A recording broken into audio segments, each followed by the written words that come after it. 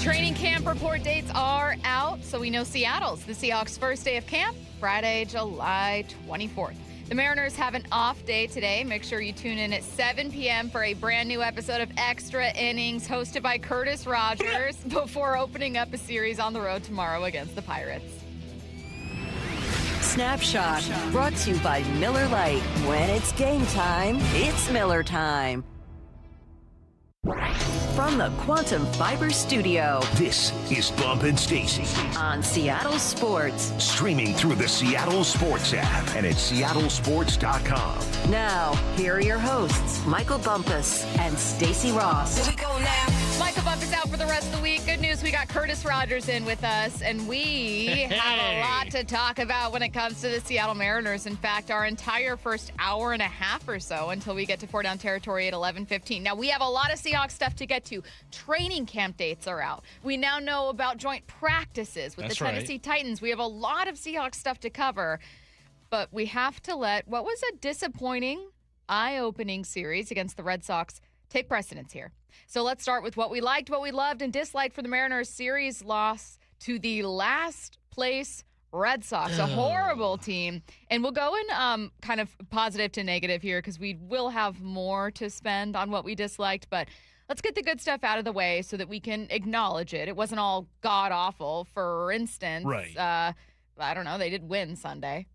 They did. I was there for it. It was a great time. But they did win. You were there for Happy Father's Day, by the way. Thank you. Yeah, it was a really fun Father's Day. We went to the Mariners game as a family, and then after we were done with that, it was around dinner time, so we just stopped off at a Mexican restaurant near our house. Shout out to Garcia's. And, yeah, it was a really, really fun Father's Day. Yeah. The girls got me some Cal Raleigh socks. Nice. And which they sell at Costco now. So it was great. And then, yeah, it was a really fun Father's Day. In fact, the weekend, beautiful weather all 3 days, Friday, Saturday, Sunday. Great vibes in downtown on Friday. And then, unfortunately, the Mariners could not carry that into Friday night. Like it didn't even, the vibes didn't even last beyond the afternoon. The vibes ended a little too abruptly, I think. I think they did. Yeah. Did you see that shot on Friday at the Mariners game of that guy who was wearing the U.S. jersey at the Mariner game, and you could see him just nodding off because he was so drunk out of his mind you that know, he day. started, I mean, think about it. Matches at noon. He was probably pre-gaming at 7 a.m. This man was drunk at 9. Oh, yeah. He was drunk at 9 to 10 a.m. He was like, I can pull off a doubleheader. He's probably in his 40s. And just what we were seeing was, I think, there was I'm sure at some point, a rally, and then coming back up for the Mariners around like game. 2 o'clock or and so. And right now what's happening is hours and hours and hours of alcohol in his system. And hot weather. And a Red Sox team winning. And in that 6th inning, and that's just him falling apart. He started his day drinking out of happiness, and then he finished it drinking out of sadness. He actually was only 24 when that game started. He grew. He aged so much. It's wild. I hope that guy got home safe. It's crazy. Me too. Okay. What did you like from this series? I liked, especially on Sunday, Dom Canzone had a really good day. I hit the home run in his first at-bat, made the diving catch. Unfortunately, left the game because of another muscle injury, a hamstring injury. Also running to first, the third player. I don't know what's going on there, but I mean, look at that base. Canzone was a really good factor in yesterday's game. Here's that home run he hit. The windup and the 2-2, swinging a fly ball, well hit the other way to left field. Duran going back to the warning track, leaps up and it's gone. Goodbye baseball. Into Edgar's Cantina. Dom Canzone, you are some kind of strong kid. Going the other way, a home run down the left field line. Right below the hand-operated scoreboard. Into somebody's drink out there in Edgar's Cantina. And the Mariners lead the Red Sox 1-0 here in the bottom of the second on Canzone's 12th home run of the year. And that is a career high for Dom. Stacey, if I had told you at the beginning of the season on June 22nd, the Mariner that would have the highest OPS at this point in the year is Dom Canzone, and it's Dom Canzone by a considerable margin. Yeah, I would think, okay, so obviously Cal, Julio are on the IL. Something's wrong. Where are they? I would be very confused. Did they get traded? Happened? What's going on? Yeah. Yeah, but that's no. what I would assume. Bomb Canzone has 12 home runs, a 915 OPS. He's been tearing the cover off the ball here in the month of June. I like what I'm seeing out of him, and I kind of wonder if this is a guy who has earned a lot more at-bats against left-handed pitching. I think he has. I think so, too. I mean, last year he had a WRC plus over 100 against left-handed pitching. I think there's a reasonable it's a reasonable ask to have him bat more. I agree, and I'm sorry to interrupt because I was eager to ask you this question. Do you think, if nothing else, it's just to keep managers from forcing you to take your best bats out of the game? I mean, Luke Raley, who I know is just coming back from a first injury and then a flu, Luke Raley and Dom are some of your best power bats right now, bringing your most slugging, and they can get knocked out of this game if someone decides to go with a lefty or a righty, depending, you know what I mean? Like, they're part of platoons. And do you think, if nothing else, it's just about stubbornly staying with them? Like, they don't have to show that they're excellent against left-handed pitchers when your other option there isn't working. If Ref Snyder was, hitting 285 against lefties, sure, I could get it. But he's not. I don't know that you don't have the production from the right side. They could strike out, and it's really not that much worse. Exactly. What you're seeing against left-handed pitching, I don't think could be worse if you let guys like Raley and Canzone hit against left-handed pitching. But I think Canzone's doing enough right now to warrant everyday playing time. Yeah. Okay. Let's get to what we loved. I loved Logan Gilbert in his day for two reasons. One, yet another stellar outing. Leaning on that fastball. I think, the usage has gone up a little bit the last couple games, and when we see it, if it's working, just trying to get good counts right away.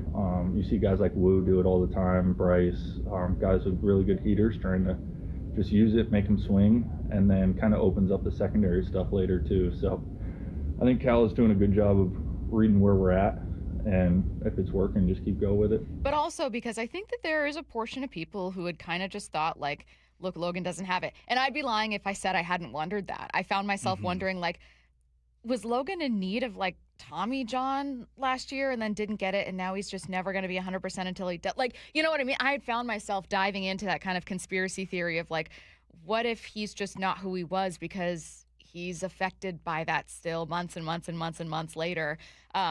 We have now seen stellar outings back to back. And Curtis, you pointed this out, both with Cal. Yeah, and it's not just the last couple outings where he's looked his best. We're now going on about a month straight of him being fantastic. In his last 6 starts, Stacy, how many earned runs do you think Logan Gilbert has allowed? 2. 6. Six, I said. 6 earned runs in 6 starts is pretty dang good. Oh, sorry, 6 starts. Yeah, 6 starts. I thought last 2. He has allowed just 6 runs in those starts. 0. He is looking like all-star Logan Gilbert looks again, phenomenal. which I would not be mad if he was the Mariners all-star representative based off of the run that he has been on since the last time he got touched up, which was on May 16th, 7 runs against the Padres. But even before then, the start against the White Sox, 6 innings pitched, no runs, struck out 9, 1 hit allowed. Logan Gilbert this year, Stacy, last year the big criticism with him was he couldn't pitch away from Seattle. He had a really hard time pitching away. The thing about Logan Gilbert is that it has changed completely. His numbers on the road this year are like incredible. He has a road ERA this season of 1.04. Like, he has been basically Paul Skeens away from Seattle this year. It's just been at T-Mobile Park where he's had the issues. But his last, couple of starts here in Seattle, he goes 7 against the Orioles, strikes out 10, 6 1/3 yesterday, strikes out 8. Like, really encouraging to see him do that in his home ballpark, the place where he has historically been a better version of himself. I have one more thing to add to liked, and I'm adding it intentionally because it allows me to transition to my first thing from disliked. Both of the first 2 are about Cal. What I liked is that Cal drew 4 walks, 3 walks on Saturday. I know that we all would have wanted more, but I mean, one of those walks ended up leading to a 2-run bomb from Julio, and it wasn't enough. It was not enough. We aren't quite on the disliked yet, but this is part of the story. But for a 3 true outcome player, you don't want to make it 2 true outcomes. No. You want to leave the possibility keep that you can get on base. I'm waiting for a home run unless from you want to Cal. drop the strikeouts, Yeah, sure. then you can be a 2 then true that's outcome. great. And Yeah. on base is just perfect. Sure. So yeah, I at least appreciated that there were 4 walks over those 2 games, Saturday and Sunday. That first inning on Saturday with a single right away, I was like, great. Cal's looking good. He looked so great in his first 2 games. Then had 4 strikeouts, and then bouncing back. Here we go. Let's transition to what we didn't like, because my first starts with Cal. I think Cal still brings maybe not perfect defense. It's not like platinum glove Cal, but he clearly has such a great relationship with those pitchers. They clearly trust him. He's a great leader out there. He knows his stuff. He has been able to be patient. He has it in him, to the point where I wondered if there was maybe some self-evaluation happening, some self-scouting happening on the IL stint. But what I don't like is you're still waiting for the power, and that's kind of central to what this team needs to do. Right. This team goes nowhere. This team's home run reliant. The offense is home run reliant. It's why they're so up and down. You can't be home run reliant and not get those home runs from Julio and Cal. You are not a team that is built to rely on home runs from platoon bats. Right. That's simply not who you are. Yes. And without Cal bringing you slugging at all, you're in deep, you know what. It's the 3 big names in the lineup heading into this year that we all thought we were going to get the slugging from that just has not been there consistently enough. Cal, Josh Naylor, and Julio. Julio hitting that home run in garbage time on, what was it, Friday night? That's his 14th of the season, but he's only hit 1 here in the month of June, or 2 in the month of June. That was his second. Right. It has not been. Which is not enough. And Cal, you're still waiting on him to hit a bomb. He had one robbed. Sure, yeah. That was his first series back against the Orioles. But, yeah, you got to get some slugging out of those guys. Naylor, I can tell people are starting to, kind of wonder, like, dude, you just got paid. Like, you got to have that OPS above at least 700 for people to kind of be okay with what we've seen so far. I mean, he's got a negative WAR so far this year. Cal's got a negative WAR this year. Like, that can't be for this team to get to where they want to go. Another thing that I disliked, Stacy, not so much the piggybacking idea of itself, but specifically who they chose to piggyback. Bryce Miller does not need the help anymore. Bryce Miller, the training wheels are off. He has been your best pitcher since returning from the IL back on May 13th. He had been on such a roll heading into that start as well. Allowed just 1 hit in 5 innings against the Diamondbacks on May 31st. 6 innings, allowed 1 hit against the Tigers back on June 6th. And then has maybe his best start of his career, 8 innings against the Nationals on June 12th. Allows just 2 runs in that start. Like, he has been unbelievable over the last few starts here. And then you take him out in a 1-run game with only 66 pitches after having thrown 94 and 91 the previous 2 starts. Like, I get that you want him available in September and October potentially, but that was not the moment to take Bryce Miller out. I get that you were looking to get Luis Castillo some work in, but Miller was cruising right along at that point. Like, I disagree with having Bryce Miller as a guy who needs piggybacking help. I think I disagree in general with the inflexibility that this team has, and I don't think that is only Dan. I know people get really mad at Dan, and I totally understand it. I think that this is an organizational inflexibility that they need to be willing to adjust. It's the same approach with platoon bats. It's the same approach. Like, you can't have other teams force your hand so easily when it comes to your platoon. And you cannot, in a game that's this close when your offense is doing almost nothing, go, oh, well, we planned on a piggyback, so we're going to get Castillo out there. What? Yeah. I mean, I don't know that you win that game if you don't put Castillo out there, but I don't think you have that kind of meltdown. I think you've still got a shot. And not only that, but, like, why? Yeah. Why? It defeats at this point, what you said, Curtis, all you're doing is just going, well, we said we do the piggyback, and I guess it keeps Bryce fresh. Fresh for what? The whole point is that your best pitchers get you those wins. Yeah. And a win in July matters. It does. And, like, I get that you are going to be monitoring Bryce Miller's health a little bit closer than everybody else's right now because of how long he spent on the IL this year. But he has not shown any signs of weakness in any recent start. So there was no incentive, I feel like, to take Bryce Miller out at that point. And if you were going to take him out, maybe you go to the bullpen rather than Luis Castillo. Like, honestly, like the whole Castillo thing, like that whole situation, like figure it out, because I don't want it to hinder the potential of this rotation, because I think a lot of these guys right now, we already talked about Logan Gilbert looking good. Bryce Miller has looked great as well. I want to get the ball in those guys' hands as much as possible. And then the final thing that I dislike, I mean, what do you do with Rob Refsnyder? Oh, yeah, I think we kind of know what should be done with Rob Refsnyder. Why don't you tell people what you saw?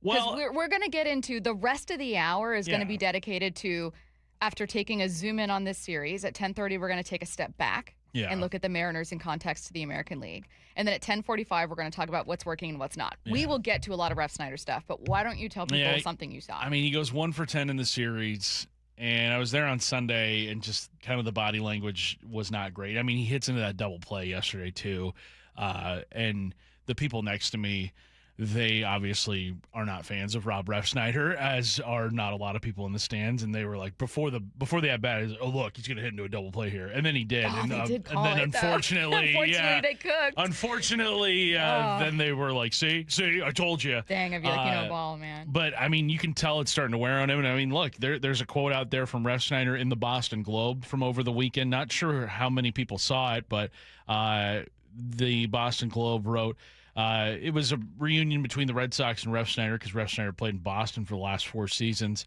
and how both the Red Sox and Refsnyder seasons have not gone to plan. And then Refsnyder said, quote, "The fans don't like me here."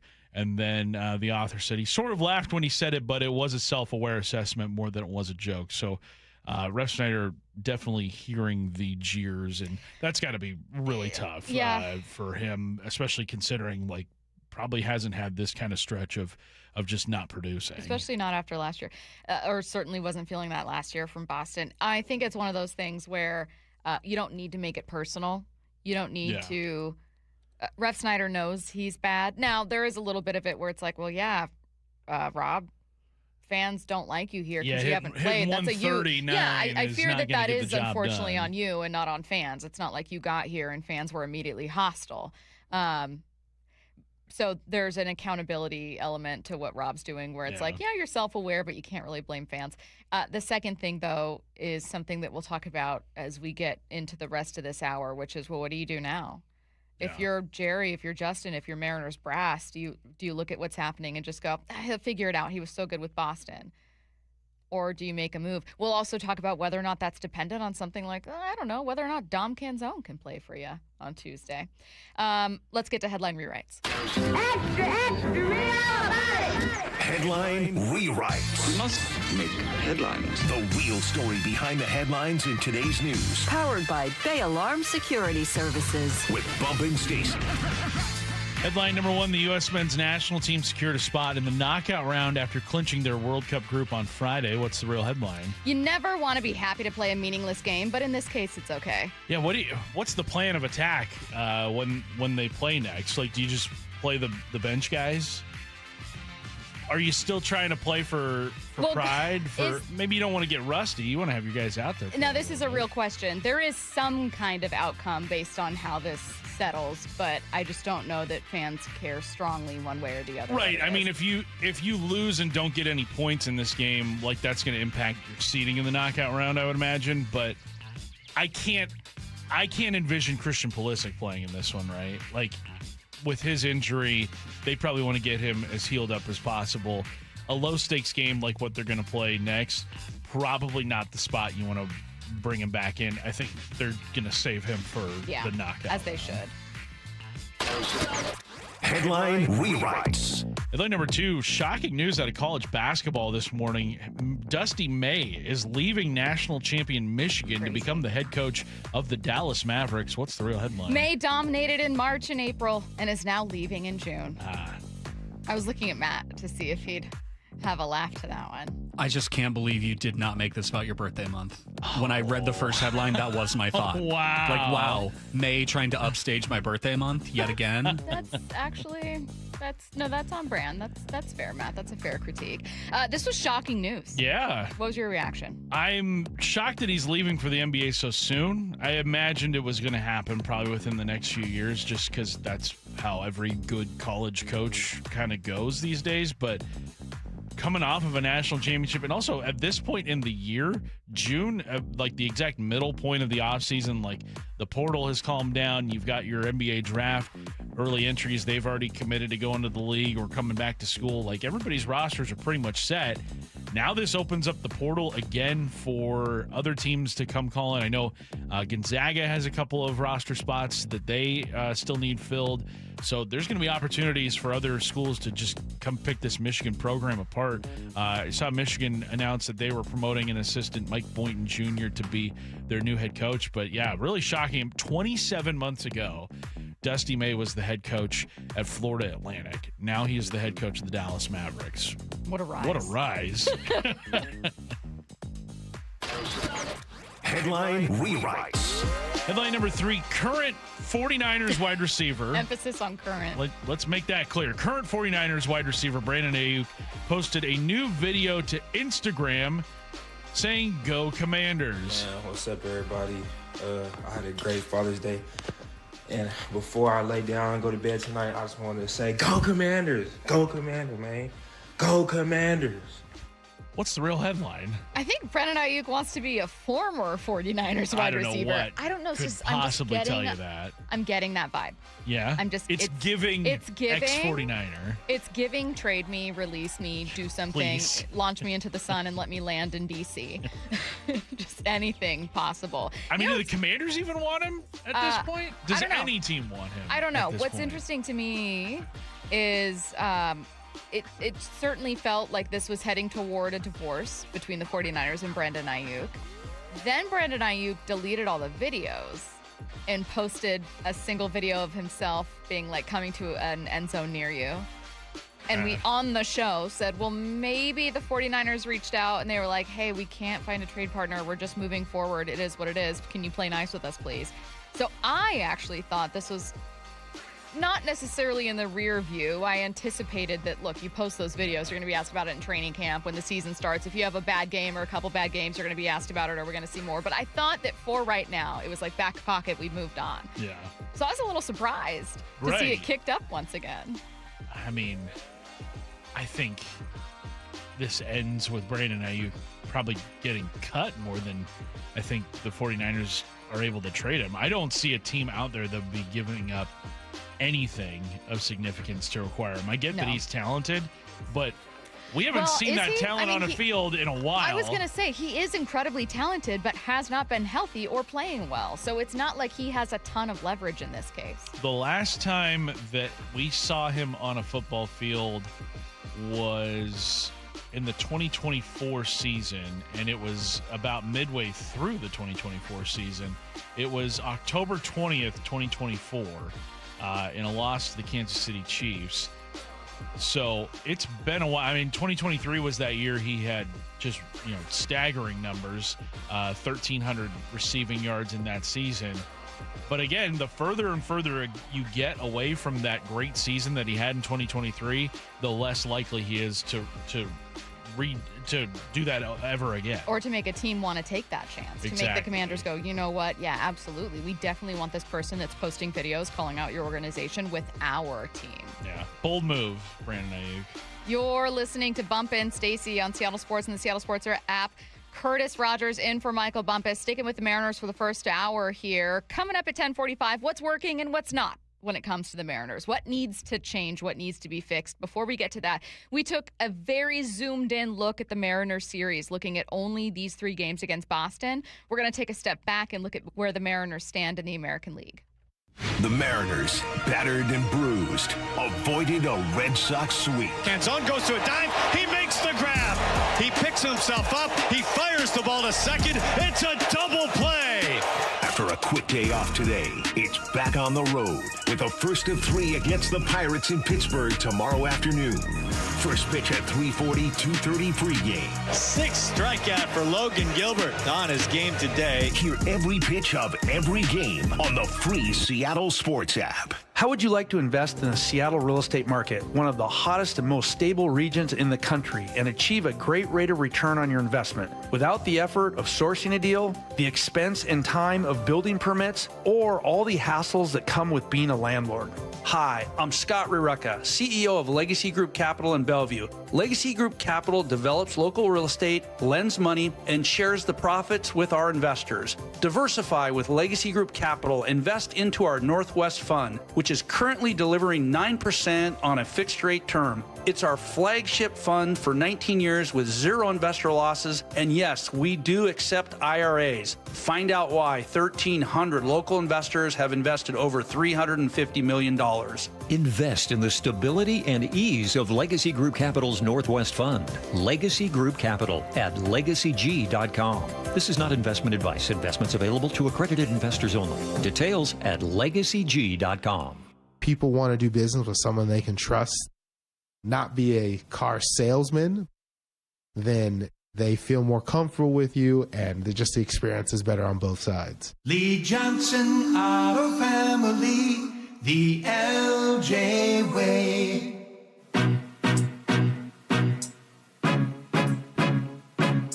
I had a young woman who was on a new SUV, and she had attachments to her old car because it was her first car, and she was very fiscally responsible. It was almost making her sick. The best path at that point was to let's stop for the night and you go home and take a breath.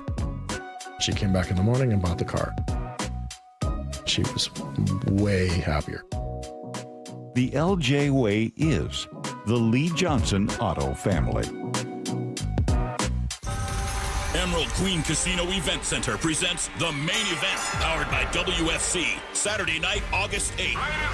A night of professional boxing, where champions are made and every punch counts. Contenders from the region go toe-to-toe, ready to prove they belong at the top. Tickets at emeraldqueen.com. Don't miss Fight Night, August 8th at Emerald Queen Casino. Always entertaining. 21 and older. Need gambling help? Call 800-547-6133 or visit emeraldqueen.com.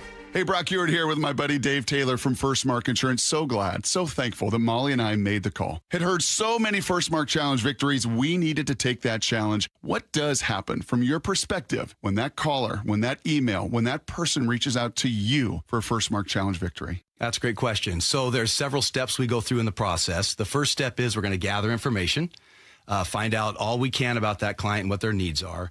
The next step is we will go out to the market. We have dozens and dozens of carriers that will compete for the business.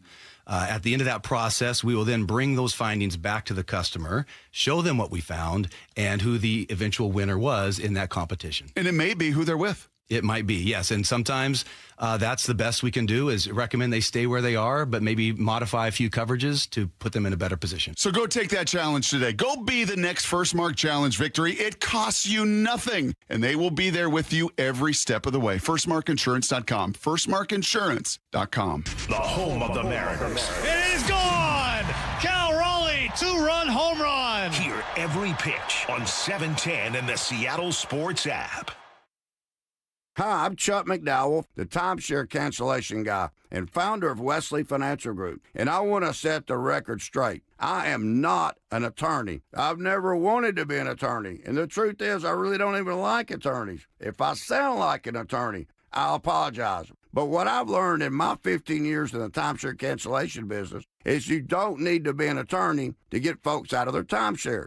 After 15 years and over 50,000 cancellations, I can tell you with confidence, we know how to get you out of your timeshare. Call us today and we'll send you our timeshare exit guide absolutely free with all your options for cancellation. Attorneys, this was meant to be funny, so please don't sue me, especially my friend Kenneth from Black River Falls, Wisconsin. Call now for your free timeshare exit info kit. 800-881-8686. That's 800-881-8686. 800-881-8686. Wesley Financial Group is not a law firm, and Chuck McDowell, definitely not an attorney. This is Chuck. If someone talked you into buying something really silly and you want to get out of that silly little thing, my advice, get the facts. Call me and I'll send you our timeshare exit kit absolutely free. Inside, you'll learn how timeshare works and all your options for cancellation. Call Wesley now for your free exit info kit. 800-572-3344. That's 800-572-3344. Hey, Green Gobbler here. So you've got a clogged drain in your bathroom. Water in the sink's overstaying its welcome. You're spitting today's toothpaste on top of yesterday's toothpaste. You hope that it'd go away. Yeah, clogs don't just go away. I make them go away. I'm Green Gobbler, the only clog dissolver you need. I'm bleach-free, safe for your pipes, and I work. Guaranteed or your money back. Because I never met a clog that was gonna unclog itself. Green Gobbler. Let the gobbler get it. From the Quantum Fiber Studio, you're listening to Bump Stacy. Weekdays 10 to 2. On Seattle Sports and 97.3 FM HD2. Sticking with Mariners for the next 45. The latest from Jerry Dipoto, who was a guest on the Athletics Rates and Barrels podcast. He talked about piggybacking, the idea of a six-man rotation, whether or not it went over well. That's coming up at 11. Coming up at 10:45, what's working and what's not. So when you're like, Rob Snyder isn't working, that's what we're talking about at 10:45. We're not ignoring it. We are getting to it. I'm getting yelled at on Twitter, by the way, for yelling, huh? By or someone would you who's say it's very just angry. being typed at? I'm being typed at. Yeah. And sometimes all caps. No, I think that there's a portion of people that are really, really angry when their team struggles, which the Mariners have this year and certainly did this weekend. So they want to find like a punching bag, and they're like, this person, you respond to these tweets. But here's the thing. Even though they're really angry, there is a lot worth being frustrated about. And so I think that those are fair points, and we're going to talk about them. So if you have stuff about Ref Snyder, Curtis mentioned the piggyback. We'll get back to that. A couple other things. That's in 15 minutes. This is going to sound like making excuses. So if you're someone already mad, you're going to get riled up. I just want to promise that's not what this is. What this is the step back look. So first 30 minutes of the show, I want to take a zoom in approach, which we started with. This is the step back. Okay. This is about looking at the season, looking at right now's Mariners team in context. What's wrong with the American League? Where do the Mariners stand in the American League? Should we be panicked? What factors played into this team getting 2 hits in their first 2 games against Boston? What things should we probably keep in mind? That's the point of this. So I'll start with this one, Curtis. Okay. I had someone send in a point that I thought was valid. I just disagreed. But they said, man, it feels like we've actually been worse since Cal's come back. Now, so this is one of those context points.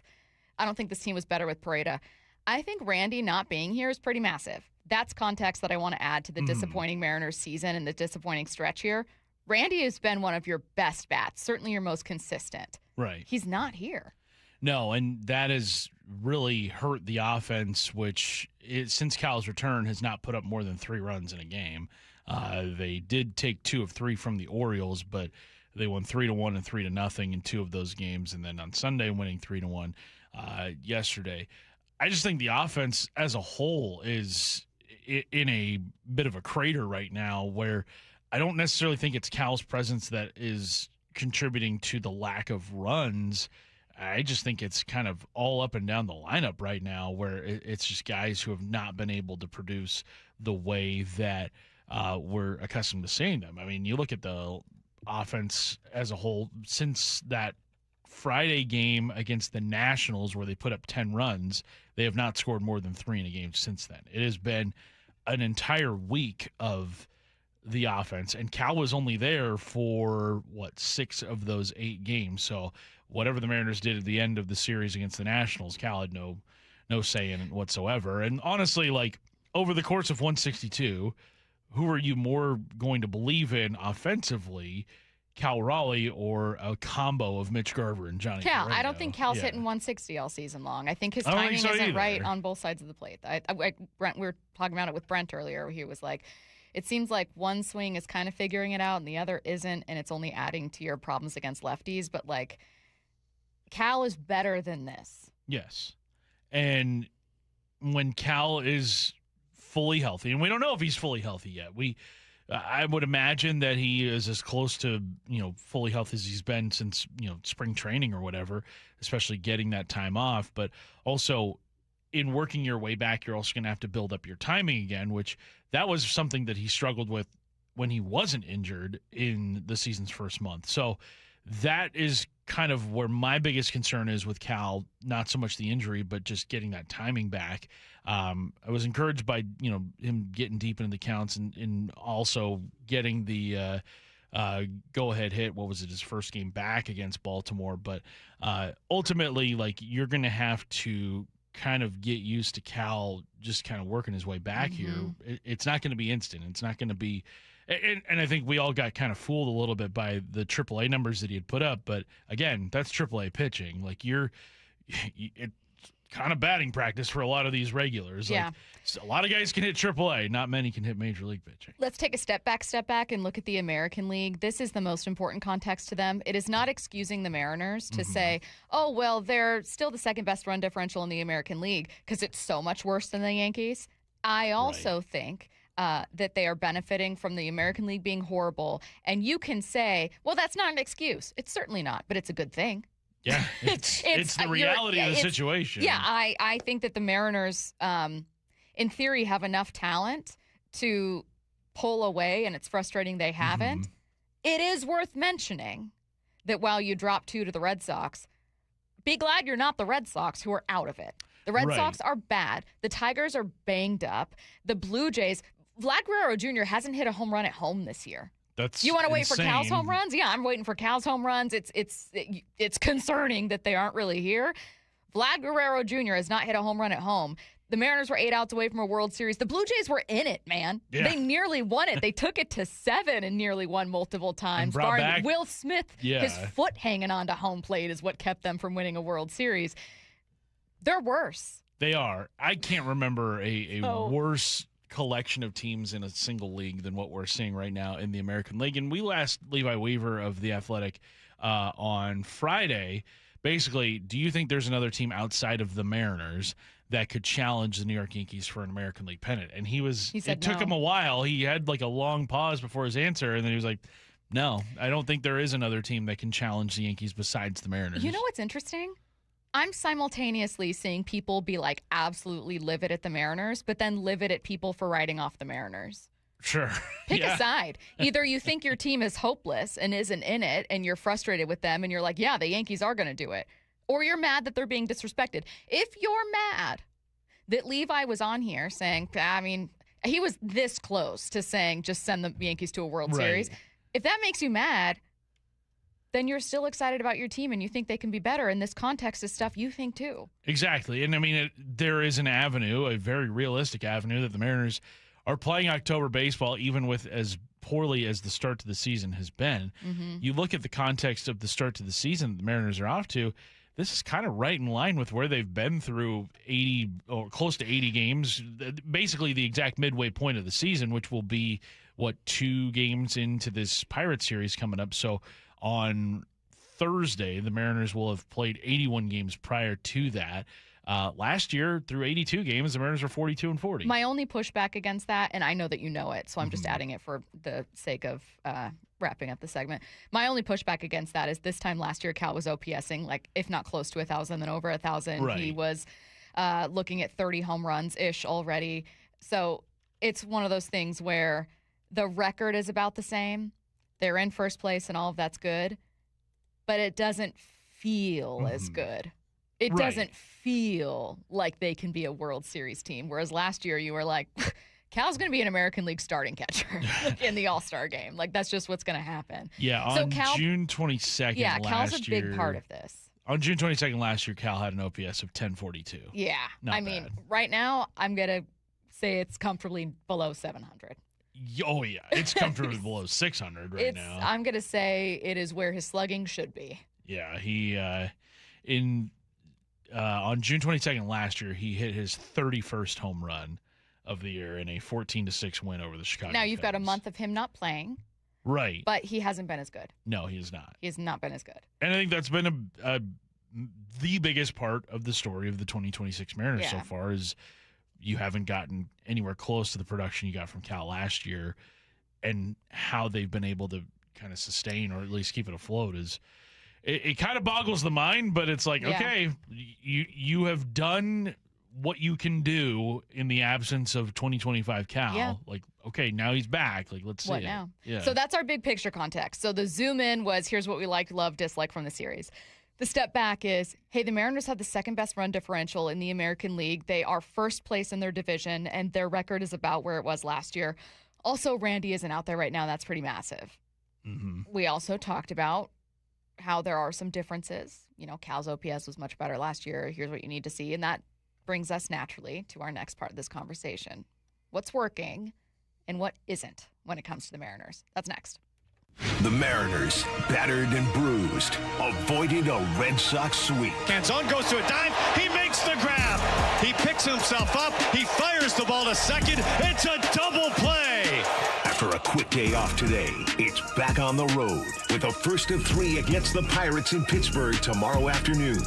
First pitch at 3:40, 2:30 pregame. 6th strikeout for Logan Gilbert on his game today. Hear every pitch of every game on the free Seattle Sports app. Hey, Brock Ewart here for my friends over there at People Come First Construction Group. You know I love my acronyms, PCF. They designed and built our outdoor living space for Molly and I, and we just loved it. And right now, PCF is making it easier than ever to get started on your new dream deck with 50% off your custom professional design and architectural drawing package. That means you can save over $9,000 on your project. And with 12 months of no interest, no payment financing, you can design your deck now and pay later. You know, most people who start with a design package end up with the exact outdoor space they've always wanted and dreamed of. This offer is your first step. Do what we did and contact PCF Construction Group today. Get your project ideas, browse amazing photos, and find all the offer details at PCFgroup.com. That's PCFgroup.com. Making your outdoor space your favorite place. With People Come First. How you do one thing is how you do everything. And for 104 years, Wayscarf Ford has treated their customers a very special way, the Wayscarf way. At the end of this ad, I'll share what might be the best offer they've ever opened up to customers. But first, it's important to understand the way they do it and why. For 104 years, Wayscarf Ford is focused on a low-pressure, family-owned approach, serving Auburn, Pierce, and King counties. They aren't just selling cars. They're welcoming people into the family. Stacy here, and I've personally felt that. I've driven my new Ford Bronco Sport from Wayscarf Ford for over a year. I love it. Getting it was exciting and stress-free, but each time I brought it in because of a minor bump or service, their team has been friendly and polite. I always leave Wayscarf Ford with a smile on my face. And now for the offer. Wayscarf Ford is opening up Ford's A-Plan employee pricing to every single customer. It's better than the employee discount. It's the family discount at Wayscarf Ford in Auburn. Spring is the perfect time to make improvements that protect and add value to your home. Hi, Justin Shirley, CEO of State Roofing and Exteriors. For decades, homeowners across the Pacific Northwest have trusted our team for roofing, siding, windows, and custom decking. This spring, save up to $3,000, or qualified homeowners can take advantage of 0 down, 0 payments, and 0 interest up to 24 months. Call 866-ROOF-ROOF or visit stateroofing.com today to schedule your free estimate.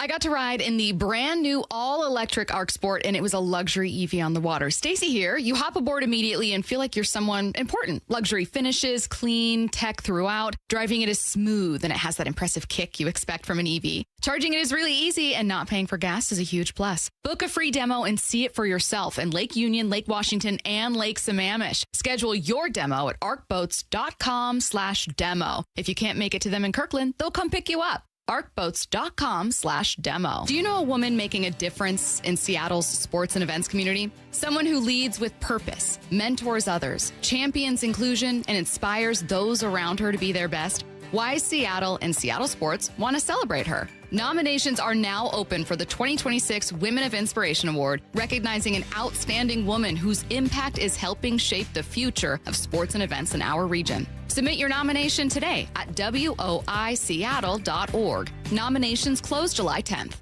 The home of the Mariners. It is gone! Cal Raleigh a two-run home run. Hear every pitch on 710 and the Seattle Sports app.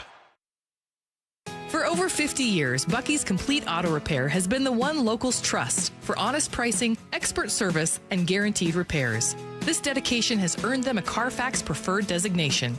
At Bucky's, every customer gets detailed Carfax updates, timely service reminders, and a full service history, all at your fingertips. With 16 family-owned locations, no appointment needed, and easy financing, Bucky's makes auto care simple. Visit Bucky's.com today and drive with confidence. Bucky's.com. Looking for a new Mazda? Check out Mazda of Everett. As the West Coast's largest Mazda dealer, they have over 700 new Mazdas in stock and are known for always offering the Mazda of Everett price. Awarded Mazda's President's Award 13 years in a row and ranked among the top 20 Mazda dealers in the USA for customer service. Locally owned and trusted by thousands. Shop at 11409 Highway 99 in Everett or MazdaofEverett.com. Dealer awards and rankings based on Mazda USA reporting and data. Man, I love this place. I've been surfing here since I was a kid. Now, seeing my grandson out on the water, it means everything to me. Watching him and taking in the blue waves, the sea breeze, the blurry horizon. If you have geographic atrophy, or GA, subtle changes in vision could mean it's progressing toward irreversible vision loss. Izervay is proven to slow GA progression and could help preserve your vision for longer, so you may keep seeing the world around you. Izervay, or avacincaptad pegol, is an eye injection. Don't take it if you have an infection or active swelling in or around your eye. Izervay can cause eye infection, retinal detachment, or increased risk of wet AMD. Izervay may cause blood in the white of the eye, blurred vision, or a temporary increase in eye pressure. Do not drive or use machinery until vision has recovered after an eye injection or exam. Ask your retina specialist how you can slow your GA with Izervay. To learn more, call 1-855-IZERVAY or go to izervay.com. Paid for by Astellas Pharma. From the Quantum Fiber Studio, you're listening to Bump and Stacy. Weekdays 10 to 2. On Seattle Sports and 97.3 FM HD2. Platoons, piggybacks, what's working and what's not when it comes to the Mariners. So this is stuff where, hey, I think that this is a real solution they should do, is absolutely worth mentioning. And then there's some stuff where, hey, it's working in theory, it's just not right now. So for instance, I think that Cal is going to be fine. Mm-hmm. He's not going to be what he was last year, but I'm not necessarily putting Cal Raleigh under list of things you need to change. And I know people get really up in arms about him hitting second, and I get it. I'd probably have him a little further back, more like a 4 or 5 spot. But I don't have Cal Raleigh or Cal Raleigh hitting second at like the very top of my list of grievances. So I kind of have that as like this isn't on my list of what's not working with the Mariners. Cal Raleigh not being great is not working, but like the answer isn't to do anything with Cal. Right. You just kind of have to sit through it. If you move Cal down in the order, that doesn't fix every single problem that is currently facing the Mariners. Absolutely not. So. And you've got a lot of other things that I think are having a bigger impact on what the Mariners are right now than Cal Raleigh, working his way back from injury. Yeah. Okay, so let's talk about things that aren't, though. Let's talk about solutions, something that can be done, something you'd want to see, something you'd need to see less of, something you think is a problem. These are real, tangible things. What do you got? So it's funny that we put piggyback as a problem because Friday was really the first time it has blown up in the Mariners' face to that degree, where it was a close ball game and then Castillo comes in and it's not a close ball game anymore. And it got out of hand pretty quickly after Castillo came in, and they just kind of stuck with him as he finished out his outing. We talked about it in the open a little bit, Stacy, but the unfortunate thing with the piggyback is how rigid it is, where it doesn't allow for much freedom. It doesn't allow for much sort of improvisation. If a guy is moving right along the way Bryce Miller was, where it's like, okay, your day's done now. After 5 innings, it's like, why? Like, he was pitching great to that point, and I feel like if Miller had stuck it out in the 6th, potentially even the 7th, the game doesn't get as out of hand as it did with Castillo coming in. I just don't think that the piggyback is ultimately the best way the Mariners can handle this situation over the long term. Yeah. And I know they've talked about doing it through the rest of the first half of the season, through the All-Star break. But, I mean, we're looking at another month of this. That means you're going to have, what, like 5 or 6 more times of this? What if, like, a question you brought up sarcastically earlier, but, like, what if you got a perfect game going through 5? Yeah. Like you're going to pull a guy who's humming right along? It's almost like the piggyback is one half of the problem, and then the way they handle it is the other. Inflexibility is a big Mariners problem right now. Right. And I get that they have a plan and that it does sound like this was talked about quite a bit with the starting pitchers, and they were able to get everybody kind of on the same page with everything. But I really wonder in their heart of hearts if they're truly bought into this. I don't think they are. I don't think they are either. I think it's out of respect for Castillo. I think so. And I have a lot of respect for Castillo, but it's... Yeah, he's done a lot. You but just need a different solution. Ultimately, I think it was Buster Olney who was on the Refuse to Lose podcast, who said, maybe the Mariners should not be so democratic about this and kind of be a dictatorship where they're like, sorry, Luis. Like, well, and it's a delicate balance, right? Because I can't say that when I also critiqued the Mariners for clearly not respecting players. And like the opposite is Jerry trading Paul Sewald and then that not being communicated very clearly to the opposite is where you do not care about player feelings at all. That's also a problem. So kind of a delicate line to walk there. Very much so. And how does it get fixed? I think you just got to kind of sit Luis Castillo down and say, dude, it's just not working. Like maybe you can be a better pitcher. Maybe there's a team out there that would do a swap of bad contracts. I've seen Matt Chapman's name get floated out as a possibility. Again, you don't really need another infielder. You've got too many already, and that's without Brendan Donovan healthy. Like you've already got, too many guys in too many spots, but there's hopefully some team out there that can maybe match salaries and do something with you. Let's talk about ref and platoons in general. Here's my thing with platoons. Luke Raley's not good against lefties. Some of these platoon bats you have for a reason. Part of it is the reality of where you choose to be as a payroll. In a perfect world, and you can include Brendan Donovan in this, they would have gone out and found a everyday third baseman that was a great bat. That's not cheap. Right. So instead, what they've decided to do is we really like Raley, we like the flexibility, we can move people around, and we like what these guys bring in certain moments. And in theory, you get it. I and many other people have always wanted to see them spend more. It's not really part of this conversation because we only have 2 minutes. I want to talk about Ref Snyder. In April, May, first part of June, there was still part of me that was like, God, he was hitting over 300 for Boston last year. We heard, I forget who it was, say, like, I can't believe that they were surprised Boston let him go and didn't try to hang on to him. And Boston is a good team. They could have used him. Well, that version of Ref, not this version.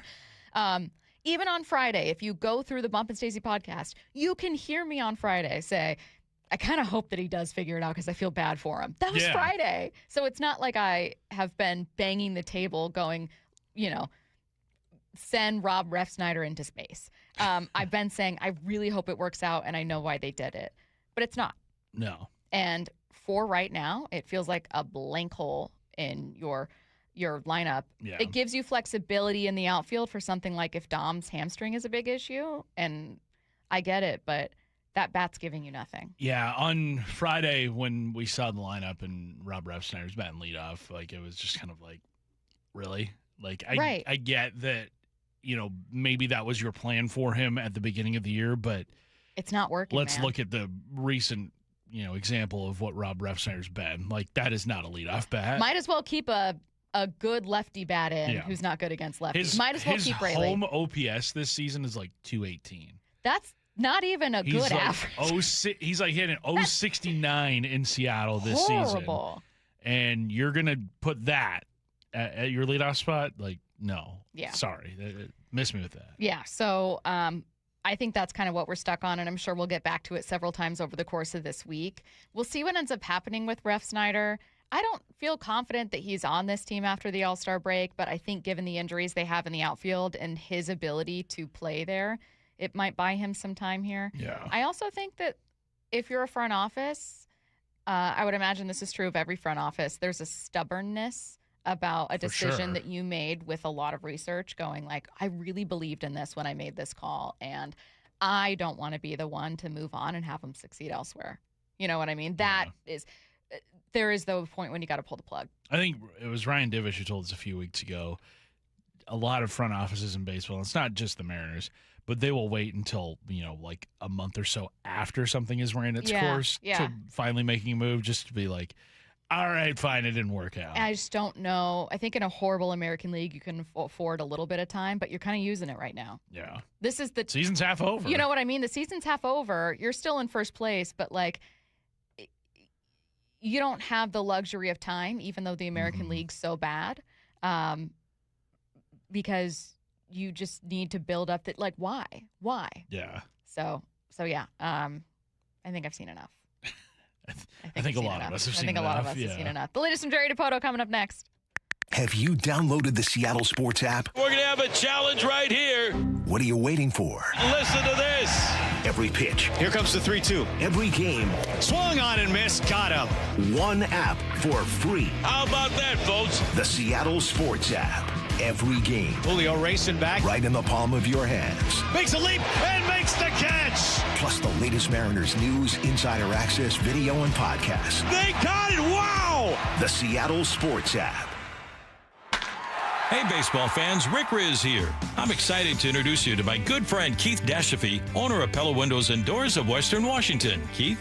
Thanks, Rick. Improve your play with 25% off windows and doors or 12 months, no interest, and no payments. We're also giving back to the community with 2 $5,000 scholarships for our local youth sports teams. Upgrade your home today at PellaPNW.com. That's fantastic, Keith. Don't wait. Schedule your free appointment today at PellaPNW.com. Pests and poor insulation have something in common. One call to Eastside Exterminators takes care of both. For more than 50 years, families across Western Washington have trusted Eastside Exterminators to eliminate pests for good and protect homes from crawl space to attic. With dedicated installation services and the state's only smart pest detection technology. From Everett to Federal Way, one call handles it all. 425-482-2271 or visit EastsideExterminators.com. Eastside Exterminators, family first pest control.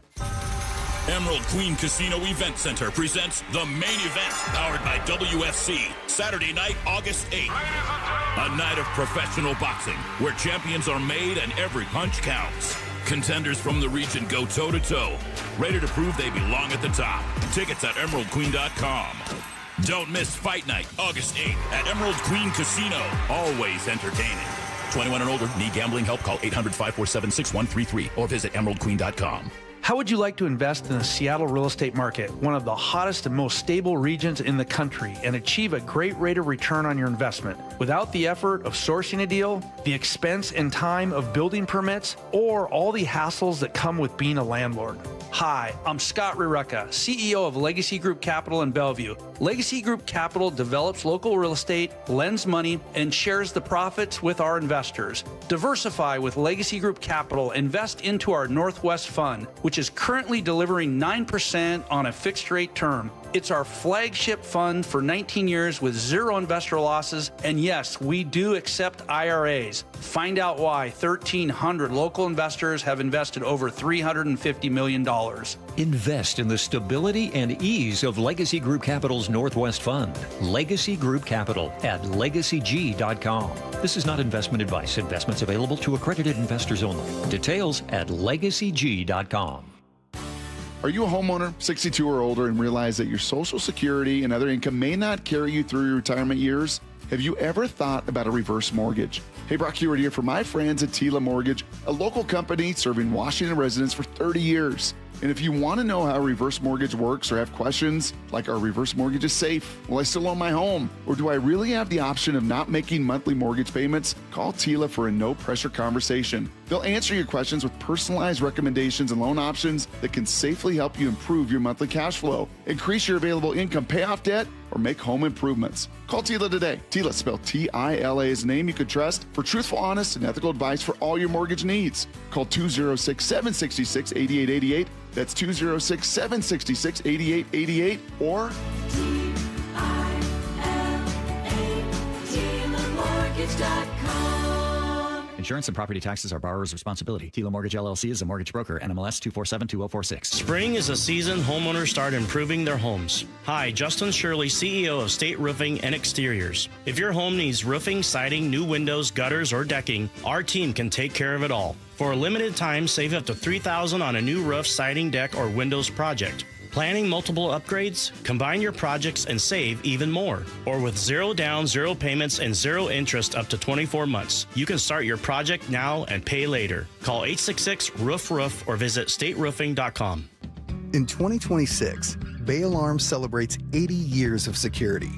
For the Puget Sound, that means local service including burglar and fire alarm systems, 24/7 in-house monitoring, and custom security designed to work with business operations.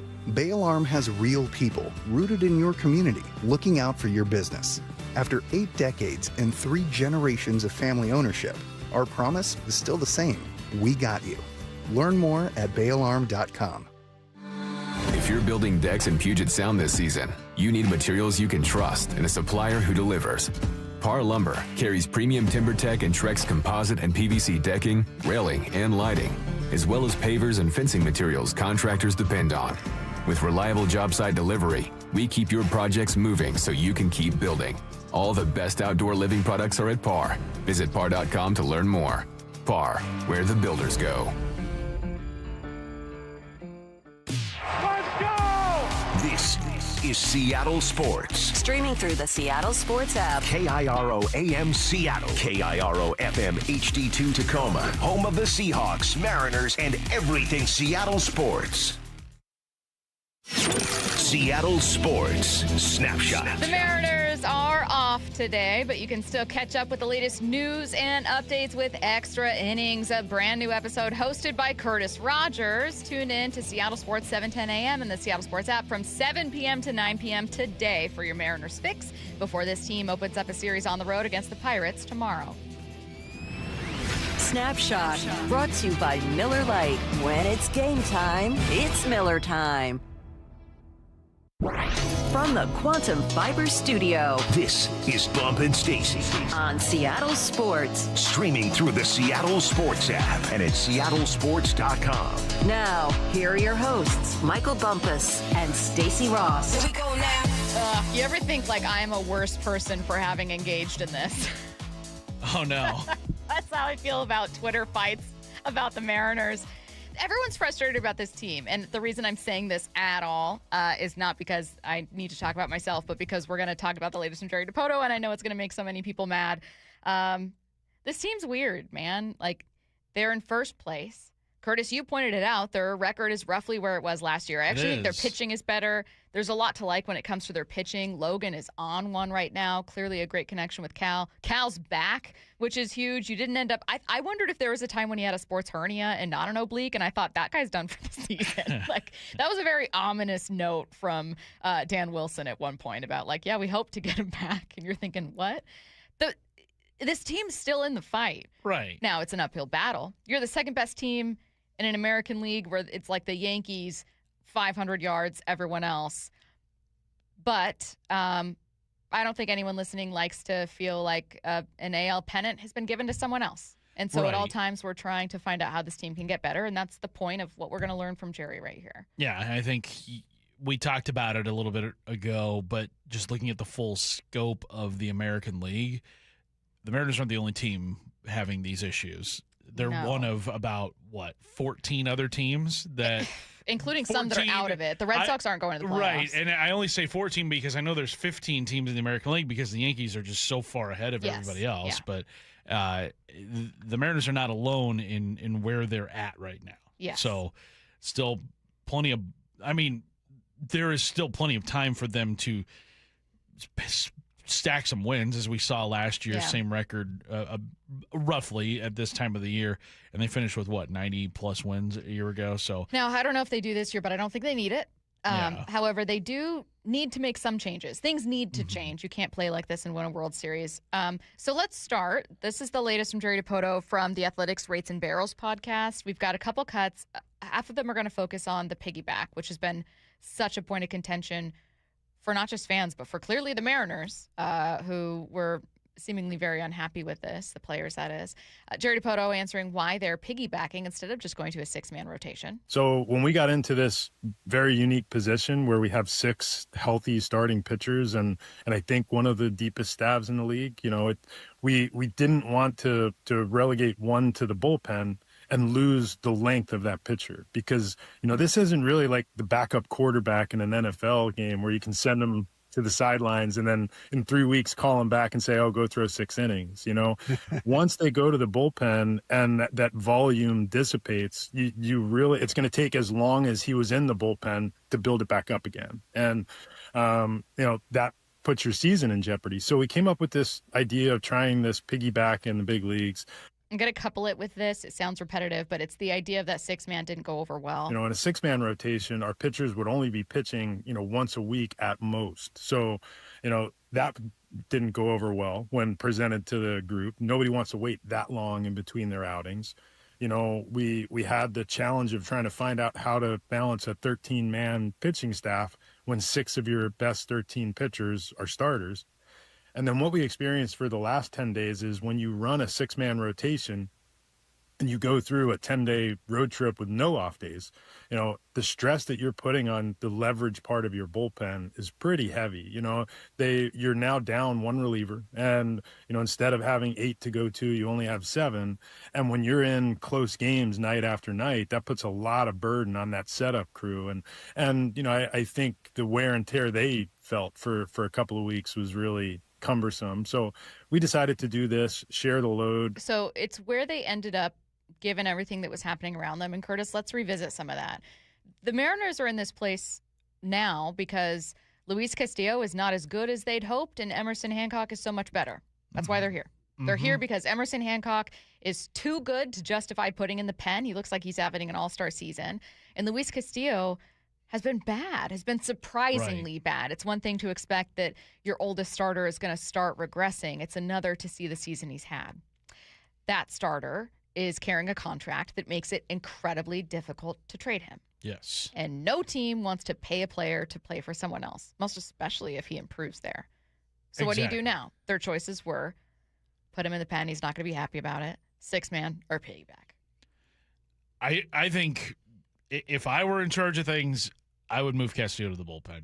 I think you don't need to piggyback long-term. I don't think you need to do a 6-man rotation long-term, especially after Dipoto saying it didn't go over well initially, and that was during a road trip where you were gone for it was a 10 or 11-day road trip, if I'm not mistaken, and then there was just not a lot of opportunity for guys to get rest over that whole stretch. So the 6-man rotation, if that's not an option and guys are not wanting to piggyback either, then I think the logical move then is to move Luis Castillo to the bullpen because, like you said, Stacy, you're not moving that contract. Like, there's no team out there that wants to pay Castillo that much money and take on the entirety of it. Like, if the Mariners are going to move Castillo, the Mariners are going to have to chip in a little bit. And like you said, no one wants to pay a player to play for an opposing team. Mm-hmm. Like, you want to be able to rid yourself entirely of that salary or maybe move that contract for another bad salary. No one wants to feel like they're making themselves worse throwing in one of your prospects. Mm-hmm. They're already reticent to trade prospects. Right. Throwing in one of your prospects to offload Castillo without getting something bigger back. Like, no one wants to feel like they're doing that, especially when you weren't expecting to. You were expecting to use the trade deadline to acquire talent that ownership would have been hesitant to pay outright for. And you'd been so good at the trade deadline in years prior. That was the plan. And it sounded in conversations with reporters like Jerry Dipoto and Justin, we're looking forward to having a little more flexibility there, that they had turned to that as kind of an option for a team that was going to be outside the top 10 in payroll to really lean into acquiring real talent.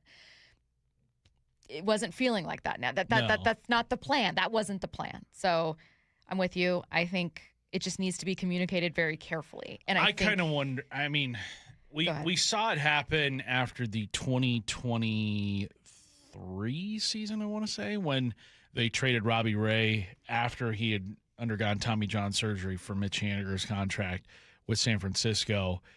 I feel like that would be a similar type trade that the Mariners would try to do with Castillo. But again, like where Robbie Ray was at that point in his career, I think was a much better pitcher than what we're seeing from Castillo right now, because Ray had come off of a decent season with the Mariners. Like, it was not his Cy Young season with the Blue Jays. No, but it wasn't that bad, and he was a big part of what got them through the stretch, and the lasting taste was just the worst moment. Right. It was the pitch to Yordan Alvarez. But if you look at his numbers during the regular season, it wasn't bad. It was numbers that were probably good enough to be a 3 or a 4 starter in any rotation. So I think there was more upside with Ray at that point in his career than there is right now with Castillo in his, which allowed the Mariners to freely move Robbie Ray's salary and get Haniger back. Now, the interesting thing about that trade is that they ended up cutting Haniger prior to, was it last season? In spring training, they were just like, thanks for all you've done, Mitch, but we just don't have a spot for you anymore, and we think that, we're better off without you. We'll pay you your full salary, what have you, but this just isn't going to happen for us. So maybe there's a move out there like that. All right, let's step away from the piggyback, from the 6-man rotation talk, from the bullpen talk, and talk about their status in first place, everything we've seen from Colt Emerson. There's more here when it comes to the team and to the offense, especially. Jerry Dipoto asked whether he thought they'd be in first place with everything that's gone wrong, including those injuries. I could pile more unbelievable, stuff on top of that, but no, I wouldn't have believed it. It's we have somehow managed to kind of keep afloat in an American League that's been pretty kind to us. Nobody's really pulled away outside of maybe the Yankees or the Rays. The American League has been very, I guess, competitive. There's a lot of parity, and it's hovering around 500 while we're waiting for our stars to really ignite. Now, he's right. That only works as a good thing or as worthwhile context when your stars do ignite. Or in the case of Randy, return, because Randy had been really good for them. Yeah, if they don't, get off the ground. Then it's even more pathetic. Yeah. It's like, wait, in this horrible American League? God, yeah. To think that the Mariners would be where they are without contributions from so many guys that were integral to what they did a year ago. I mean, gosh, that to me, with the American League being as wide open as it is, like if the Mariners are unable to take advantage of this situation, I think that will hurt more than anything else, than any loss that they could have this season. If they don't get back to at least the American League Championship, because I look at every team, even though the Mariners are just, right there with everybody else, yes, I can convince myself with relative ease that the Mariners are the most talented team outside of the Yankees in the American League. Yeah, there's just a big gap. It's like a C student, a bunch of F students, and an A student. Right, yeah. The teacher's just going to spend all their time focusing on that C student. Exactly. They're some bad kids. I know you're better than That's this. exactly what it is. The Tigers are getting all the attention from the teacher, and the Mariners have been able to coast on getting C's just because they're not the area of biggest concern. Yeah. I have a question for you. Okay. I do have some more stuff to get to from Jerry, and I'll get to it, but we've been talking about your stars taking off. Cal hasn't been who he can be. Julio started out great with his best start to a season, and then has kind of struggled in June and disappeared overall with 2 home runs. Was it a mistake, the way that they constructed this roster? And I don't mean in an ideal world we would have wanted to see more spent. So that's not what I'm asking, because that's the obvious one. Yeah. Oh, spend more money. Well, yeah. A strong correlation between the best teams in baseball right now and spending. It's why so many of the best teams are in the National League. Those are the top payrolls in baseball right now. Yeah. However, I'm talking about, was it a mistake to lean so much on Julio and Cal?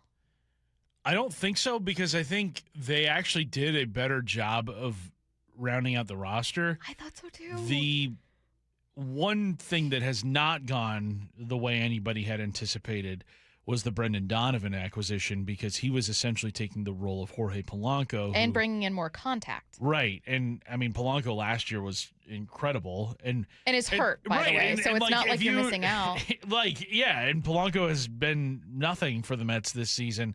So it's not like if you had brought Polanco back, all of a sudden your offense would be so much better than what it is right now. But just replacing that production, that responsibility was heaped onto Brendan Donovan, and he just hasn't been healthy this year.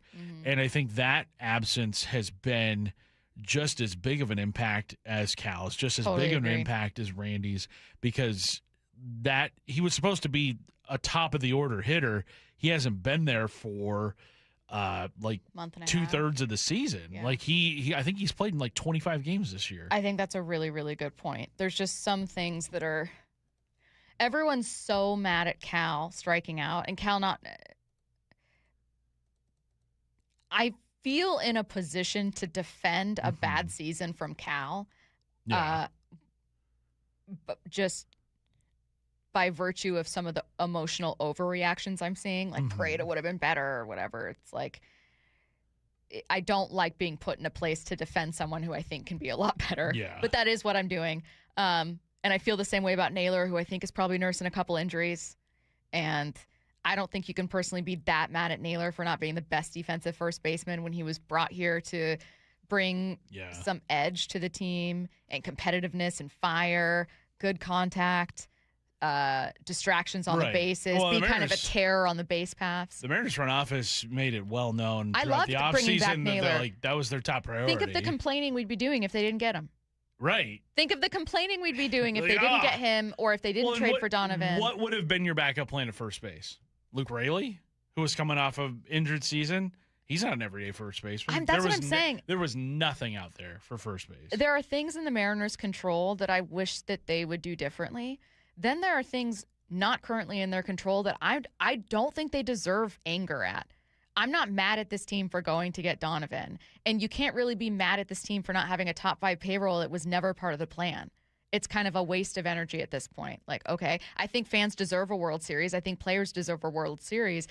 I thought this looked like a team that could get to a World Series in opening day. Yeah. Knowing JP was coming back, knowing you had your number one prospect was going to be debuting soon, and has looked stellar for you, by the way, has been absolutely amazing. Yeah. That Cole Young has developed into what I worried would be maybe a liability to one of your single best players. Cal didn't look good. Yeah. Not even average. Cal didn't look like 35 home run Cal. Yeah. It is a very weird spot, and I understand the tension that a lot of people are having with this team right now. I get it. But we talked about it I think last week where I think it's more reasonable to be frustrated with what we're seeing rather than angry. That's a good way to say it. Because so much of this season has been out of control of the players and out of control of the coaching staff and out of control of the front office, because it's like you can do all of the acquisitions you can coach up these guys as much as you can train them as much as you can, the players can put in as much time in the cage as you can, but you cannot account for injuries. Yeah. It's impossible to do that. Yeah. And maybe there is a training technique that they're doing that is leading to some of these injuries, but that's just something that cannot be predicted in any way. Yeah. So again, a lot of season left, but you're about halfway there. And you are lucky the American League is so god-awful because you have been able to kind of float, barely keeping your head above water, but you're still able to breathe and you're in first place. But you need to pull away. It's about time. It's about time. Yeah. Maybe when Randy gets back, obviously following that one closely because he was your most consistent bat. There's more to talk to from Jerry that we didn't get to. Let's get back to this at 45 after. Sure. So at 11:45, we have even more to get to. He has a bunch of stuff on Colt Emerson we didn't get to. Some stuff about their place in the market and kind of their standing and how flexible you can be with that. Let's get to that at 11:45, about 30 minutes from now. Right now, let's get to 4 Down territory. This is 4 Down territory, going inside the game with former Seahawks and Coug wide receiver Michael Bumpus. All right, Stacy, first down to you. We heard earlier in the show Brandon Ayuk saying, "Go Commanders." So I got to know, is he still a 49er come September? A fair question. If anyone's wondering, this was Brandon. Man, what's up, everybody? I had a great Father's Day. And before I lay down and go to bed tonight, I just wanted to say, go Commanders. Go Commanders, man. Go Commanders. Once again, not current Commanders wide receiver, but instead current 49ers wide receiver Brandon Ayuk, once again making it very clear he does not want to be in San Francisco, isn't happy with San Francisco's front office.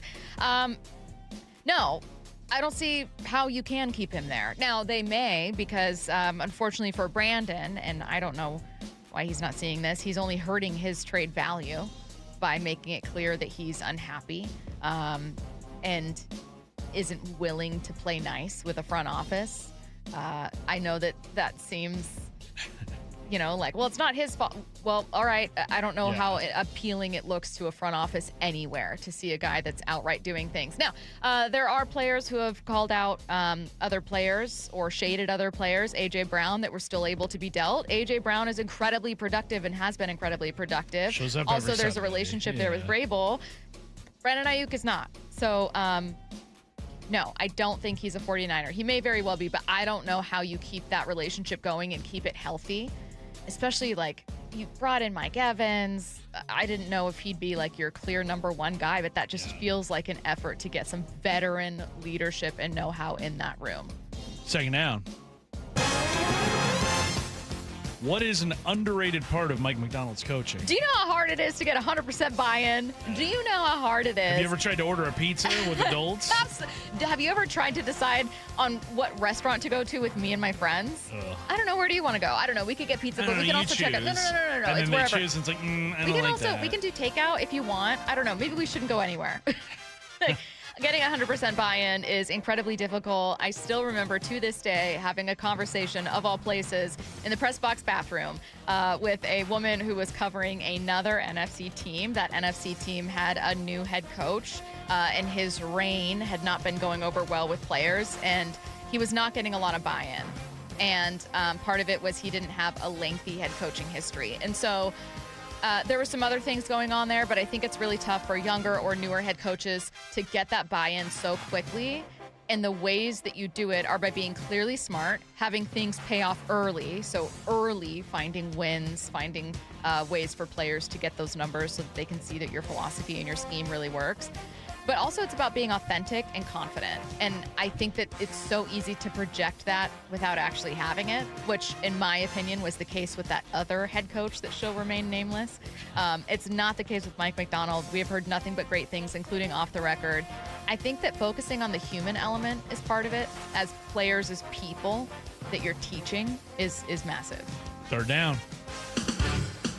Stacey Lumen Field is drawing rave reviews for the atmosphere during USA's World Cup win on Friday. Yeah. So what's the best atmosphere you've seen covering the Seahawks at the very same venue? Now, before anyone says, oh, what about that NFC Championship win over Green Bay? I wasn't a reporter then, so I'm beginning this in 2015. Now, of all time to date, it's probably that Thursday night win over the Rams. In terms of the stadium losing its mind, I couldn't even hear myself in the press box, which has soundproof windows. Prior to that, this answer is going to shock you because it is not what would come to mind for a lot of people, but I'm telling you, the press box was shaking. It was insane. This was not a divisional rival. It wasn't even an NFC rival. I don't know why, but that late fourth quarter win over the Texans with Deshaun Watson starting opposite Russell Wilson, a touchdown from Russ to Jimmy Graham in the final seconds of the fourth quarter, or was it OT already? I can't remember. That got people. That was one of the most ruckus environments at Lumen that I can remember, and I could not tell you why. I don't know why it was that game in particular that came to mind, but it was probably because it was one of the first times that I can remember thinking, like, this place is losing its mind. But yeah, just a random game against the Texans, middle of the season. That was, keep in mind, also a Seahawks team because they still had Bobby and Russ, and Earl was still there at the time. This was a Seahawks team where the expectation was every year you get in the Super Bowl. So beating the Texans or any team was always pretty massive. Fourth down. Stacey, which Seahawks departure may not cost them as much as national folks are thinking? I saw a really cool take on Twitter about the departure of Ken Walker versus Kobe Bryant, how Bryant might be even costlier. And I thought, oh, I love this debate. And then I thought, you know what? I hear a lot of people mention that I don't actually think is as important as these two. Rick Woolen. I think that Rick Woolen's physicality, just his overall physical ability, like him as a physical freak, him as having one time tied for the lead as a rookie in interceptions, and interceptions being such an eye-catching stat for corners, has commanded a lot of the national attention. Oh, they're going to lose Rick Woolen. That's pretty big. But I don't know, man. I mean, I like that cornerback room, really like that defensive back room. I think Kobe Bryant is a costlier departure, and I certainly think Ken Walker is a costlier departure. And I think that for as much as I hear people mention Rick Woolen, I think a lot of it is just a little bit of name recognition. One of the Seahawks that people outside of Seattle knew before the season started, then is his actual impact, or his departure rather, that impact on the defense. Timeline coming your way next. The Mariners, battered and bruised, avoided a Red Sox sweep. Canzone goes to a dive. He makes the grab. He picks himself up. He fires the ball to second. It's a double play. After a quick day off today, it's back on the road with a first of 3 against the Pirates in Pittsburgh tomorrow afternoon. First pitch at 3:40, 2:30 pregame. 6th strikeout for Logan Gilbert on his game today. Hear every pitch of every game on the free Seattle Sports app. How you do one thing is how you do everything. And for 104 years, Wayscarf Ford has treated their customers a very special way. They call it the Wayscarf way. Stacy here, and I've personally felt it. I've driven my new Ford Bronco from Wayscarf Ford for over a year now. Getting it was very exciting, also stress-free. But each time I brought it in because of a minor bump or because it was in need of service, their team has been amazing, friendly, always very polite. They explain that each vehicle they sell includes a complimentary lifetime powertrain warranty. That covers your engine, transmission, rear end, also sealing gaskets for any of those components. And if it's a 4-wheel drive or all-wheel drive like my Bronco, that warranty covers the transfer case as well. They also have a 5-day or 500-mile, 100% money-back guarantee. I always leave Wayscarf Ford with a smile on my face, and now you should too, with rates as low as 3.99 on approved credit and no payments until football season to help you save even more. It's the family discount, and it's only at Wayscarf Ford in Auburn. WayscarFord.com. Grid City Harley is giving NADA retail value when you trade your bike for a new Harley this week. 100% of all credit applications considered. Grid City Harley's retail trade value for your bike ends this Sunday. Adjustment based on reconditioning and mileage. Any negative trade-in equity may be applied to new amount financed on approved credit. Hey, Brock Ewart here for my friends over there at People Come First Construction Group. You know I love my acronyms, PCF. They designed and built our outdoor living space for Molly and I, and we just loved it. And right now, PCF is making it easier than ever to get started on your new dream deck with 50% off your custom professional design and architectural drawing package. That means you can save over $9,000 on your project. And with 12 months of no interest, no payment financing, you can design your deck now and pay later. You know, most people who start with a design package end up with the exact outdoor space they've always wanted and dreamed of. This offer is your first step.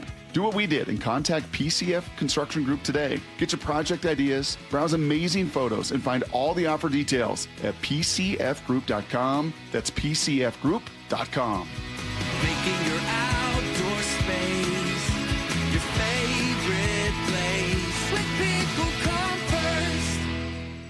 first. Culture is a belief. When we have a new hire orientation, it's pretty impactful because there's a lot of people that don't realize that a car dealer has been in business for 93 years and has, built ball fields.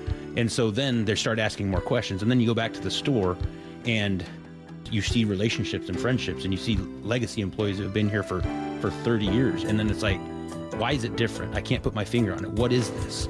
Well, that's culture. You feel it. And then you're like, oh my gosh, this feels really, really good. And before you know it, now that individual is the one fostering that environment of culture. So then when the next person comes through the door, all of a sudden it's like you can identify it and you say, this person can feel it. And then all of a sudden, what have we just done? We've built culture. Lee Johnson Auto Family, the LJ way. Hey everybody, Jermaine Curse with Pacific Northwest Interiors featuring CS Floors. Countertops, window covering, and flooring. From design to installations, Pacific Northwest Interiors has you covered. Come stop in to any of our new showrooms. The home of the Mariners. It is gone! Cal Raleigh, 2-run home run! Hear every pitch on 710 and the Seattle Sports app.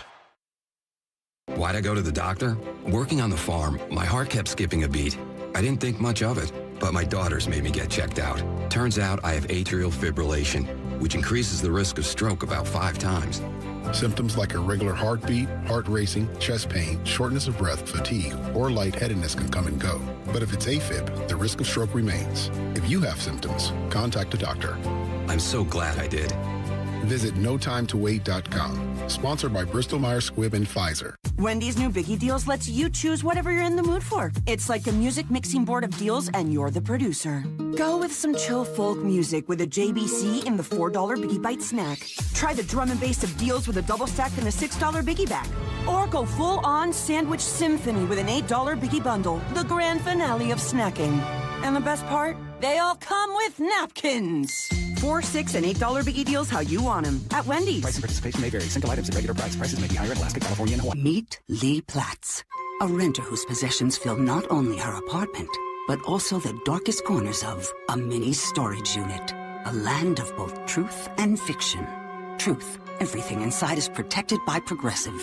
Fiction, one day Lee will fit into her clothes from senior year of high school. Renters, discover coverage for what you love and what you can't get rid of in Progressive's Protection Zone. Get a quote at Progressive.com. Progressive Casualty Insurance Company, affiliates, and third-party insurers. Progressive knows you could have easily taken the freeway, but you took the scenic route to see a waterfall and an oddly busy boiled peanut stand. Discovering the unexpected is exactly why you bought an RV, so protect it with a bundle from Progressive. Because although you may be 3 hours behind schedule, you're 6 jars of jam richer and possibly enrolled in a butter churning workshop. Switch to Progressive and protect your RV, boat, or motorcycle by bundling with your home and auto insurance. Progressive Casualty Insurance Company, affiliates, and third-party insurers. Not available in all states or situations. This is The Timeline with Bump and Stacy. Brought to you by 1-800-DUI-AWAY. The sights and sounds of Seattle were on full display during Friday's U.S. men's national team victory over the Aussies. Curtis, you were walking through the crowd. Absolutely insane scenes. Absolute scenes. Absolute scenes. That's what it was. Absolute scenes as you were leaving. Yeah, on Friday. So we did the show from the studio on Friday.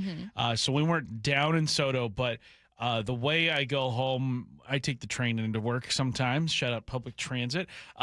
So to get to King Street Station, have to go through downtown. So I'm making my way through. You were making your way downtown? I was making my way downtown, walking past, faces past, and I'm homebound. You were homebound. I was.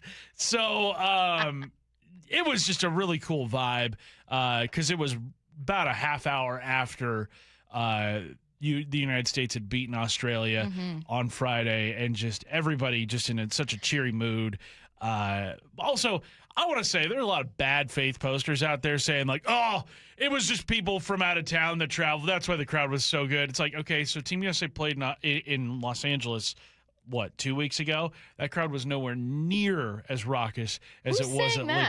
There's some people out there. Well, they're lame. Yeah. There's some people out there that have a clear anti-Seattle bias, even though they may live in this town. Oh, I think I know. Yeah. You don't watch Real Housewives of Atlanta, but there's a great scene in every. There's one listener I know who does, and there's a great scene in a reunion where it's, who said that? That's how I feel. Who said that? It's like, no, this is Seattle through and through. Yeah, some people just love dying on a hill. Couldn't be me. Let's start with how it was pregame. This was Fox's pregame show. Last Friday, the U.S. flexed on Paraguay, a 4-1 opening victory. Another W today for the U.S. would guarantee a trip to the knockout stage. Day 9 at the 2026 FIFA World Cup begins right here in the Emerald City.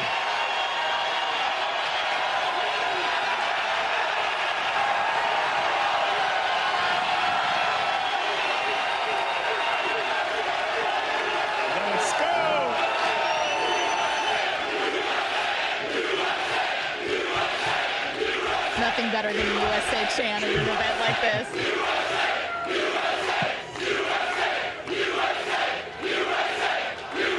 The energy didn't stop. I love a crowd pop, first of all. Yeah. This crowd pop after that goal review.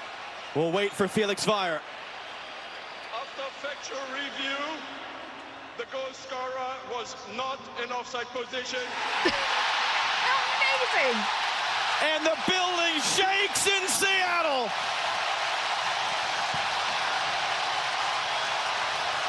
The crowd singing Country Roads at the end.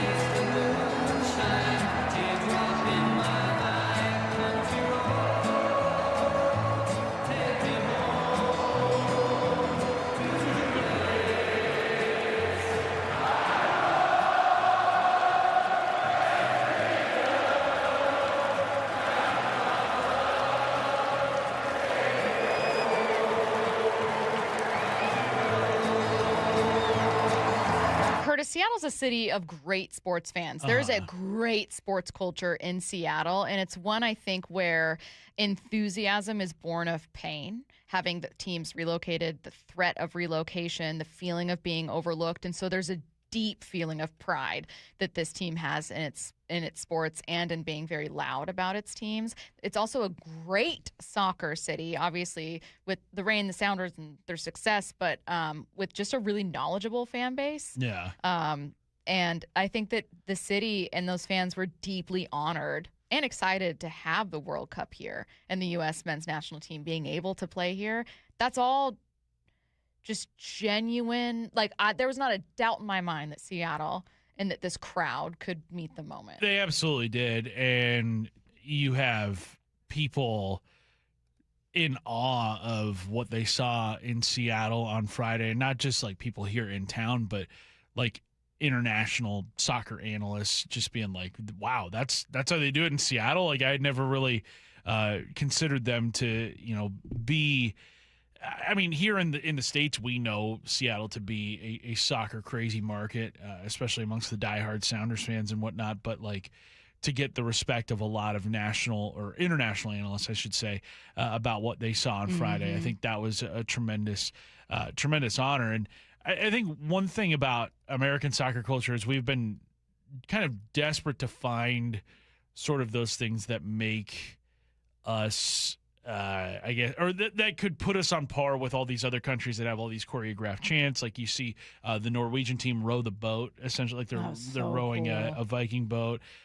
You've got, the English team where they have all their chants. Some of them can't say over the air, but like they all have their choreographed stuff. And like, Team USA, it's always just kind of been not really that portion of it has mattered to a lot of people until now. And I think you hear the end of the game where everybody's singing Country Roads and stuff, and like, yeah, that song doesn't really necessarily reflect Seattle culture because we're not, the backwoods of America. But like, you think about just America as a whole, like you can't find a much more American song than that one, other than, the Star Spangled Banner and whatnot. Mm-hmm. And I think that was a really cool touch to what it was on Friday. And it's also a song that like everybody can sing along to because it's like international. Exactly. I mean, they sing it at the German game that the Seahawks played against the Bucks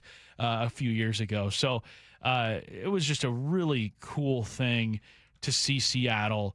And we knew Seattle was going to deliver.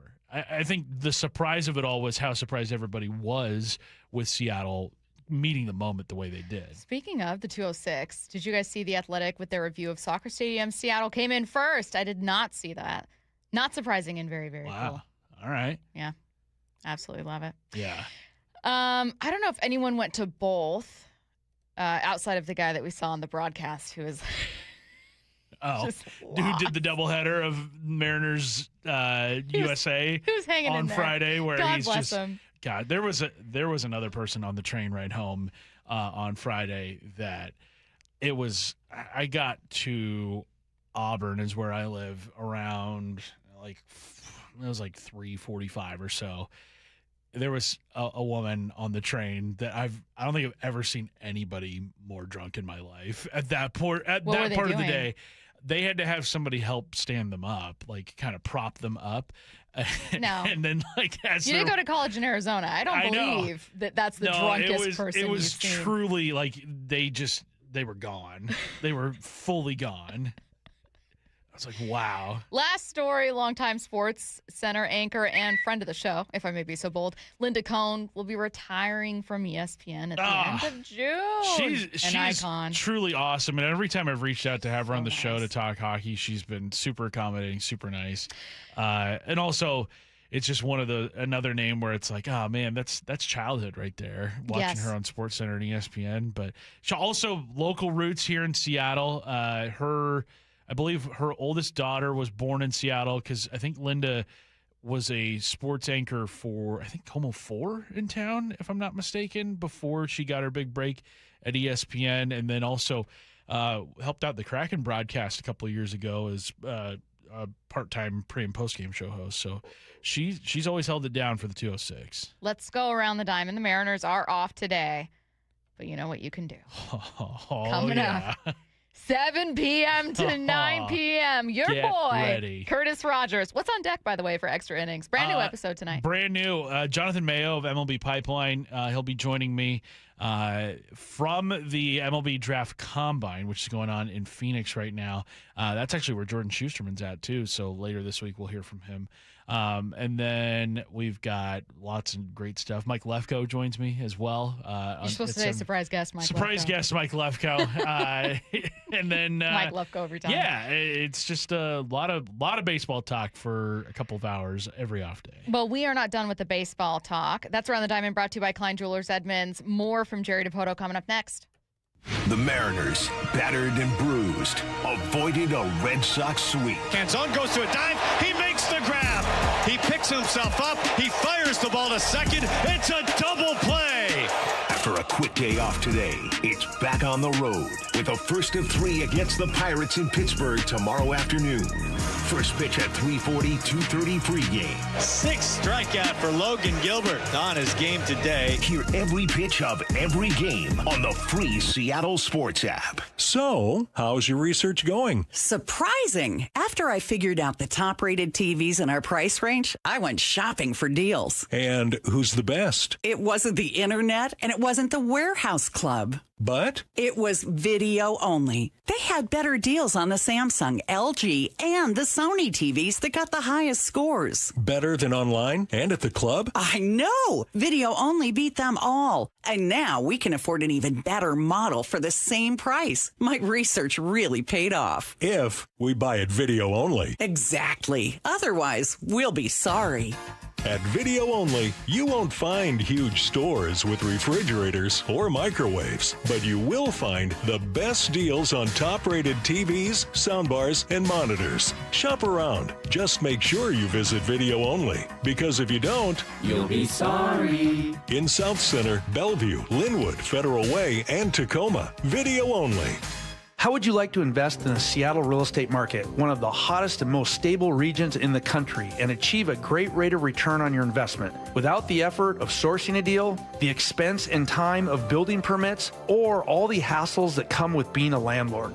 Hi, I'm Scott Rireka, CEO of Legacy Group Capital in Bellevue. Legacy Group Capital develops local real estate, lends money, and shares the profits with our investors. Diversify with Legacy Group Capital. Invest into our Northwest Fund, which is currently delivering 9% on a fixed rate term. It's our flagship fund for 19 years with zero investor losses. And yes, we do accept IRAs. Find out why 1,300 local investors have invested over $350 million. Invest in the stability and ease of Legacy Group Capital's Northwest Fund. Legacy Group Capital at legacyg.com. This is not investment advice. Investments available to accredited investors only. Details at legacyg.com. Are you a homeowner, 62 or older, and realize that your Social Security and other income may not carry you through your retirement years? Have you ever thought about a reverse mortgage? Hey, Brock Hewitt here for my friends at Tila Mortgage, a local company serving Washington residents for 30 years. And if you want to know how a reverse mortgage works or have questions like, are reverse mortgages safe? Will I still own my home? Or do I really have the option of not making monthly mortgage payments? Call Tila for a no-pressure conversation. They'll answer your questions with personalized recommendations and loan options that can safely help you improve your monthly cash flow, increase your available income, pay off debt, or make home improvements. Call Tila today. Tila, spelled T-I-L-A, is a name you could trust for truthful, honest, and ethical advice for all your mortgage needs. Call 206-766-8888. That's 206-766-8888 or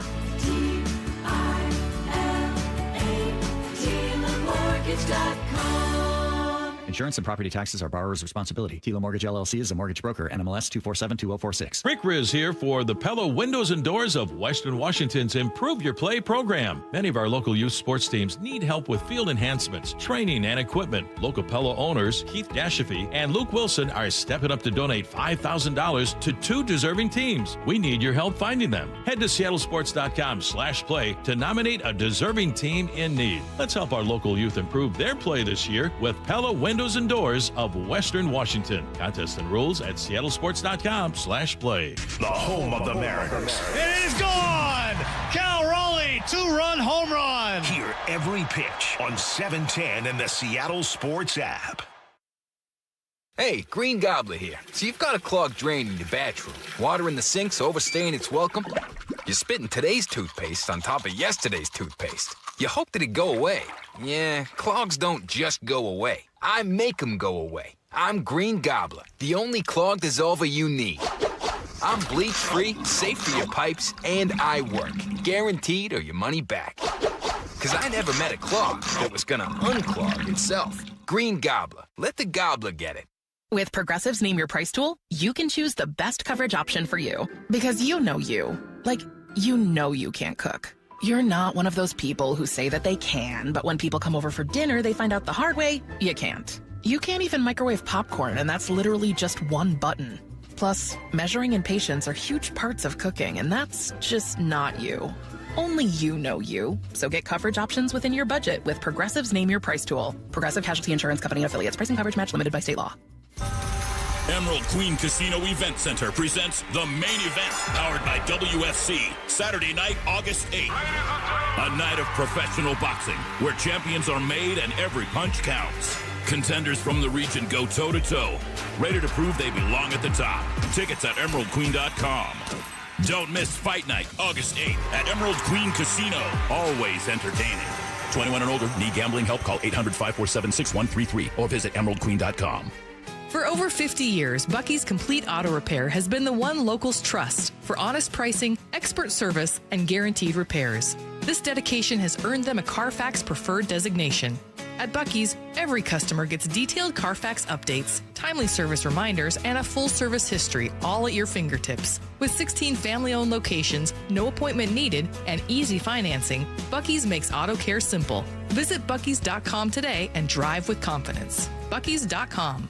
From the Quantum Fiber Studio, you're listening to Bump Stacy. Weekdays 10 to 2. On Seattle Sports and 97.3 FM HD2. Taking a look around the NFL coming up at 12:30. Before we get to that, at noon, we're going to be joined by MLB.com Mariners reporter Daniel Kramer with a couple questions on the latest with this team, including whether or not we should be concerned about Dom Canzone getting lifted from this one.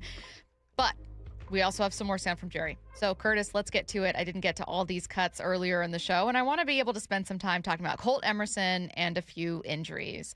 The Mariners have been very, very, very banged up. And Jerry Dipoto, for one, has been impressed with how they've hung in there. It's been, an up and down journey, but at the end of the day, the fact that we have had so many guys contribute, we've had an unbelievable first 3 months or 2.5 months from Randy Arozarena, who really went a long way toward carrying us. Maybe the best start in the first half history of Julio Rodriguez.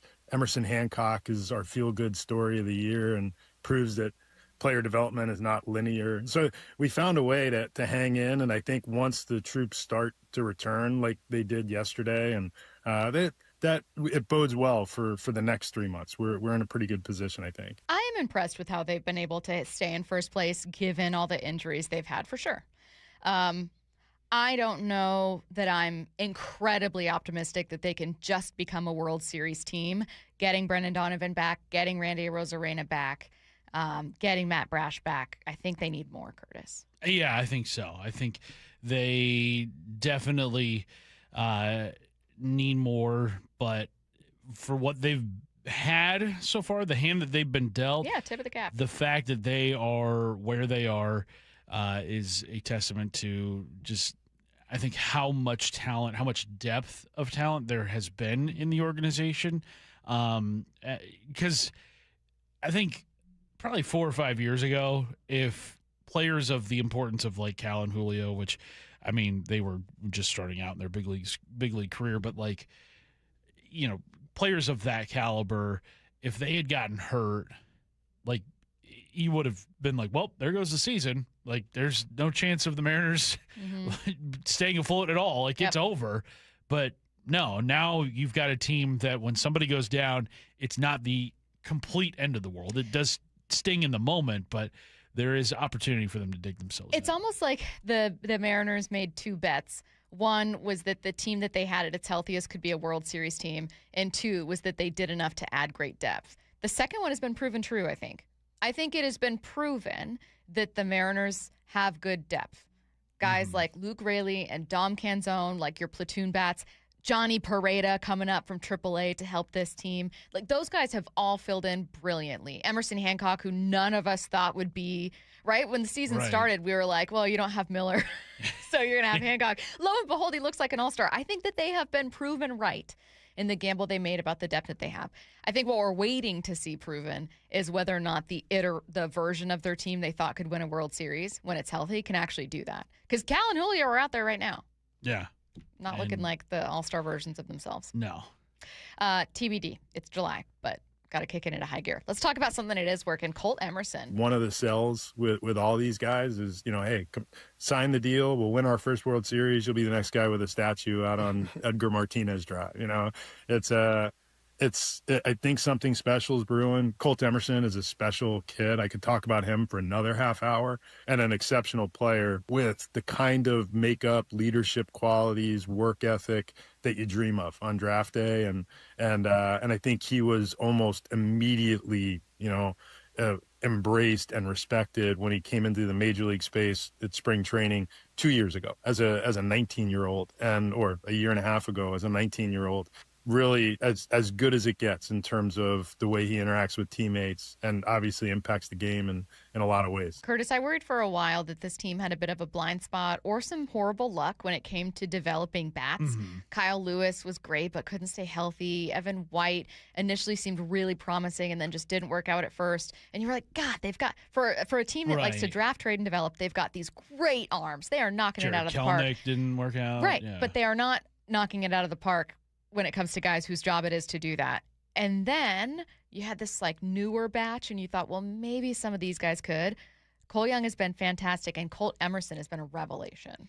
Yeah, I think Colt Emerson is the prospect that has, of all the bats that the Mariners have debuted under Jerry Dipoto, I don't think we've seen one hit the ground running the way that Colt Emerson has. Now, the batting average is just, 220 something right now, and the on base is slightly below 300. But you look at the contact that he makes when he does, hit the ball. It is loud. It is, it's very impressive from a 20-year-old kid. And I think when he is 24, 25 years old, you're looking at a guy whose ceiling is going to be, probably 30 home runs. I think he's going to be a all-star caliber player at some point in his career. Everybody that we've talked to raves about just kind of the head he has on his shoulders, and how despite his youth, he has never once been kind of nervous about any level that he's played on. And everybody, when Colt Emerson debuted, or not everybody, but there was a portion of the Mariners fan base that was like, oh, here comes another Jared Kelnick, 20-year-old debut and former first-round pick. And but the comparisons between the two, I think, end right there. Kelnick had all the physical tools in the world. He just never had it in between the ears. Whereas I think Colt Emerson has it between the ears and has all the physical tools to succeed at the big league. Yeah, it's not meant to be a slight towards Kelnick, but Emerson brings some Kelnick was his own worst enemy. Exactly. Yeah. Would overthink, and you could just see him working through it. And it was too much. And I don't think that this is too much for Emerson. No, I don't think so. Yeah. God, there's a bit more here. What I'll do instead is we're not going to dive into more. We got to get ready to talk with Mariners reporter Daniel Kramer. Send in your questions if you have them. We have a couple for Daniel as well. But this was the Athletics Rates and Barrels podcast, latest episode, this one with Jerry Dipoto. Daniel Kramer joins us next. Think you know the Mariners? Not if you aren't subscribed to the Daily Mariners newsletter from Seattle Sports. That's what they've been waiting for. The latest Mariners news and injury updates, exclusives from Mariners insider Shannon Dreyer. You look at the pieces and how it works. Plus the best takes and breakdowns from your favorite Seattle sports hosts and contributors. The Mariners seem to be trying to build something that I think is a little bit more sustainable. The Daily Mariners newsletter. Monster solo home run. Subscribe at seattlesports.com/newsletter. Spring is the perfect time to make improvements that protect and add value to your home. Hi, Justin Shirley, CEO of State Roofing and Exteriors. For decades, homeowners across the Pacific Northwest have trusted our team for roofing, siding, windows, and custom decking.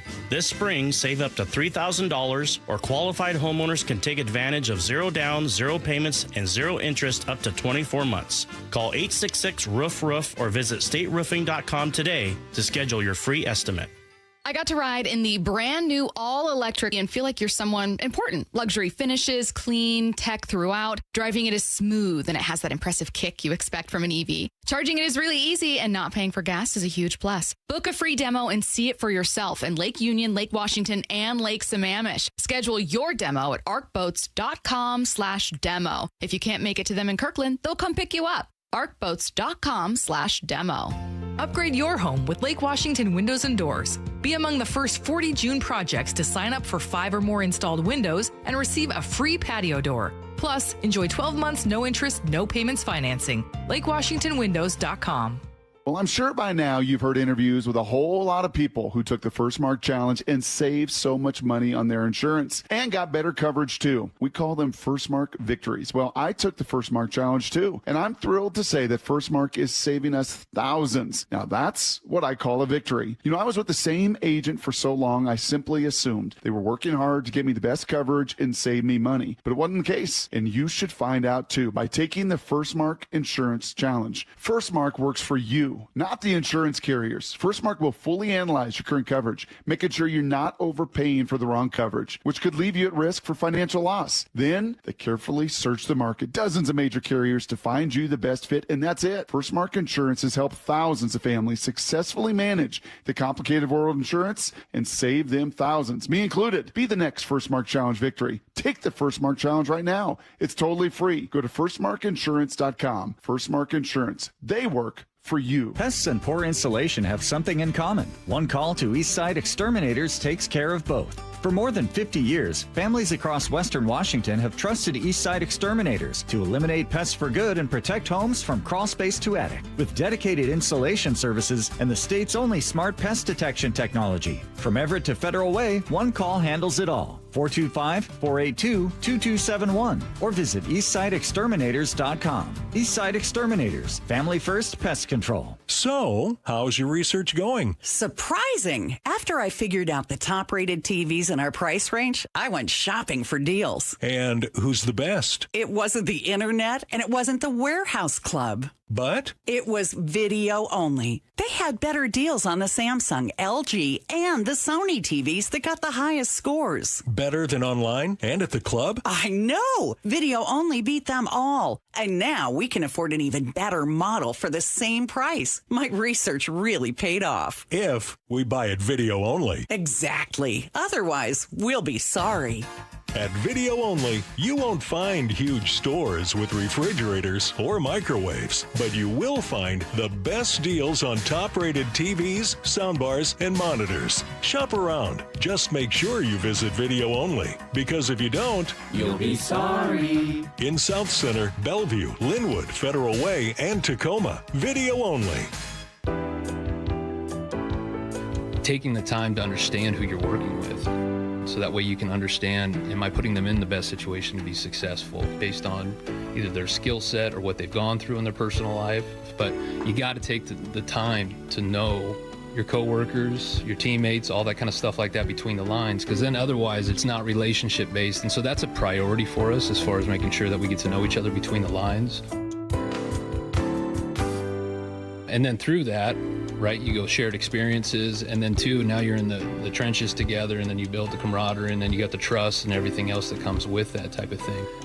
That's really what, Brett and myself are trying to, articulate and communicate with the people that we work with, that, hey, yes, we have a job to do and we do have to perform to make sure that this business is sustainable, but the foundational piece is the relationship. Lee Johnson Auto Family, the LJ way. In 2026, Bay Alarm celebrates 80 years of security. With burglar and fire alarm systems, 24/7 in-house monitoring, and local service, our promise to the Puget Sound remains the same. We got you. Learn more at bayalarm.com. This is Seattle Sports. Streaming through the Seattle Sports app. KIRO AM Seattle. KIRO FM HD2 Tacoma. Home of the Seahawks, Mariners, and everything Seattle sports. Seattle Sports Snapshot. Mariners are off today, but you can still catch up with the latest Mariners news, information, and insights with Extra Innings hosted by Curtis Rogers. Tune into Seattle Sports and the Seattle Sports app from 7 p.m. to 9 p.m. for your latest Mariners fix before the team opens up a series against the Pirates tomorrow. Snapshot, brought to you by Miller Lite. When it's game time, it's Miller time. From the Quantum Fiber Studio, this is Bump and Stacy on Seattle Sports. Streaming through the Seattle Sports app and at seattlesports.com. Now, here are your hosts, Michael Bumpus and Stacy Ross. Here we go now. Joined now by MLB.com Mariners reporter Daniel Kramer. Daniel, how's it going? What's going on, guys? Enjoying this beautiful off-day weather. How about y'all? Yeah, it's actually it's nice. It's going to be incredibly sunny and then cool off, which I'll probably need because Curtis knows I complain a ton about the weather. So whether it's good or bad, it doesn't matter. It's just I'll find something to complain about. I'll do it. I swear to God. I'm going to start with a quick injury question. Dom Canzone lifted from this one. And before we dive into some bigger questions about where this team is and how they improve, I just wanted to check and see some information, some updates on the latest with Dom. Yeah, in the clubhouse, he was moving around pretty well, and he was dressed in their, travel attire and everything, and pretty to the point of, I'm feeling good, I'm doing good, which was, I guess, encouraging to hear if you are the Mariners or a Mariners fan, but also, he was quick to the point, very clearly did not, want to talk over an extended period about the injury that he had suffered, but was more than willing to open up on the big homer he hit and the big catch that ignited the double play. So we'll see how things stand with him, once we get through today's off day and then tomorrow in Pittsburgh. But, the fact that he was backing up and moving around pretty good, I think was an encouraging sign. Not sure if we'll see him in the lineup tomorrow, but nonetheless, he is going to be with the team traveling, and it sounds like it's a day-to-day situation at this point. Daniel, another guy who has been banged up. He's currently on the IL, but his 10 days is nearing completion. Randy Arozarena, obviously one of the most important bats in this lineup. We heard from Justin Hollander at the start of the homestand, but have you heard anything on his progression coming back from that injury that's been sidelining him? Yeah, we were starting to see him take more running progression in the outfield before games as the homestand progressed. And even yesterday, I think, did they take batting practice yesterday? Regardless, I did see him taking batting practice on the field at one point over the weekend. So continuing to check the boxes that they've wanted to hit with him. Again, they didn't necessarily think that this was going to be an IL stint. When he suffered it in Washington, he was out for the rest of the weekend. That was expected. And then they came back to Seattle, sent him to go get an MRI just to see and make sure that everything was clear. And that's where the imaging revealed a little bit of inflammation that they did not think was going to be in there. So his situation was what they thought still day-to-day, but because they were so banged up with the rest of their bench and the fact that Tacoma was on the road and they were 2 hours before first pitch when all of this kind of came to a head last Tuesday, they had to put him on the IL because they couldn't play a man short. And that's basically why they called up Curtis Washington, who, great story, but didn't end up getting the game, was essentially somebody that they could call in a pinch that could quite literally get there on 1 to 2 hours notice. So basically with Randy is they didn't think that it was going to be a full 10-day IL stint, but where they were at with their roster, they had to do so. So would anticipate that if he's not back tomorrow, at some point this week in Pittsburgh, because that's what Jerry Dipoto had said in a pregame interview with Mariners TV on Saturday night. The good news about having Cal back is he's got a great relationship with your pitchers, and they clearly trust him. We have seen what he looks like with Logan, 2 fantastic starts there, just a calming presence that's very obvious. The bad news is that it looks like he's still figuring out his timing. I thought he'd be able to hit the ground running and was surprised by that in his first 2 games. Didn't strike out through 8 plate appearances. And then, as you know, had 4 in a night and then was just kind of leaning on drawing a couple walks, and the timing is back to looking just a little bit off. Is that something that you anticipate he can fix, or is this probably going to be a Cal that struggles all season long? Well, timing can be kind of a complicated factor to try to get up to speed on, especially like once you do get back to the major league level. And, the fact that he's swinging from both sides of the plate as well. We saw the huge homers at Tacoma. I think there was, 5 of them during the minor league rehab assignment that he was down there on.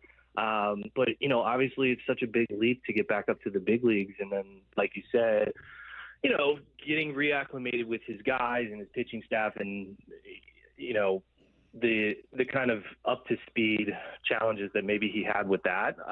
That said, it seems like some of the struggles of like when guys are coming into the zone against him, the challenges that we saw in like April where he was getting under fastballs up on his hands and up in the zone and not being able to like really square them up and do damage on them against, those are some of the things that I think we saw of the homestand, especially. I think it was 7 strikeouts and 18 at bats. He did have 3 hits as well. They were all singles, and drew quite a few walks too, but you're hoping to start to see a little bit more damage from him. Not necessarily like the 60 homer power, but, maybe adding a little bit of slug. And, I think, Stacy, to your point, it probably is a correlation to timing at that part. Just like where he's at in getting back and up to speed. But I don't think that this is going to be like a full season of Cal hitting 167 with a 542 OPS. Now, does he get like back over 200? It'll take some time to get there, just given, the sample size of the amount of at-bats that he's accumulated. It could take some time, but they just need him to be a solid contributor, navigate the pitching staff. And what you saw with Logan in particular yesterday, I think was like really encouraging. And, that's no knock on Johnny Pareda or Mitch Garver, but I just think like the tandem of Cal and Logan, they really had it dialed in with their game plan, and you saw it in how they were able to execute it throughout that outing. You mentioned Logan Gilbert and how good he looked yesterday. This has become a recurring theme for him really over the last month. He has looked like the Logan Gilbert of old. What is he doing right now that has allowed him to kind of get back to his old form after the early season struggles he had? He's throwing way harder.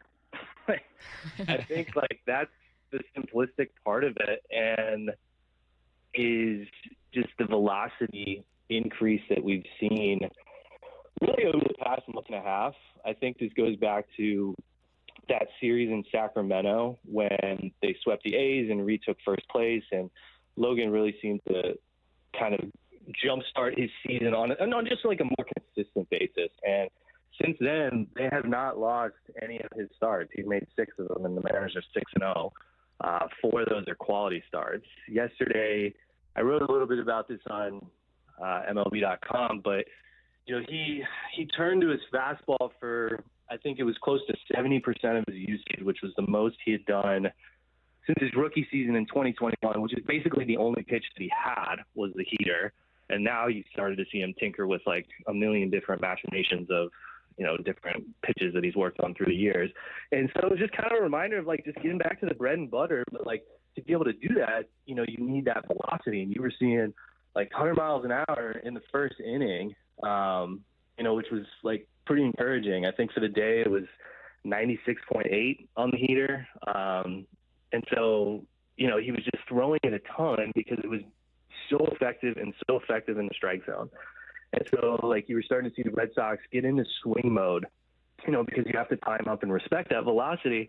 And then, when he was getting to strike 2, this is where he like had credited Cal was, going to some dramatic off speed. You saw the curveball for 3 of his strikeouts, and obviously the splitter that has become like his trademark secondary for another 3 of the strikeouts. So like, it was just kind of a masterclass in game planning between pitcher and catcher who know each other so well, and we're relying on the strengths of what was working that day. And the fact that it's been a continuation for Logan over, close to a month and a half at this point, I think is really encouraging to see for him and, for the rotation as well and where they go from here. Curtis and I were talking about how disappointing it was to see them not take advantage of a god-awful Red Sox team. And it was hard not to think part of it was Boston rolling out 3 lefties in this one. Seattle hasn't been great with their lefty lineups. What options do they have to kind of improve their moving forward? Because, God, I'd hate to think of a manager making it that easy in a wild card series. Yeah, no, it's a good point, and it's been a continued problem, for most of the season. The one series that I think it was pretty evident that, another team was game planning for him was, again, that Sacramento series that I was just talking about. That said, they did come out and ambush the A's in that one, and were swinging the bat all over the place and ended up sweeping. And so you started to think, like, maybe they turned the corner. Refsnyder in particular had a big series in that one too. But you just haven't seen the consistency and momentum of, their offense against lefties, especially lefty starters, be able to progress forward. And, I think a lot of this does tie back to the health. You were missing Randy all weekend. I think Julio was out for a game, but that was against the Orioles actually. So, it's just, I think some of it ties to personnel approach, and it's a good question of where they go from here, because I think, like, on paper, when you look at the trade deadline and where they could add a right-handed impact bat is pretty clear and pretty distinct at this point. That said, like, where are you going to put that potential addition with your roster? Because it is pretty crowded when you think about it. I would think, like, where Refsnyder's at this point, the fact that they're playing him every day against lefties continued, much to the fan base's chagrin, is I think it speaks to, one, they're going to give him every opportunity before they make an ultimate decision on, where they go with him. And 2 is, like, this is what they believe is their best option, whether you agree with them or not. They are riding with the guy that they committed to because they think that they're banking something, somehow, that he's going to be able to put together some sort of stretch of consistency against left-handed pitching. Now, we haven't seen it. I don't know if or when we will. To reiterate faith in, what he calls adjustments that Refsnyder's making. But they're clearly sticking with him, and they have done this with other veteran external free agent bats or trade bats that they've signed in years past. And, it's not really been something that they've moved on from until we've gotten into July, if you look at their track record, and particularly close to the deadline. So I don't know how much longer of a leash Refsnyder has, but, the fact that they're continuing to play him says, I think that, they think that he's kind of the only option in that role that they have, and that they're going to continue to give him that runway.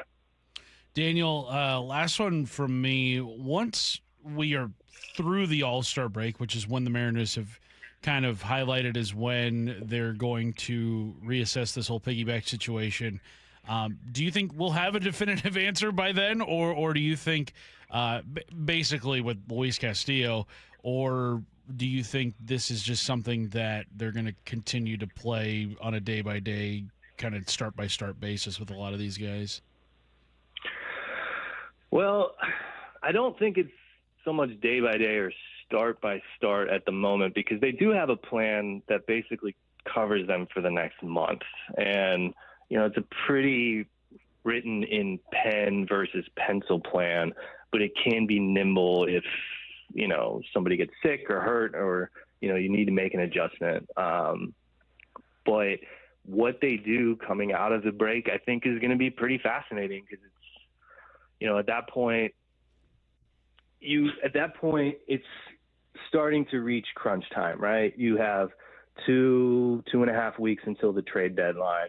And then once you get through the trade deadline, it's a sprint to the finish. You want to win your division. You want to get a high seed to get that bye in the postseason.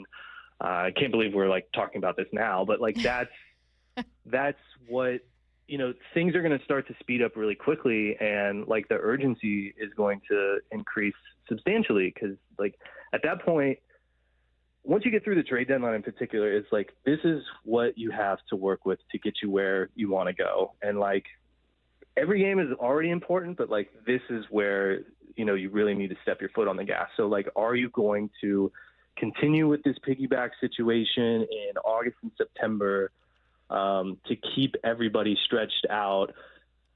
I think at that point you would have to make a decision probably on subtracting one of those guys and moving them into the bullpen or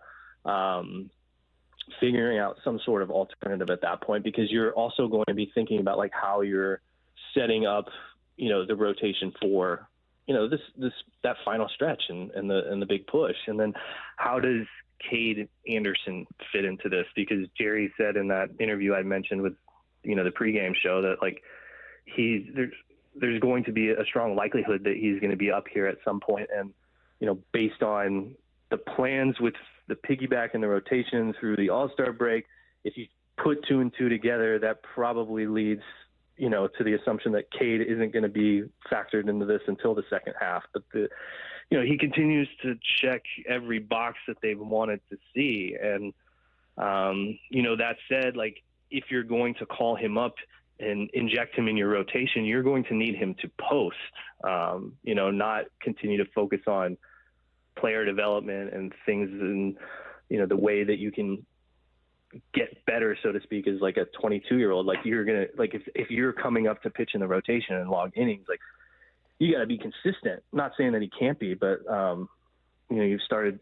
So there's just a lot of different factors in play that I candidly don't know which direction they're going to go at this point, because I also think they don't necessarily know at this point. When they went back to the piggyback, they had 12 different options that they pared down to 2 to present the player. So that kind of speaks to the fact that, they're trying to be creative. They're trying to do the best they can with creating a best case scenario for a solution that, maybe isn't perfect, but is with what they're, dealing with at this point. So we'll see. I don't know that we'll have answers on that until we get to the All-Star break, though, to answer your question in a very long-winded way. No, it was very insightful. And for anyone listening, we'll get back to a bit more of this coming up at 12:45. Make sure you're reading the latest from Daniel at MLB.com. Thanks, Daniel. Thanks, Daniel. Thanks, guys. See Catch ya. you next time.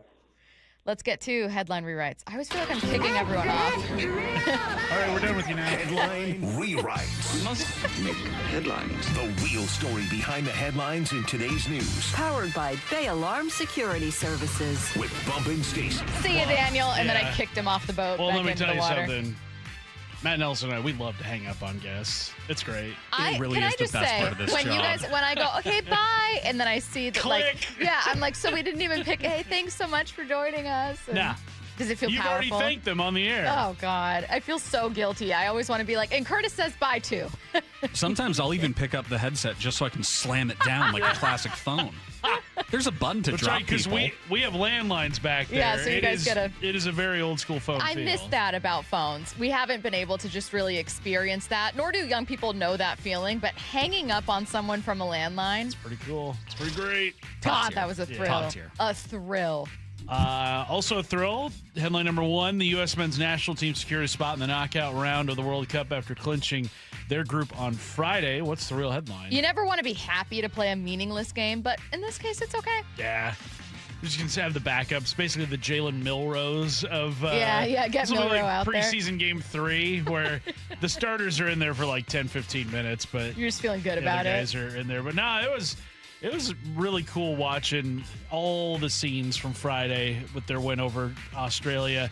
I got a kick out of the picture that Mike Lefko posted of Ryan Rowland-Smith walking into the booth on Friday wearing his Team Australia shirt and just kind of like having this forlorn look on his face. Just like, oh, it's like, oh, buddy. Oh, no, And then the Mariners went and, laid an egg on that's Friday, what you said. too. God, imagine if someone was like, I don't know, an Australia and a Mariners fan, what this just day having would the feel worst like. day possible. Can't think of anyone who would fall into that if there category. was only somebody, well-known who it makes their whole personality being Australian. I don't think he makes it his personality. It just is. It is. You're right. It's simply It he simply is Australian. Out. Yeah. If you didn't know who Ryan Rowland-Smith was, I would say within like 2 minutes, maybe 30 seconds, you could pick up and like, oh, this guy's full. I've never understood. Can I just say this? It has nothing to do with the UN's men's national team and their next game, but I don't think too many people are overly concerned about it with just the excitement of them advancing to the knockout round. So instead, I'll make this about Australia. I always get very confused when people hear Ryan's accent and think he's British. I have never in my life understood that. Yeah, those two accents don't sound that similar. It's kind of like how some people think cilantro sounds like tastes like soap. Like there's just some people hear an Australian accent and they're like, who's this British guy? And I'm like, I don't know how your brain works. Well, but I just have to understand there's something in maybe your genetics. Apparently, there's a gene that makes cilantro taste like soap. I love cilantro. Thank God I don't have it. It's all right. It's not like my favorite, but it's I didn't say it was my favorite. You said you love cilantro. I love cilantro. You ever had cilantro lime? You ever been to Chipotle? Have I ever been to Chipotle? The cilantro lime rice is part of what's so excellent about it. You can't just have rice. Cilantro. You know what? This anti-cilantro, it's not anti. It's just like I think you're overselling it. I think it's fine of the all way the it herbs. is. I think of all the herbs, it's one of the better ones. Rosemary, let's get that out of here. I don't have any more opinions on What's herbs. next, Matt? Headline rewrites. Headline number 2, Dusty May is leaving national champion Michigan to become the head coach of the Dallas Mavericks. What's the real headline? May dominated in March and April and is now leaving in June. Yeah, that's a good one. I like it. Where does this... This was a stunner, I think. I was going to ask you The timing of it was stunning. I would have anticipated this happening more closer to the end of the NBA regular season when the Mavericks were done, and it wouldn't have left Michigan in such a weird spot going forward because now the portal opens and their players are free to move about wherever they want to go. And I'm sure there's going to be a lot of top-tier programs in college basketball looking at that Michigan roster. And I get that they lost quite a bit of talent in the NBA, like Yaxel Lindenberg's gone, but like there's still guys that are there who won a national championship a year ago. So definitely a bombshell in the college basketball world. Where does this rank in terms of coaching, hiring, or firings that left you gobsmacked? Boy, definitely. I mean, hirings wise, this one's pretty shocking because at this point in the college basketball year, you're just anticipating guys coming back. Like, there's really no movement at all from now until the start of the regular season. Everybody's kind of set in stone. But Michigan, it's weird. This is the second time in 3 years a Michigan head coach has immediately left the school after winning a national champion. Jim Harbaugh in football did it, as I don't need to remind people in this area of what happened that day. But, yeah, I mean, stunning head coaching hires. I mean, going from the collegiate level to the pros, there have been some weird ones. Maybe not some that have immediately won a national championship. Like Jim Harbaugh, we all kind of saw the writing on the wall. Like, I think he was dying to get back to the NFL. And then with all the, like, Connor Stallion stuff, it gave him an out to be like, all right, I'm going pro. I will say, when Pete Carroll decided to come to Seattle, that was pretty stunning because he had a great thing going at USC. And we didn't have all the insight into everything that was going on with USC. It was one of those names that was thrown out there that just felt it's a big name, and whenever these things happen, you go, okay, well, maybe it's him, but maybe it's not. Do they really do that? He's like a celebrity coach, and then it gets done. And he also, at the time, Pete Carroll's loved now, but at the time, an unpopular coach. Obviously here in Washington with people not loving Pete Carroll. I still remember news broadcasts when the hiring was happening of just, kind of interviews with people in the streets going, nah, I don't like it. and now he's beloved. So that was the one that I immediately thought of was Pete Carroll here to Seattle. Headline rewrites. Headline 3, current Niners wide receiver Brandon Ayuk posted a new video to Instagram today saying, "Go Commanders." What's the real headline? I think Brandon Ayuk wants to be a former 49er. I don't know what it is. It's giving. Trade me. Something tells me he doesn't want to be in San Francisco anymore. Now, I will answer this later in 4 Down territory, but I'll throw the question your way since you won't. Do you think Brandon Ayuk is a Commander this year? I don't think he's anything this year. You think he doesn't play this year? Yeah, I don't. Like he holds out with the 49ers and then doesn't get traded? What do you think? I think the 49ers probably cut him, and then other teams are just like, you know what? No. I'm okay. I think if he's cut, another team, especially with... I don't think so. I think he's 3 years removed from having a good season. God, that's crazy. And he's more recently tore his ACL. Yeah. So... Yeah. Yeah, I don't think the juice is worth the squeeze right now.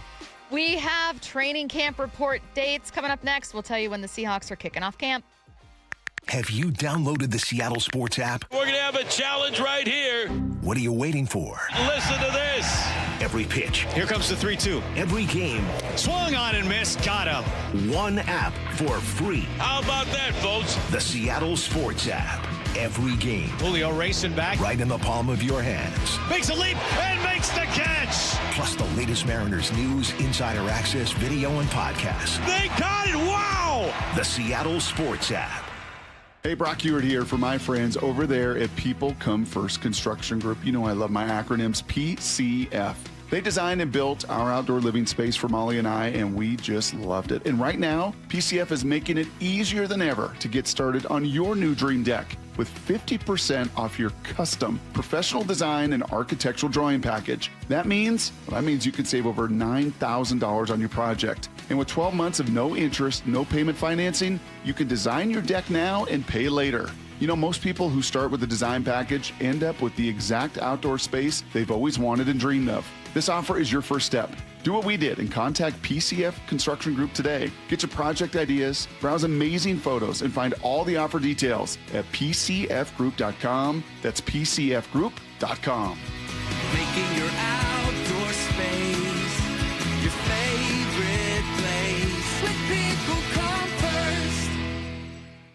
This Father's Day, put the focus on Dad's happy place, his garage. Shop more ways to organize, more ways to build, and more ways to spend time together. With low prices guaranteed at the Home Depot.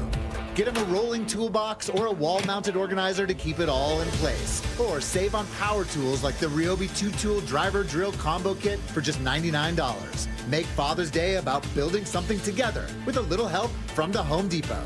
Exclusions apply. See homedepot.com/price match for details. I'm David Ortiz. When I lost my mom, she was only 46, and I lost my dad to cancer. It was the worst pain I ever felt. It made me think, what will happen with the people I love when my time is up? That's why I have life insurance. Ethos makes it easy. It's all online, take about 10 minutes, and you can get up to $3 million in coverage. Get your free quote at ethos.com/game. That's ethos.com/game. Paid testimonial. Time spent on application may vary. Online health questions required. How would you like to invest in the Seattle real estate market, one of the hottest and most stable regions in the country, and achieve a great rate of return on your investment without the effort of sourcing a deal, the expense and time of building permits, or all the hassles that come with being a landlord? Hi, I'm Scott Rirucka, CEO of Legacy Group Capital in Bellevue. Legacy Group Capital develops local real estate, lends money, and shares the profits with our investors. Diversify with Legacy Group Capital. Invest into our Northwest Fund, which is currently delivering 9% on a fixed rate term. It's our flagship fund for 19 years with zero investor losses. And yes, we do accept IRAs. Find out why 1,300 local investors have invested over $350 million.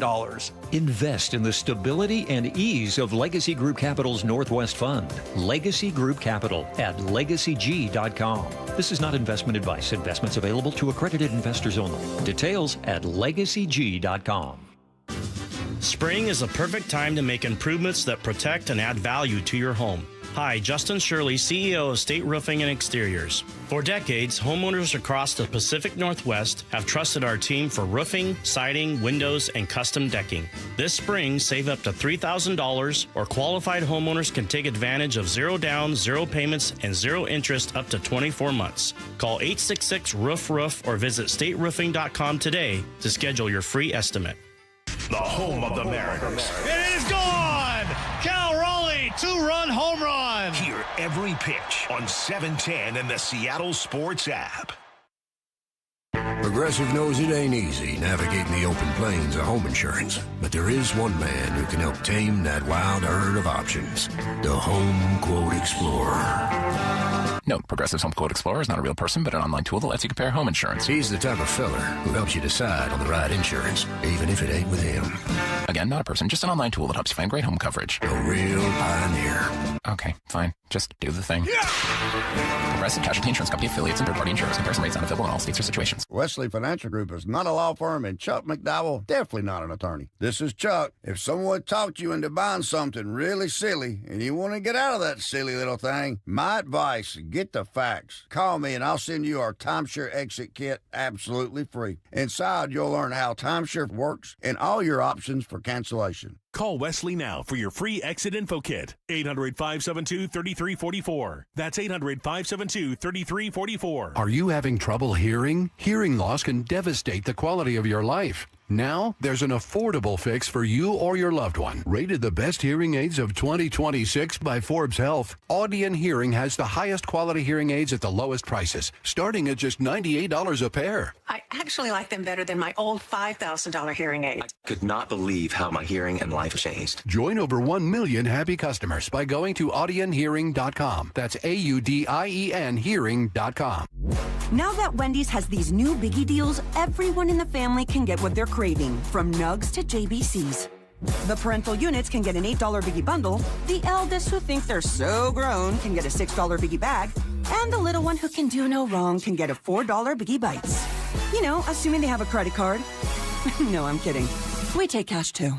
4, 6, and $8 biggie deals for the whole family. Only at Wendy's. Price and participation may vary. Single items at regular price. Prices may be higher in Alaska, California, and Hawaii. From the Quantum Fiber Studio. This is Bump and Stacy. Weekdays 10 to 2. On Seattle Sports and 97.3 FM HD2. Taking a look around the NFL, we are going to start with some Seahawks news. We have training camp report dates. The Seattle Seahawks rookies will be in camp on July 17th, and the veterans and full team will be back on July 24th. That is a Friday. It also means the Seahawks have a confirmed joint practice with the Titans in Nashville, not here in Renton, on August 21st. Get your PTO in now. And then travel to Nashville. Yeah. And people are going to go, are you here for a bachelorette? And you're going to go, no, I'm here for a joint Seahawks practice. That's where the real ball knowers go. Not even there for the game. Because they're going to play the preseason game like that weekend. No, you're just there for the practice, man. I'm just there for inter-squad practices. Let's go. We've heard from the Seahawks a couple of times. I think it was Sam Darnold who said how important it was the joint practice they did against the Packers last year, where I think he said something to the effect of like, yeah, that was kind of where we knew we were really good, is because we were matching up against the Packers. Yeah, here's that cut. I think a few weeks into training camp, once we got into competing, and then, you know, honestly, we had a joint practice with the Packers. Who obviously we know a lot of the guys on their team, you know, pretty good offense, pretty good defense as well, and you know, just the way that we competed against them in that joint practice later on in training camp, I think that was when I realized the kind of team, you know, the potential that we have, you know, because obviously in the NFL you got to take it 1 week at a time. Sure. If you don't, you know, the NFL will, you know, chew you up and spit you right out. So it was a process, as it always is, but you know, I could kind of tell we had a special team.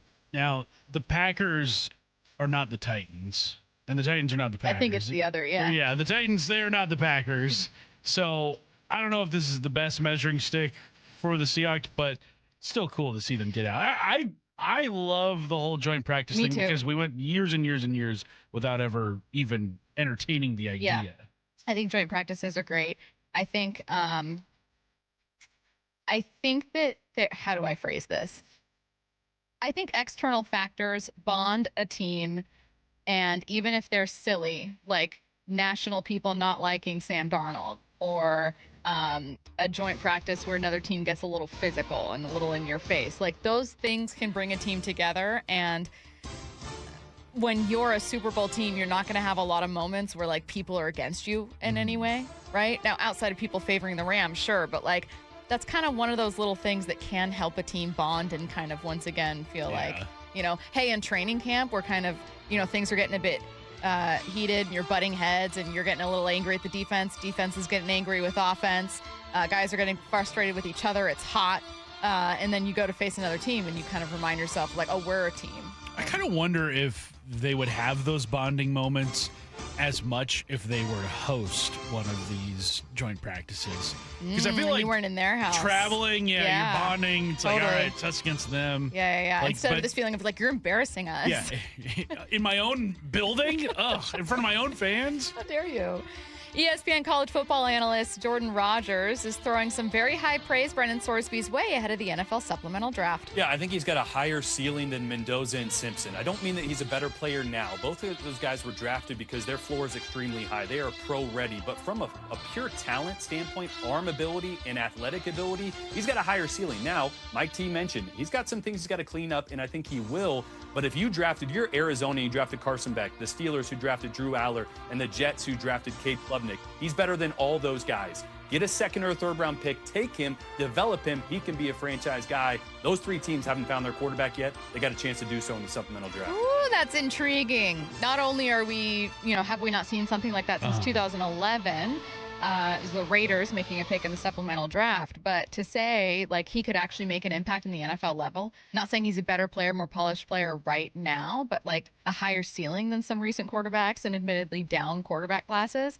That's massive. What I want to know, though, is why did Sorsby not get that kind of praise prior to his decision to come back to school and to go to Texas Tech? Because I feel like all of these quarterbacks have people in their camp being like, hey, I think you'd be a first-round pick this year. You might want to consider declaring for the draft. I think you could be a second-round pick. Do you think it's because it was so insulated to college that maybe if he was entering the draft? Because sometimes, admittedly, like we weren't talking a ton about Fernando Mendoza last year. Right, yeah, but prior to the season, we were not. We were definitely. I mean, Mendoza had because he was at Indiana for just the 1 year, right? Yeah. Well, and admittedly, there were other quarterbacks that were kind of on everyone's radar with whether it's Carson Beck, whoever else. Some of them don't end up even being first rounders, but I think it's a great point, Curtis. And I can't help but let myself wonder, like, why and what's going on in draft why are we circles? giving him this praise now for his quarterback talent when had he come out? I mean, Ty Simpson was drafted solely off of what his ceiling could be. Like, there's very little game tape to go off of with Simpson. That was just the promise of what he could be. So if Sorsby has a higher ceiling than that, then now you're talking about Sorsby being a top 10 pick in this year's draft had he come out. Totally. I think we'd have Sorsby wall-to-wall coverage or debates if this were next April. Right. And, I mean, obviously the cloud of his, the depth of his gambling and how far it went, like, that is the biggest elephant in the room with all of this. If I'm a quarterback needy team, would you do it? I'd do it for like a third round pick. If I was a team that just had no shot at competing this year, and like the Arizona Cardinals, for example, like Carson Beck, you drafted, sure, but you used, I think, a third round pick on him. It's not like you sunk huge capital into that pick and then you're following it up right with a potential Sorsby pick. But yeah, I don't expect like the Seahawks to be involved. I can't imagine that would be the case. ESPN college football. Oops, no, I'm wrong. Would the Browns, next story, actually start Deshaun Watson over their fleet of younger quarterbacks? They have so many options. Joe Thomas thinks yes. He looks pretty healthy coming off that Achilles tear that he had. The experience that he has playing football, the arm looks like it's still there. The legs look like they've come back, and that's one thing Shedeur doesn't exactly bring you right now is the ability to scramble. He's not exceptional at using his legs to get a first down, although he is very good at scrambling to make plays to be able to throw the football. I think Deshaun right now just gives that offense a little bit more versatility to be able to open things up and be more dynamic. I mean, I assumed that they would turn to Deshaun just to avoid that kind of sunk cost situation with this contract, but according to Joe, there's a world where they truly believe he gives them more. I think it's a sunk cost fallacy thing. I don't see any world in which Deshaun Watson makes the Browns better for 26 and beyond. So at this point, you're just kind of like, well, we're paying him all this money. Might as well start him. Meanwhile, I think Shedeur Sanders, for as much as we have criticized his players, at least picked apart his play over the years, I think there's potential for at least a decent starting quarterback in the NFL. Why not continue with that? Because I think having Sanders kind of outplay his salary and give you decent enough starting quarterback play, that's going to be way more valuable in the short term and in the long term rather than Deshaun Watson. I totally agree. Rather than trying to find some way to make that contract make sense to you, is just move it forward and get value out of this one now. Good point. Coming up at 1:30, one former NFL superstar thinks the Rams have surpassed the Seahawks in defensive talent. Interesting take on this one. That's coming up. That's coming up at 1:30. Questions in for what I need to know. Could use those now. 866-979-3776. That's coming up at 1:45. Talking World Cup in 20. Before we get to that, Daniel Kramer brought up something I hadn't thought about before when it comes to the Mariners. That's next.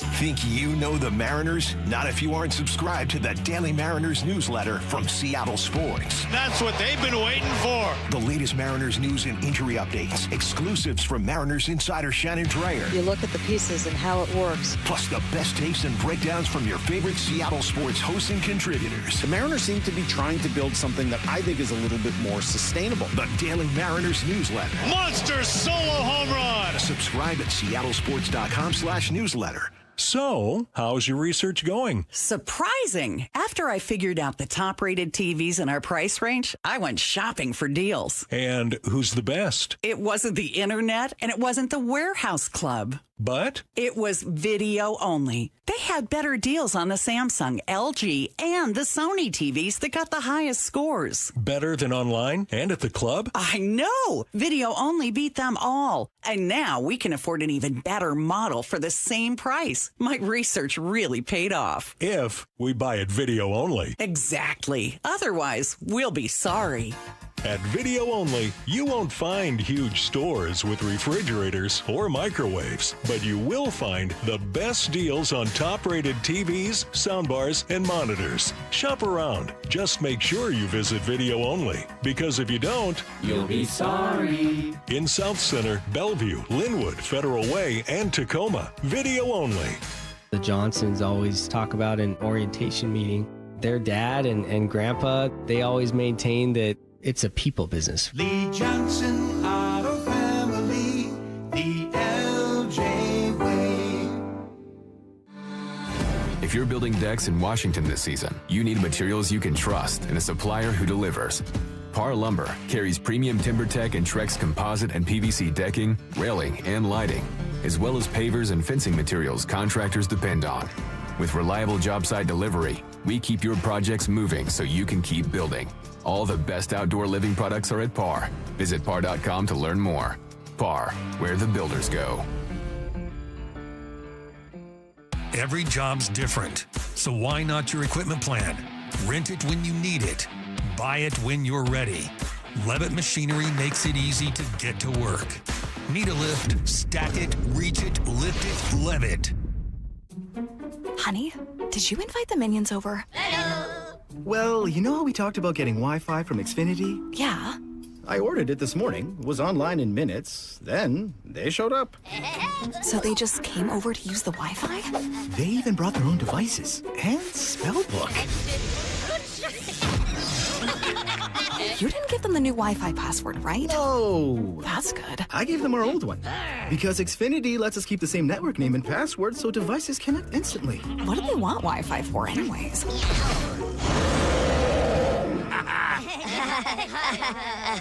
Better not to know. Plausible deniability. Get streaming or scheming instantly with same-day Wi-Fi from Xfinity. Plus, lock in one price for the most reliable fiber-powered Wi-Fi for 5 years. Guaranteed. And see Minions and Monsters only in theaters. Xfinity. Imagine that. Restrictions apply. Not available in all areas. Use of fiber coaxial cable. Learn more at xfinity.com/same-day Wi-Fi.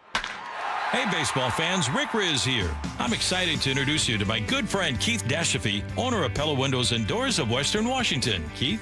Thanks, Rick. Improve your play with 25% off windows and doors or 12 months, no interest and no payments. We're also giving back to the community with 2 $5,000 scholarships for our local youth sports teams. Upgrade your home today at PellaPNW.com. That's fantastic, Keith. Don't wait. Schedule your free appointment today at PellaPNW.com. The home of the Mariners. It is gone! Cal Raleigh, 2-run home run! Hear every pitch on 710 and the Seattle Sports app. Do Crohn's disease or ulcerative colitis symptoms keep coming back? Tremfya, guselkumab, may help, with rapid remission achieved at 12 weeks and lasting clinical remission at 1 year. Some even saw visible improvement of their intestinal lining at 12 weeks and 1 year. Tremfya is a prescription medicine used to treat adults with moderately to severely active Crohn's disease and adults with moderately to severely active ulcerative colitis. Serious allergic reactions and increased risk of infections and liver problems may occur. Before treatment, your doctor should check you for infections and tuberculosis. Tell your doctor if you have an infection, flu-like symptoms, or if you need a vaccine. Healing is possible with Tremfya. Approximately 3 out of 10 patients were in endoscopic remission at 1 year, based on areas visualized on colonoscopy, which may not represent the deeper bowel layer or entire GI tract. Individual results may vary. Ask your doctor about Tremfya today. Call 1-800-526-7736 to learn more or visit tremfyaradio.com. Spring is a season homeowners start improving their homes. Hi, Justin Shirley, CEO of State Roofing and Exteriors. If your home needs roofing, siding, new windows, gutters, or decking, our team can take care of it all. For a limited time, save up to $3,000 on a new roof, siding, deck, or windows project. Planning multiple upgrades? Combine your projects and save even more. Or with 0 down, 0 payments, and 0 interest up to 24 months. You can start your project now and pay later. Call 866-ROOF-ROOF or visit stateroofing.com. Looking for a new Mazda? Check out Mazda of Everett. As the West Coast's largest Mazda dealer, they have over 700 new Mazdas in stock and are known for always offering the Mazda of Everett price. Awarded Mazda's President's Award 13 years in a row and ranked among the top 20 Mazda dealers in the USA for customer service. Locally owned and trusted by thousands. Shop at 11409 Highway 99 in Everett or MazdaofEverett.com. Dealer awards and rankings based on Mazda USA reporting and data. From the Quantum Fiber Studio. This is Bump and Stacy. Weekdays 10 to 2. On Seattle Sports and 97.3 FM HD2. I have something important to say. Is it not pronounced Des Moines with the S? I've done that my entire life. But it's French, right? No, I know. And I know that there's also Des Moines. My entire life, I have thought it's Des Moines, the other one. And then the one we have is Des Moines. And I've said Des Moines my whole... I'm just now learning that you, another local person, has Born and always... raised, yeah. See, it's one thing when people not from here go Des Grew Moines. up in a neighboring city. Yeah, and then I laugh dismissively and I go, it's Des Moines. We say it differently. But you're from here, and I'm from here, and we say it differently, and now I'm confused. I mean, to this debate, there is an article on mynorthwest.com from 2022 to pronounce the S or not to pronounce the S. Does anyone know how to properly pronounce Des Moines or Des Moines, Washington? It's Des Moines. I say Des Moines. I say Des Moines. All right. Well, it's just, we were talking about it right before coming back on air. And even though we have, thank you, you are correct. You pronounce the S as the 206. Text. My favorite thing is the 253 going, it's pronounced, but then they spell it the way it's spelled. So it really could go either way. It's Des Moines. 253 S is pronounced here, not in Iowa. Well, I feel validated. I'm pronouncing it how the French speakers would pronounce it. Important information. I have found a French person on YouTube. Des Moines. Well, that doesn't tell me anything because I know that the French pronunciation is Des Moines. I took and failed French. I think I've got this covered. Yeah, Okay. emphasis on failed. Okay. Listen to how French this man sounds in just this one word. Des Moines. I'm sorry, I trust So him more than French. you, Stace. I just do. So French. Okay. This isn't what I wanted to talk about here. We are going pretty Mariners heavy, though the final hour is going to have some good NFL talk. We're talking World Cup, and so this is probably the last like real conversation today that we'll end up having. But I really like this conversation. We were joined by MLB.com's Daniel Kramer. And Curtis, you asked him a great question. It's one top of mind for us all. And it's, hey, look, we are quickly approaching the All-Star break. This whole piggyback thing, going from the 6-man to the piggyback to the 6-man. What's up with the piggyback? What's up with the piggyback? But also, like, don't they kind of have to make a decision at some point? And Daniel Kramer, and I don't have the audio because it was a little shoddy during this part of the conversation. Or do we, Matt? Were we able to get that? Okay. Yes. I spent an entire segment finding it. We had a discussion about it. Oh, it's in. Just kidding. Curtis has it. It's in News Boss. My bad. I was looking at the wrong thing. There we go. Okay. Thank you. There's just like a lot of different factors in play. I candidly don't know which direction they're going to go at this point because, like, I also think they don't necessarily know at this point. When they went back to the piggyback, they had 12 different options that they pared down to 2 to present the player. So, like, that kind of speaks to the fact that they're trying to be creative. They're trying to do the best they can with creating a best case scenario for a solution that maybe isn't perfect, but is with what they're dealing with at this point. So we'll see.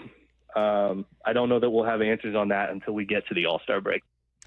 What I liked about Daniel's answer, and you can go and listen to the full answer. It kicks off hour 3 of the Bump and Stacy podcast.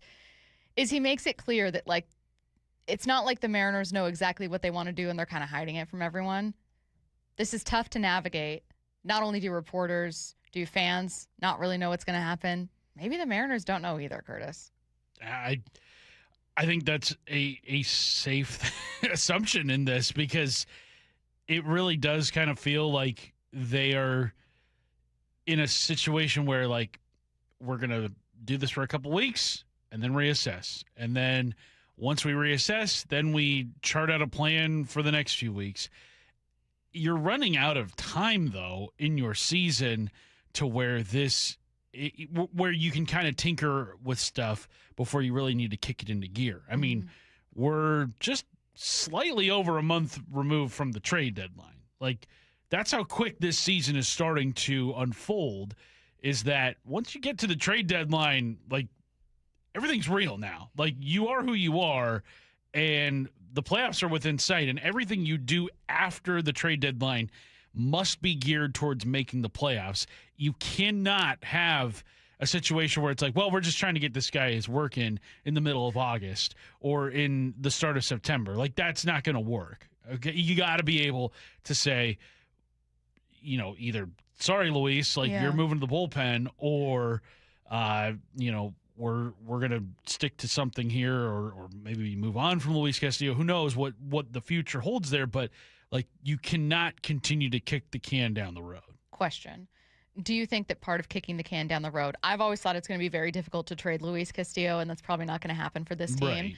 Do you think part of it might be in an effort to keep Luis as a viable trade candidate? Because even though his contract doesn't justify for another team what he's bringing them, if he were to be put into the bullpen, he does automatically lose a little bit of value and start losing those reps, and it's a little tricky to undo that move. You don't pay any bullpen arm $25 million. Exactly. Whereas if you keep him out there, well, I mean, there's a world where in 1 or 2 of these piggybacks he has a good outing, and suddenly there's going to be a team desperate enough because one of their starters gets hurt to try to make that deal. Again, I don't think that they're going to successfully trade Castillo, but I do wonder. One of my conspiracy brained ideas is like, I wonder if there is like a trade value edge to it. I don't know. I don't know. Because I think Justin Hollander also really likes keeping all his starters. I think so too. And you then look at just every starter available for this Mariners team. You've got 6 right now. And then there's the potential of Ryan Sloan or Kate Anderson, one of those 2 guys.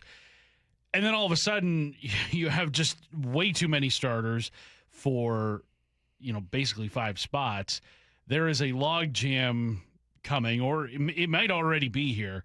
So you're going to have to do something. You can't start all of them. It's just not going to work that way.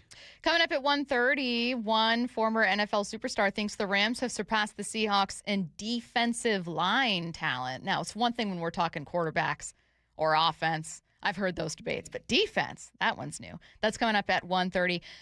What I need to know coming up at 1:45. Get your questions in, 866-979-3776. Coming up next, who might the U.S. men's national team play in the knockout stage? Have you downloaded the Seattle Sports app? We're going to have a challenge right here. What are you waiting for? Listen to this. Every pitch. Here comes the 3-2. Every game. Swung on and missed. Got him. One app for free. How about that, folks? The Seattle Sports app. Every game. Julio racing back. Right in the palm of your hands. Makes a leap and makes the catch. Plus the latest Mariners news, insider access, video, and podcasts. They got it. Wow. The Seattle Sports app.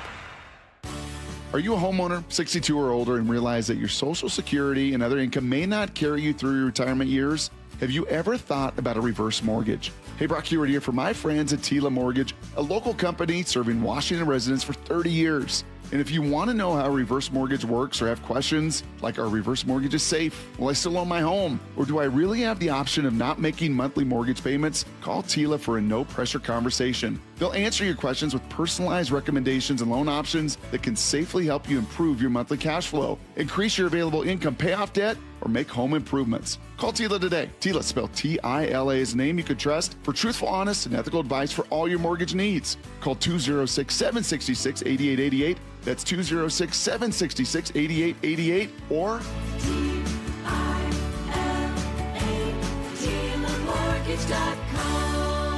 Insurance and property taxes are borrower's responsibility. Tila Mortgage LLC is a mortgage broker. NMLS 2472046. Pests and poor installation have something in common. One call to Eastside Exterminators takes care of both. For more than 50 years, families across Western Washington have trusted Eastside Exterminators to eliminate pests for good and protect homes from crawl space to attic. With dedicated installation services and the state's only smart pest detection technology. From Everett to Federal Way, one call handles it all. 425-482-2271 or visit eastsideexterminators.com. Eastside Exterminators, family first pest control. Summer is here and it's time to break through your weight loss frustrations. Hey, it's Dr. Coogan with Eastside Weight Loss, and we have a proven system that can help you lose 20 to 30 pounds or more in just 8 weeks. Whether you need a nutrition plan to complement your GLP injections, or you're like many of our clients who don't want to worry about ongoing monthly costs, giving yourself shots, or uncomfortable side effects. Either way, our program provides the support, accountability, and structured nutrition plan so you can achieve your results for the long term. Schedule your free phone consult at eastsideweightlossclinic.com. Look, this plan does work. It's Mike Salk here, and I used Eastside Weight Loss Clinic to lose 35 pounds. Just recently, I heard about one of our listeners who lost 40 pounds. How about that? The plan will teach you lifelong habits to continue eating the food you love while losing weight. We've helped over 4,000 people lose 20 to 30 pounds or more in just 8 weeks. Come to our clinic in Kirkland or do the program remotely from anywhere you live. Schedule your free phone consultation online at eastsideweightlossclinic.com. Dr. Ryan Coogan, D.C. Results may vary. How you do one thing is how you do everything. And for 104 years, Wayscar Ford has treated their customers a very special way. The Wayscarf way. Stacy here, and I've personally felt that. I've driven my new Ford Bronco Sport from Wayscar Ford for over a year now. First of all, I loved getting it. It was exciting, stress-free, loved driving it. But each time I brought it in because of a minor bump or service, their team has been friendly and polite. They explained each vehicle they sell includes a complimentary lifetime powertrain warranty. It covers your engine, transmission, rear end, and also seal and gaskets for any of those components. If it's four-wheel drive or all-wheel drive like my Bronco, the warranty covers the transfer case as well. I always leave Wayscar Ford with a smile on my face. And you should too, with rates as low as 3.99 on approved credit, no payments until football season to help you save even more. It's better than the employee discount. It's the family discount, and it's only at Wayscar Ford in Auburn. WayscarFord.com. That's WayscarFord.com. I got to ride in the brand new all-electric Arc Sport, and it was a luxury EV on the water. Stacy here. You hop aboard immediately and feel like you're someone important. Luxury finishes, clean, tech throughout. Driving it is smooth, and it has that impressive kick you expect from an EV. Charging it is really easy, and not paying for gas is a huge plus. Book a free demo and see it for yourself in Lake Union, Lake Washington, and Lake Sammamish. Schedule your demo at arcboats.com/demo. If you can't make it to them in Kirkland, they'll come pick you up. arcboats.com/demo.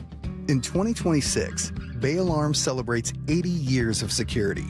For the Puget Sound, that means local service including burglar and fire alarm systems, 24/7 in-house monitoring, and custom security designed to work with business operations.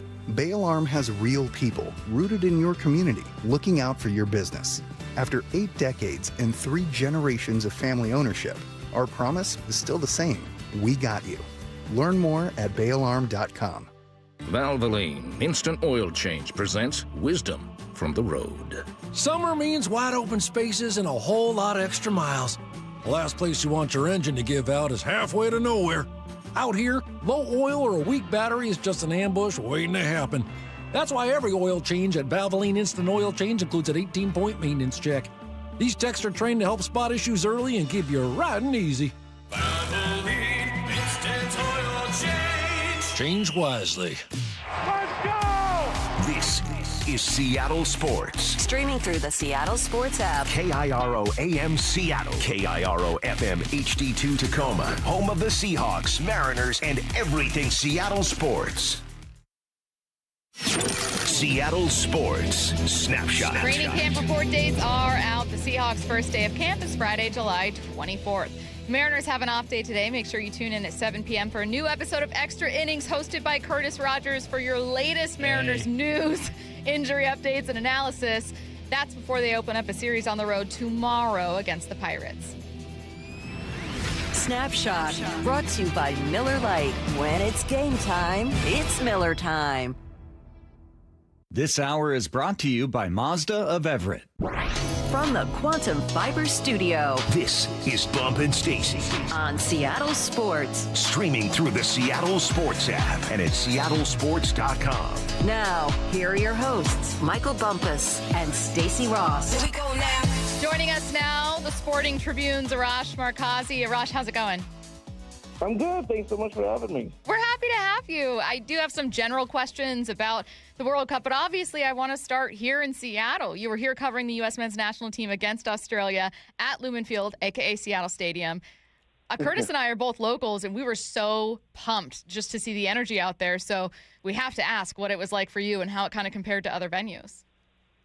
It was incredible. I mean, Seattle is such a unique sports town in terms of, like, your facilities being kind of shoehorned into a community. You know, there's a lot of places, for example, like with SoFi, like that's just not there. You know, there's there's a lot of parking lots around it. So, I mean, I just love the energy. I didn't know what to expect for a 12 noon game on a Friday, but like 9 a.m., that place was packed even like long before then. As soon as I woke up and I turned on the TV, I just love that. And I love that they not only got a big Team USA game, but hopefully if this run continues, it could have one more. Arash, what do you think that moment on Friday, just kind of the whole match itself? Obviously, there were a couple moments in the match where it was pretty special. I think of like the whole crowd singing Country Roads at the end of it. But like, what do you think that this run here, the Team USA has been on, what do you think it's done for at least the popularity of the game over these last couple of weeks here in the States? It's been massive. You know, I think just having the World Cup here, there was a lot of the bad press coming into it with the ticket prices and things of that nature. But you've really seen every stadium, every city has really embraced this. Again, you have fans from all over the world coming to our towns and really getting to know what a great sports country we are. But then, with Team USA having their run, so on one hand, just having the World Cup in your country is a big deal, but you want, the home country to do well. And that's something, sometimes that doesn't happen. But I was at that Paraguay game in Los Angeles, and for them to win the game like that, and you're just hoping that they can kind of follow that up with another big win. But just knowing also the history that they've not had back-to-back wins in the World Cup since 1930. So for them to follow that up with the atmosphere in Seattle, and again, like most people know how great a soccer town Seattle is, it's just amazing. So what that'll do for the sport, again, so much has been made of what 1994 did for, for them having a professional sports league, a professional soccer league. But this is huge. Again, we're going to be talking about the 2026 World Cup for a very long time. We have a lot of people that kind of, you follow the teams or even soccer just when it's the World Cup, especially if the team's competing. And I don't begrudge that at all. I think that's fantastic. But that does mean that sometimes you'll get questions where people might need a little bit more context. And so I'll throw a really popular question we see your way, which is, okay, were Paraguay and Australia bad, or was this performance, these past two performances from the U.S. men's team, that much better than we all expected? I think the Paraguay game was one where I think most people thought that was going to be a very close game or a very closely contested contest. So I think for them to play that, I think most folks who follow soccer, who've been following Team USA, will be like, okay, it's like that's the minute that I realize, okay, they are, perhaps contenders. With Australia, like, it wasn't their best performance. Obviously, first goal was a own goal, but they did what they had to do. Clean sheet, you win 2-0. Turkey will be a unique matchup because both really don't have anything to play for. USA's already clinched the group, and Turkey is eliminated. So I don't really know what we're going to get a sense there. But to your point, like, they've beaten two countries that they should have beaten, right? And so where it gets a little bit like let's see who they really are, is the round of 32. And then certainly if we are lucky enough to see them in the round of 16 back in Seattle, then it's like, okay, that's the moment we'll know if this is a true contending team. Arash, just looking at your feed, it looks like you've been able to catch numerous games here in the World Cup. Where does Friday's atmosphere kind of rank among the best that you've been a part of here in the early goings of the World Cup? So what makes Seattle so unique, like I'm on my way to Santa Clara now. So, just judging the three teams on the West, is that the ability to kind of flow from the local bar, the local restaurant, and then right into the stadium. You don't have that in Santa Clara. You don't have that in Inglewood with SoFi. So I just think the fan base is great, and I'm not just saying that to talk to you guys. But you can keep saying it. But you knew Seattle would bring it, and in a weird way, they even exceeded the expectations. But I'll be honest with you guys. Again, I'm going to be back up there Friday. Iran, Egypt, a big game. I think the atmosphere is going to be great there, and I think what you're going to see Friday is the diversity of Seattle and just how it's a great melting pot. So again, you knew the game Friday with Team USA and Australia would be good, but I think what you'll see this upcoming Friday, different matchup, two different countries.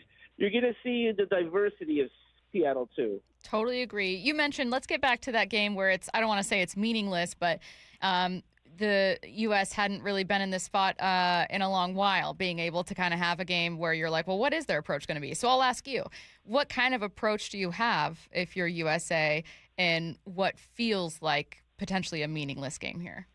Yeah, I mean, just going to be really cautious. I really expect it to be a celebratory feeling pre-game, even at the beginning where you're kind of celebrating winning the group. But then, once the game starts, I don't expect anyone with a yellow card to play. Christian Pulisic, I don't expect him to play.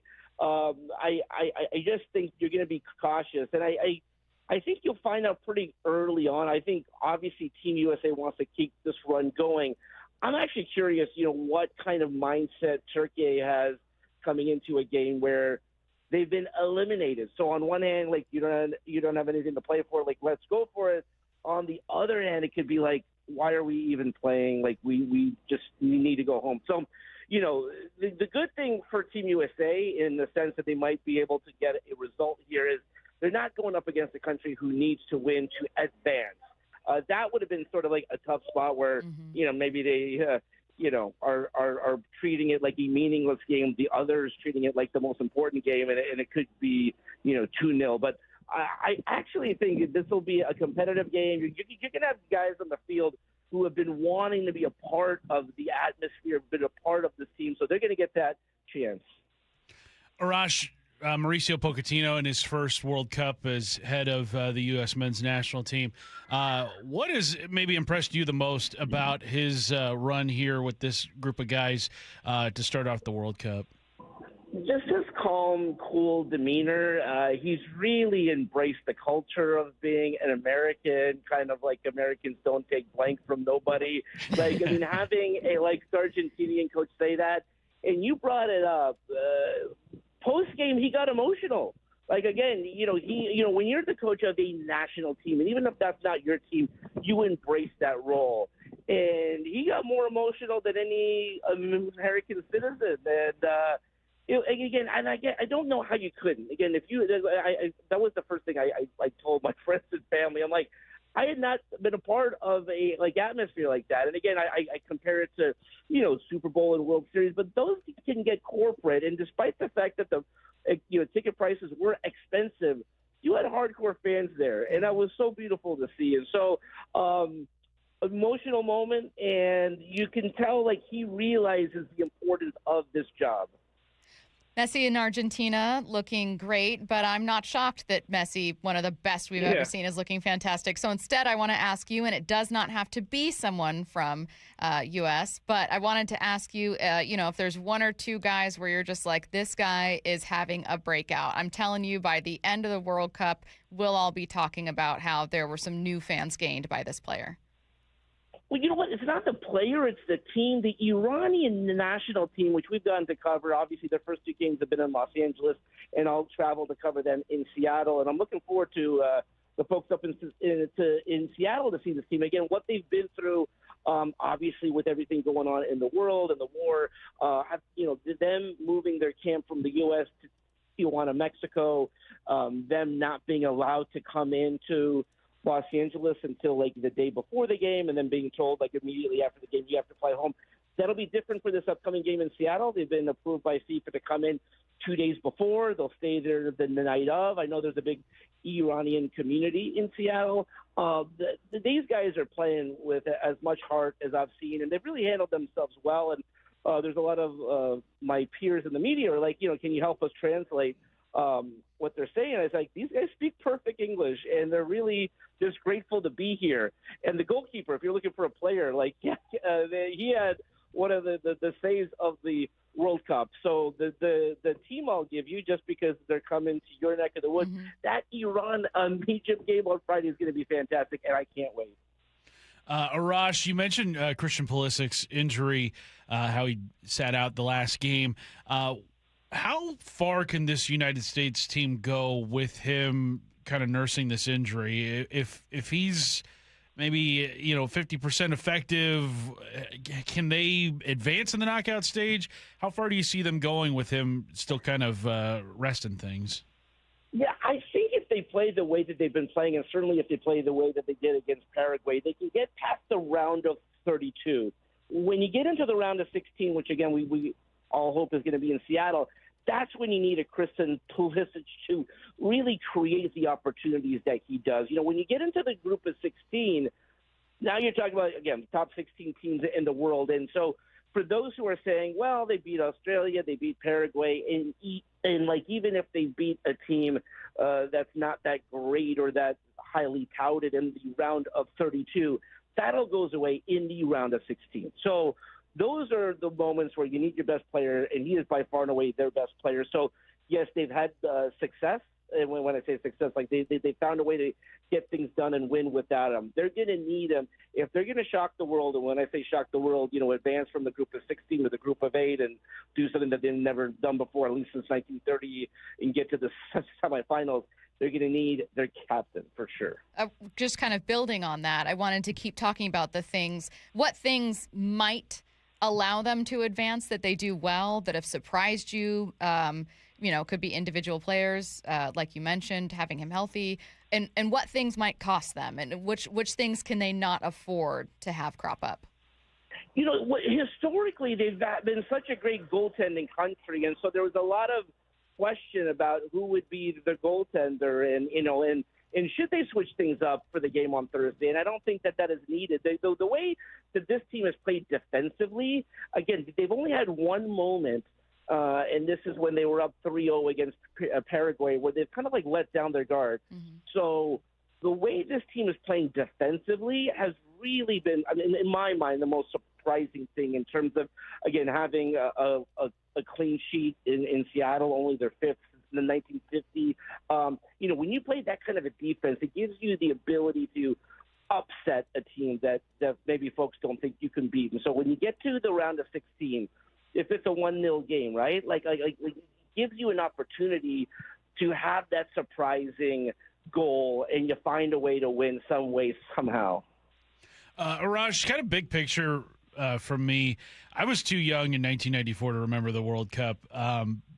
What do you remember about it here in the States compared to kind of where it is right now? It kind of feels like this iteration in 2026, people are taking a lot more seriously, because I feel like 1994 was much more of a novelty. But how do you see the differences between the two in the 32 years that have spanned the difference between the two? Yeah, so I was a kid in the Rose Bowl, and I was actually at that famous USA-Colombia game where USA won 2-1. And what I remember is, like, I wasn't familiar with the players, and it's like, why? Of course I wasn't familiar with the players, because at that point in time there was no men's professional league. And so, like, the biggest thing that has come from that is we do have Major League Soccer now. And so a lot of these players that we're seeing have these amazing tournaments are either on a club in Major League Soccer, or listen, maybe they will be signed by 18 at some point. So it's the familiarity I think we have with the sport. Again, as popular as soccer may have or may not have been in Seattle back in '94, we know what the success that these Sounders have had. And again, I think that franchise in particular was a big turning point for the league, where you're like, okay, this is a team that can sell out a pro football stadium. It's just the familiarity with the sport and the players. And again, it is so much easier now, even if you're a fan of a team in Europe. Back in the day, like 1994, you got to wake up, 3 o'clock in the morning, find a local pub or get it on pay-per-view. Now with streaming and Peacock and all these new devices, it is not hard to follow your favorite player, your favorite team. So again, how knowledgeable fans are in this country of soccer, that is one of the big changes, I think. Follow his work in the Sporting Tribune. It's Arash Markazi. Thanks, Arash. Thanks, Arash. Thanks so much for having me. Thank you. Have a good one. Let's get to 4 Down territory. This is 4 Down territory, going inside the game with former Seahawks and Coug wide receiver Michael Bumpus. First down to you, Stacy, is Brandon Ayuk a San Francisco 49er come September? Now, I don't exactly know how they trade him or if they're going to get a return they like, but I don't think so. I don't know how, when you're in a division where there are 2 other teams, and some 49ers fans would say I'm being unfair, but when there are 2 other teams kind of ahead of you right now in terms of odds makers in Vegas, looking at who's likely to win the division. And when you are working your way back with still a talented but an aging team, and when your head coach is desperate to have it pay off, all those NFC Championship game visits, Super Bowl visits where you didn't come away with a win, with a ring, with a trophy. I don't know how you can have someone who's toxic, who doesn't want to be there, who's unhappy there. I am not saying that everything is great all the time. The best years of the Seahawks still had guys that did not get along. You can certainly be a championship team with people that are unhappy or with people that aren't best friends. But Brandon Ayuk's publicly posting videos about how he wants to be somewhere else. He said your front office was stupid and mad at themselves for giving him an extension, doing weird cell phones kind of. He deleted the videos, and I thought that it would be in the rear view for him and for the team. But then he's back with another one saying that he, go Commanders. It's just, this guy wants out. And I don't think that you can, when you're working your way up, have bad vibes around a team. You also got Mike Evans. I think he's going to end up being a big deal for him. Second down. What is an underrated part of Mike Macdonald's coaching? I think getting 100% buy-in is incredibly difficult. And I mentioned this the first time around, so I'm sorry if you were tuning in. It's going to be a repeat, but I love this story. I was in, of all places, the bathroom of a press box at Lumen, and I was talking with a reporter who was covering another NFC team, and at the time there was a new head coach who was definitely not getting buy-in, and it was for a lot of reasons.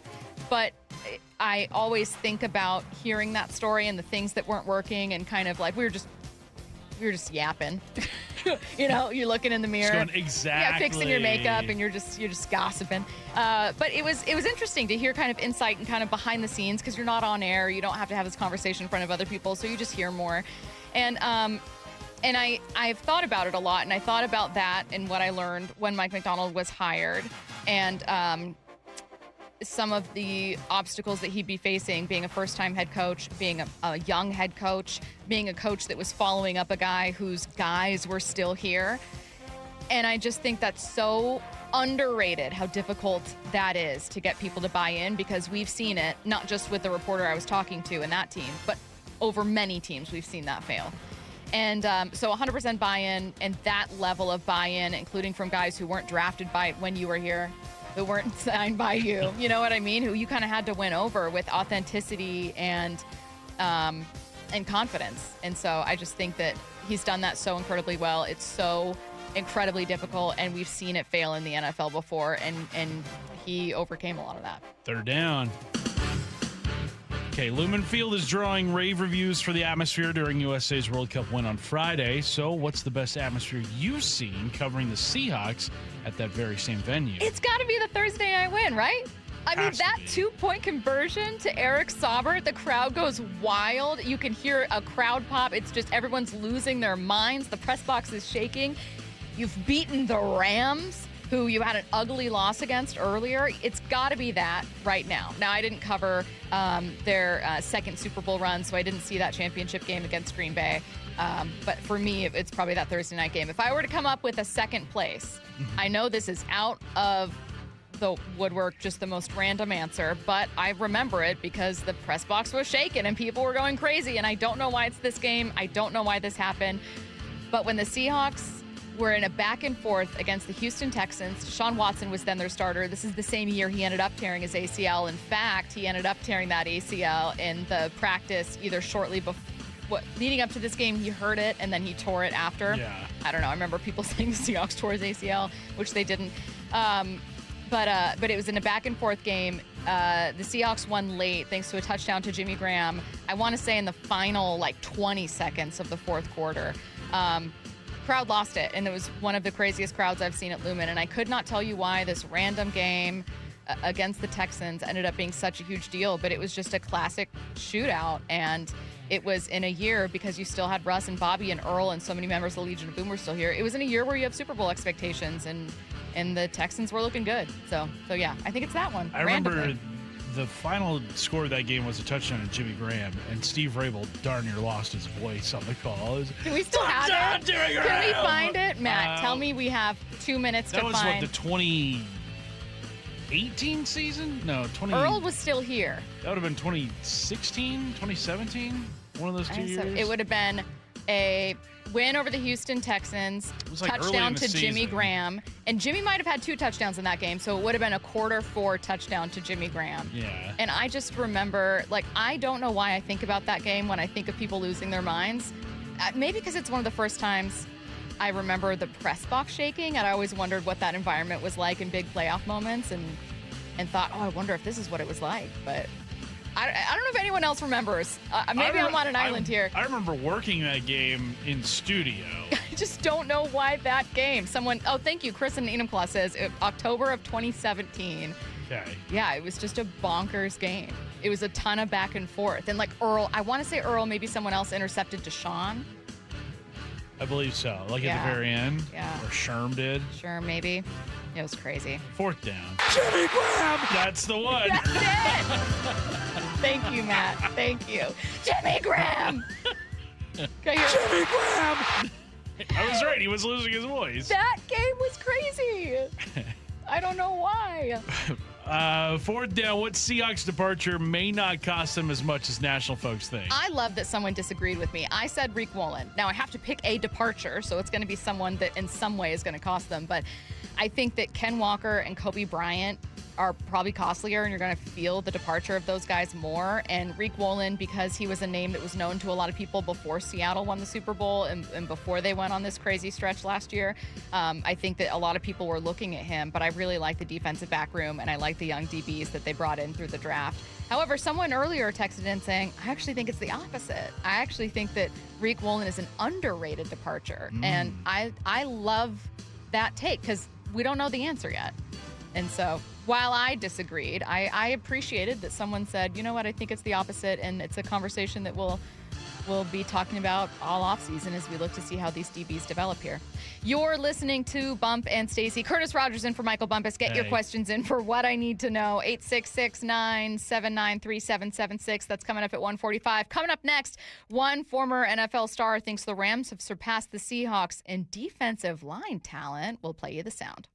Think you know the Mariners? Not if you aren't subscribed to the Daily Mariners newsletter from Seattle Sports. That's what they've been waiting for. The latest Mariners news and injury updates, exclusives from Mariners insider Shannon Dreyer. You look at the pieces and how it works. Plus the best takes and breakdowns from your favorite Seattle sports hosts and contributors. The Mariners seem to be trying to build something that I think is a little bit more sustainable. The Daily Mariners newsletter. Monster solo home run. Subscribe at seattlesports.com/newsletter. Well, this week's First Mark Challenge victory is a little different. We actually reach out to the small business world, to Joel Taylor and Sean O'Donnell from Sean O'Donnell's Restaurants. Sean, when Joel brought this to you, the idea of why don't we take this First Mark Challenge victory, what was your thought? My goal was to save some money and to simplify our operations. We've got 6 locations now, and along with that comes complications. And when things get complicated, things that are important get forgotten. First Mark was able to simplify that and also save us money. Not only have they saved us money, they helped us identify some blind spots in our policies. Their service team has been phenomenal, unparalleled in my experience, given us a lot more solutions with better coverage, and just made too much sense. First Mark's just made it easy for us. So if you're a business owner and your insurance is in need of simplifying and streamlining and eliminate the stress, do what Sean O'Donnell's Restaurants did. Reach out to First Mark Insurance. Just go to firstmarkinsurance.com. First Mark Insurance, your teammate in the business world too,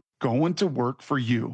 Need a lift? In your business, equipment downtime is not an option. With parts in stock and factory-trained mobile technicians, Levitt Machinery is here to get your business back up and running. From forklifts to telehandlers, aerial lifts to track loaders. Trust Levitt Machinery to lift you back up and get your equipment back to work. Because at Levitt Machinery, if it's forked, we fix it. LevittMachinery.com. Give us a call today. Stack it, reach it, lift it, Levitt. Pests and poor insulation have something in common. One call to Eastside Exterminators takes care of both. For more than 50 years, families across Western Washington have trusted Eastside Exterminators to eliminate pests for good and protect homes from crawl space to attic. With dedicated installation services and the state's only smart pest detection technology. From Everett to Federal Way, one call handles it all. 425-482-2271 or visit eastsideexterminators.com. Eastside Exterminators, family first pest control. How would you like to invest in the Seattle real estate market, one of the hottest and most stable regions in the country, and achieve a great rate of return on your investment without the effort of sourcing a deal, the expense and time of building permits, or all the hassles that come with being a landlord? Hi, I'm Scott Rurecka, CEO of Legacy Group Capital in Bellevue. Legacy Group Capital develops local real estate, lends money, and shares the profits with our investors. Diversify with Legacy Group Capital. Invest into our Northwest Fund, which is currently delivering 9% on a fixed rate term. It's our flagship fund for 19 years with 0 investor losses. And yes, we do accept IRAs. Find out why 1,300 local investors have invested over $350 million.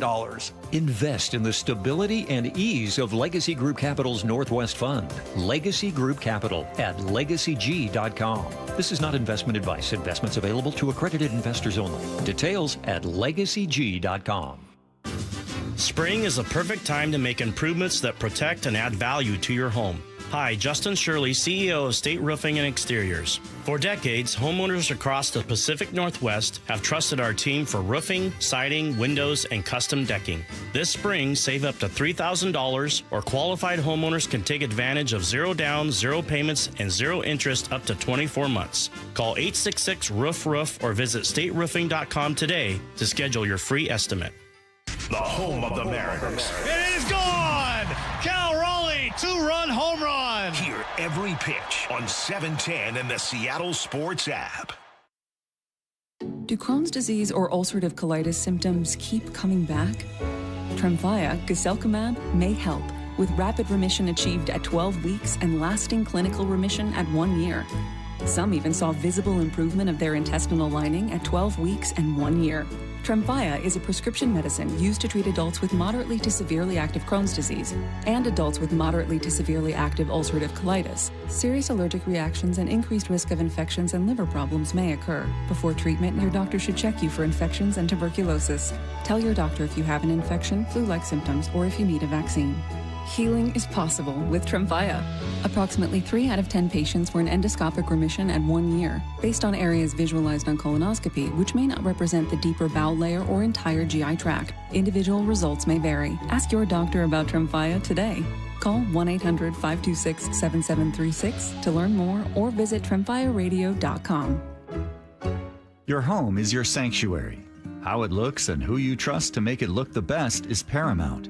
All Covered Painting works with Seattle homeowners who care about details. Experienced in-house professionals who handle every local project with all the care your home deserves. They listen to your vision and help bring it to life. Book All Covered Painting for your summer project and ask about a complimentary color consultation with an interior designer.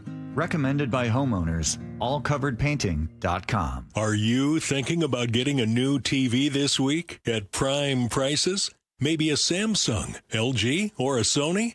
Before you click, you should check out Video Only, because they've got below prime deals.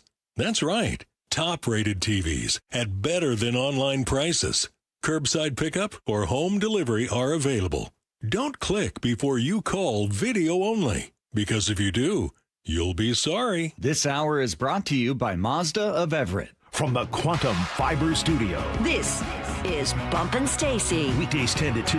On Seattle Sports and 97.3 FM HD2. Do you know a woman who gives her all to the sports community, encourages diversity, and empowers those around her? Well, Seattle Sports is partnering with the Seattle chapter of WISE. That stands for Women in Sports and Events. And together we want to recognize a woman in our community, and we need your help finding her. Nominations for the 4th Annual Women of Inspiration Award are open now until July 10th. The winner will receive a donation to the cause of their choice. Nominate an inspiring woman at woiseattle.org before the deadline. Again, July 10th. Get your questions in for What I Need to Know, 866-979-3776. It's coming your way in 15. Right now, Curtis, hey. I have a take that's going to make Seahawks fans mad. Here we go. Are you giving credit to the Rams by any chance? Oh, you know I am. No! Chris Long, former NFL defensive end, great podcast host, has a take you guys aren't going to love. He thinks the Rams have surpassed the Seahawks in defensive line talent. Of who they just added. Like the force multiplier factor of having a guy on your team that just like they have to plan for this guy like as if he were Calvin Johnson. The way they used to plan for Calvin Johnson as a receiver. Remember when they had like multiple mother lined up over there and there weren't as many people over here? It's the same thing with Myles Garrett. You change the entire deal for your defense. And then you obviously have Young, who's got elite production. You've got guys inside, Turner, Fisk. You got Poona Ford. Like, that's kind of a big three inside. So I'll give the Rams one. So where do the Seahawks land? He does have them at number 2. This is more from his appearance on the Greenlight Pod. But I'll put the Hawks and the Birds next. I think the Hawks with Reed, Murphy, Leonard Williams in the middle, like really elite interior defensive line play. And then a lot of good players outside, like D-Law's an all-round great player. Always has been. Probably not like a top 5 or top 10 edge rusher. He's not. And neither are like Hall or Nwosu or Fowler's on the team as well. But it's a really nice, deep group.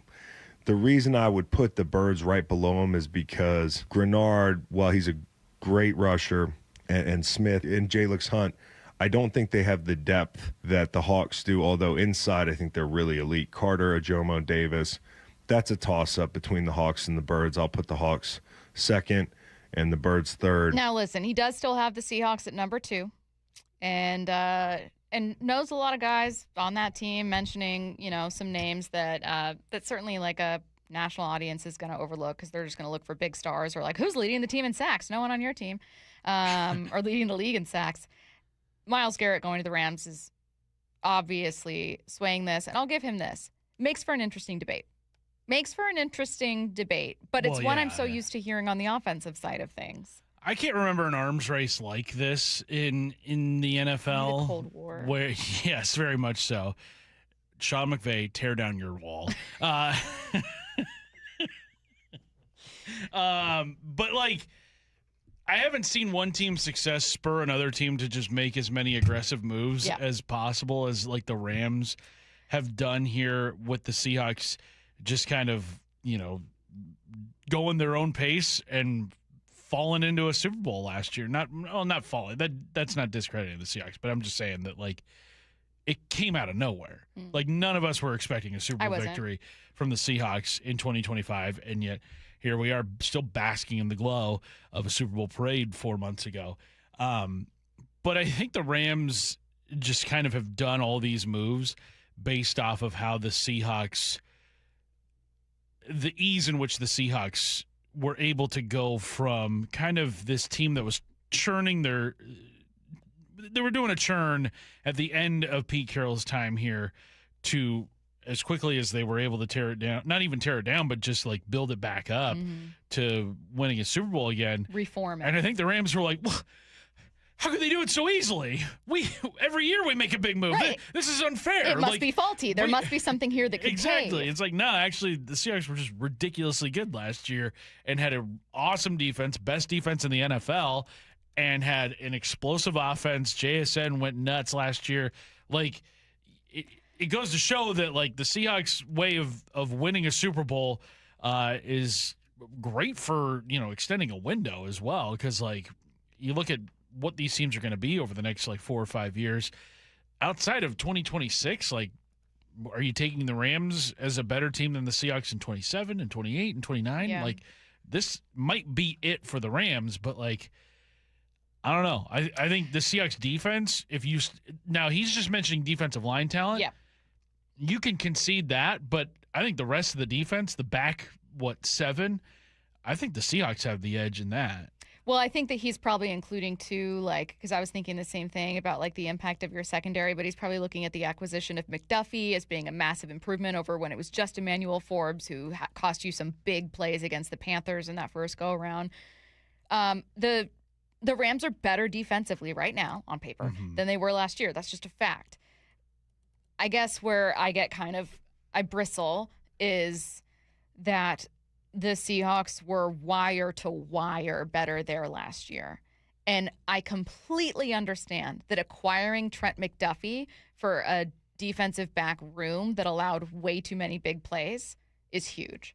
That acquiring Myles Garrett, even if it means giving up Jared Verse, as the reigning defensive player of the year is massive and a nightmare for everyone else. And I get why, completely understand why. It's being debated.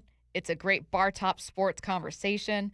I think that there are Rams fans who could be like, bro, the Rams on paper are like the best team. And I go, you know what? I get why you're saying that. I do.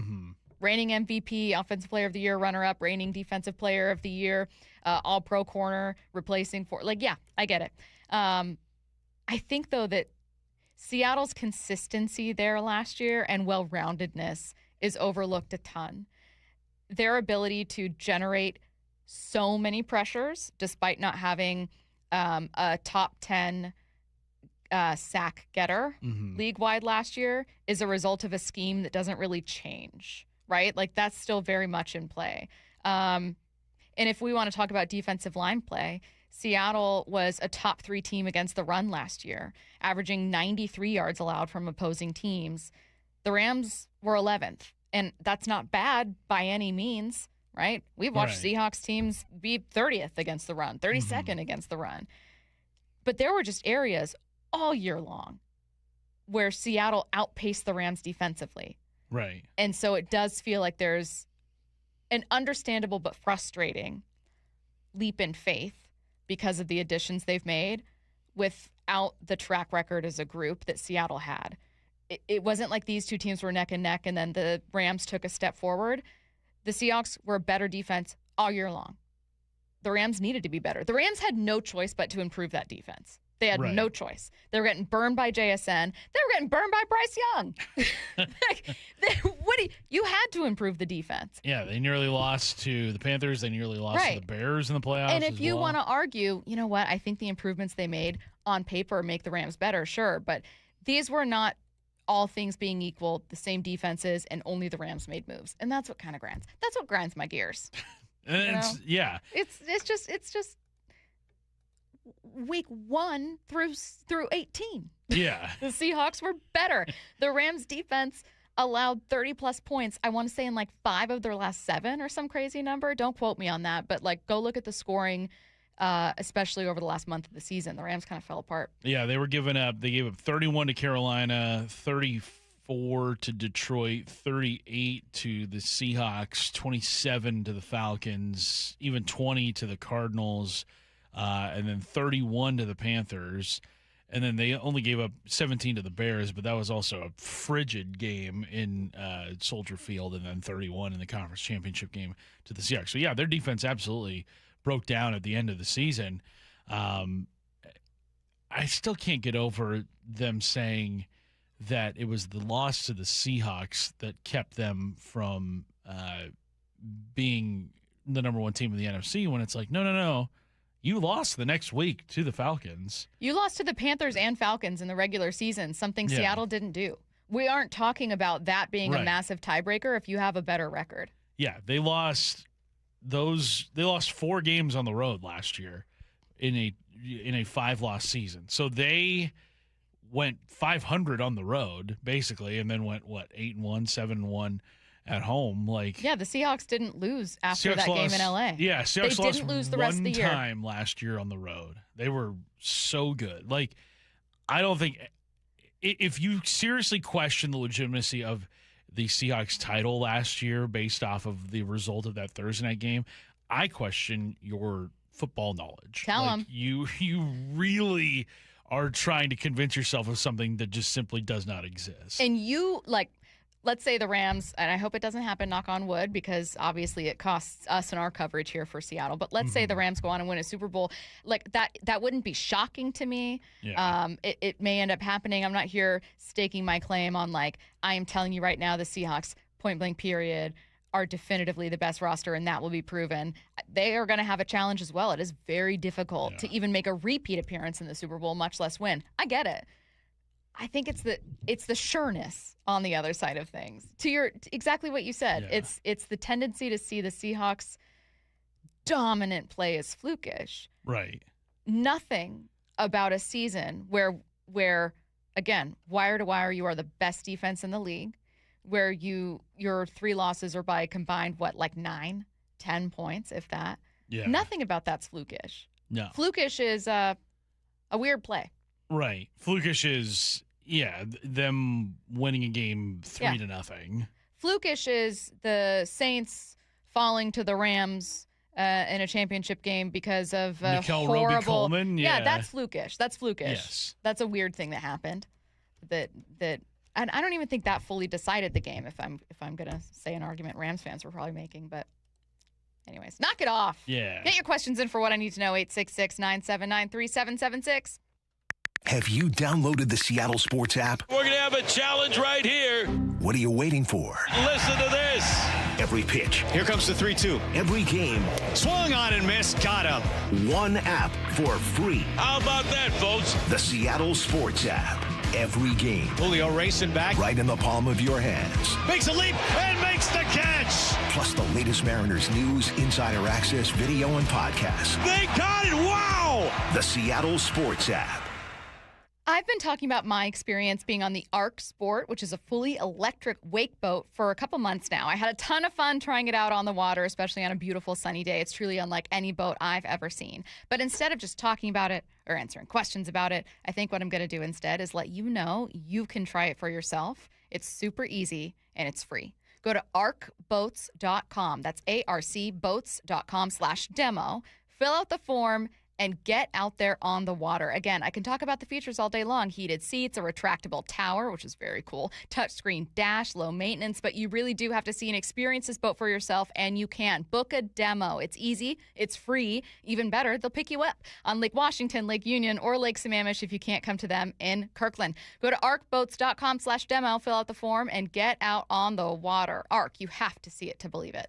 Well, this week's First Mark Challenge victory goes to Andre. Andre, why did you call First Mark Insurance? My wife and I were going to get married, and we wanted to combine our insurance for both home and auto. Were they able to save you any money? The money they quoted us was actually the same as what we were paying separately. However, the coverage that we received was immensely greater than what we were previously receiving. It's quite scary how unprotected we were with our previous coverage. Under First Mark, I'd probably say we doubled the coverage that we had. It was a huge deal. What would you tell others they can expect when they make that call to First Mark? Take the 15-minute phone call. It's totally free. It's not going to cost me a thing. And the very least that could happen is just gain a better understanding. The best that could happen is you could either save money or get much better coverage, which is exactly what happened. Andre did it. My family did it. You got to do it, and it's totally free. Take the First Mark Challenge today. See how much they can save you and how much better your coverage will get. Maybe you will be our next First Mark Challenge victory. Just go to firstmarkinsurance.com. Hey, it's Mike Salk here. And summer in Western Washington, you know, it means trips to the beach, summer barbecues, little golf, that vacation maybe you've been looking forward to.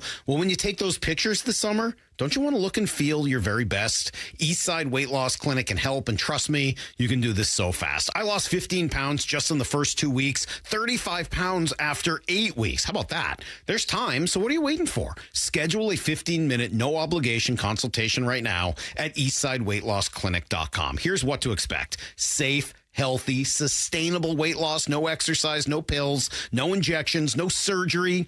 You're eating all real food that you buy at the grocery store. You will lose weight, and you will look and feel your very best. That feeling, it's just on the other end of your 15-minute consult. What's the secret? You'll find out in only 15 minutes with Eastside Weight Loss Clinic. Schedule your quick intro today at eastsideweightlossclinic.com. That's eastsideweightlossclinic.com. Dr. Ryan Coogan, D.C. Results may vary. Hey, baseball fans, Rick Riz here. I'm excited to introduce you to my good friend Keith Dashafee, owner of Pella Windows and Doors of Western Washington. Keith?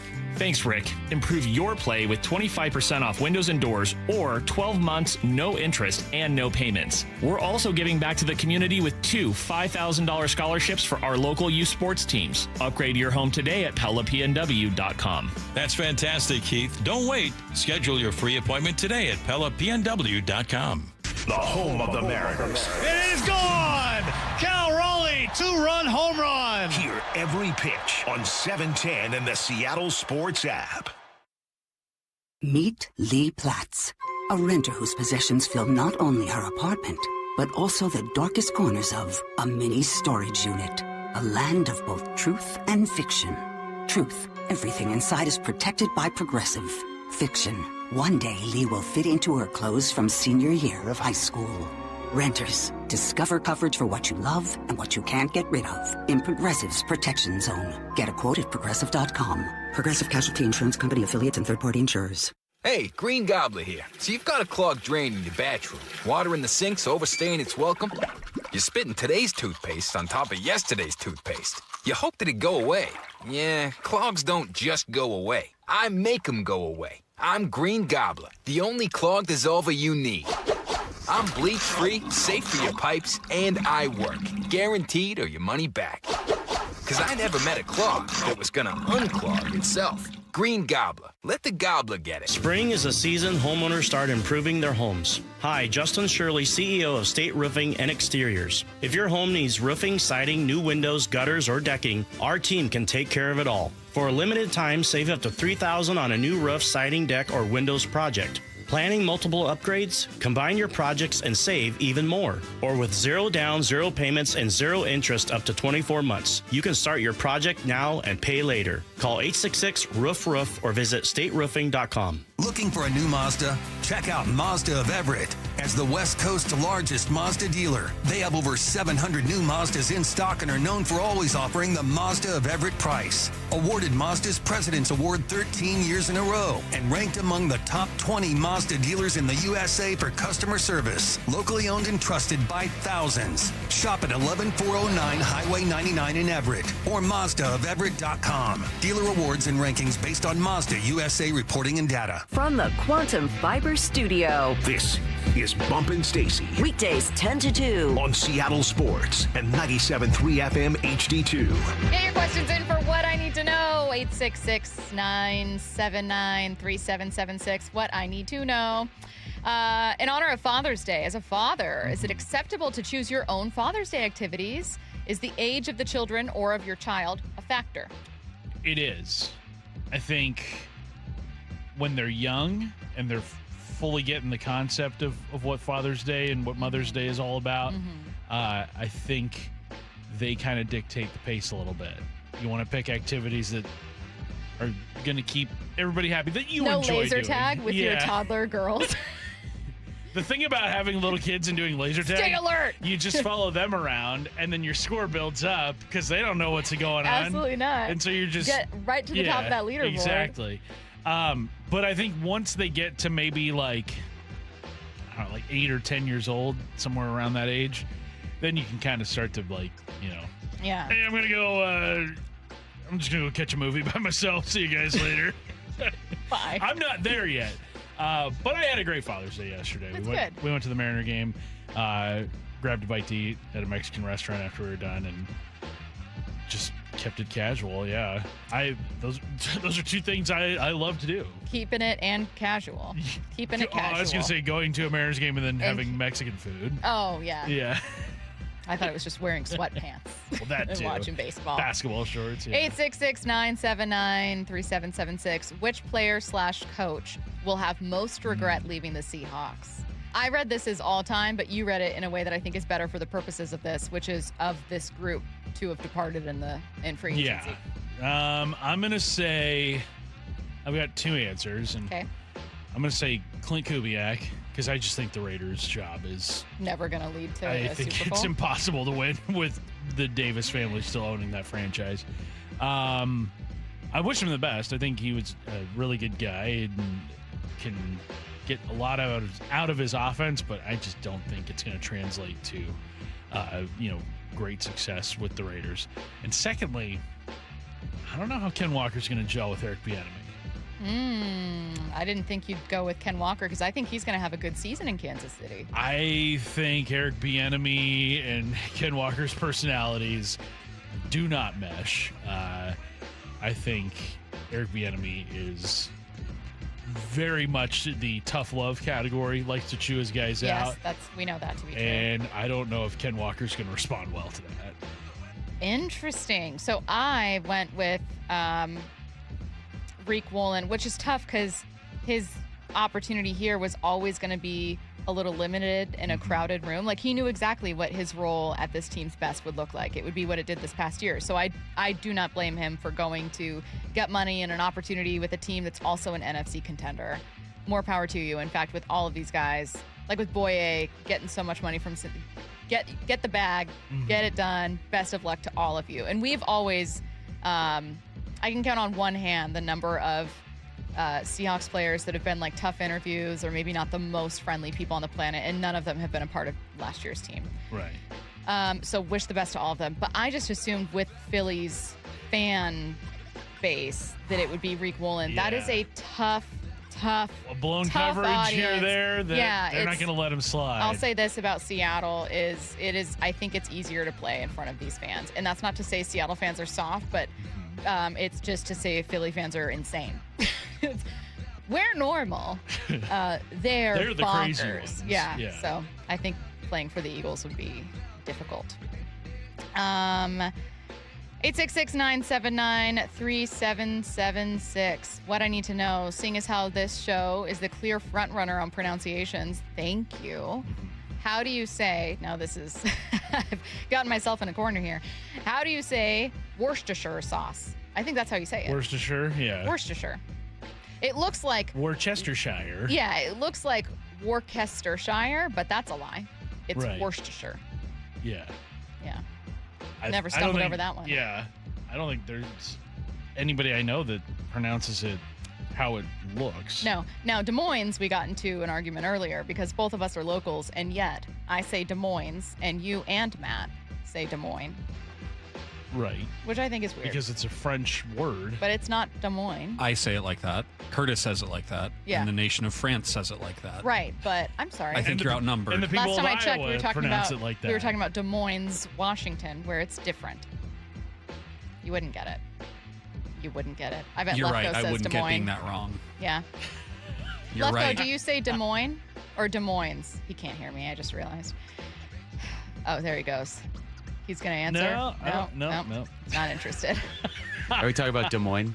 It's Des Moines. Oh, Des Moines, like in Iowa? Des Moines. Yeah, but it's in Washington State. Oh. It's Des Moines, and these two are being ignorant of that fact. Oh. Now you know. Someone, But he 206 said Des says Moines. exactly what. This ain't Iowa. That's going to be my new response. What I need to know.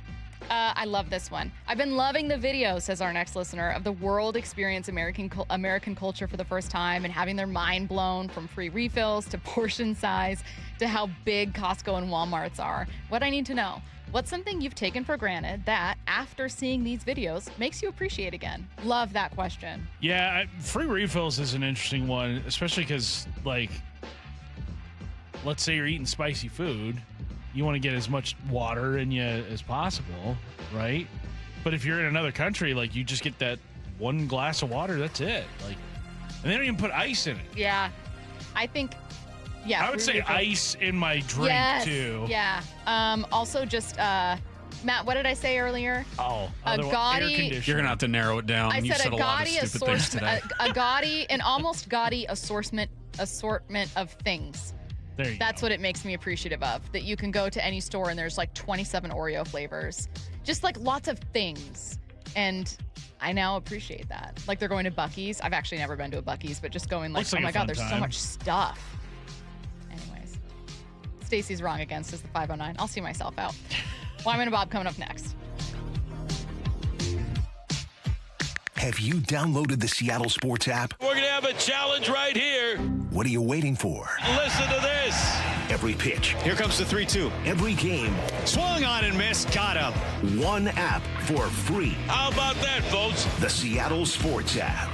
Every game. Julio racing back. Right in the palm of your hands. Makes a leap and makes the catch. Plus the latest Mariners news, insider access, video, and podcasts. They got it. Wow. The Seattle Sports app.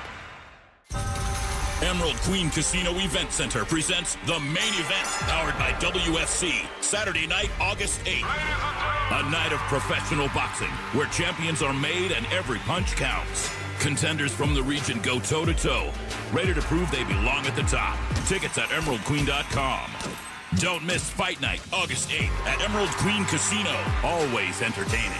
21 and older, need gambling help? Call 800-547-6133 or visit emeraldqueen.com.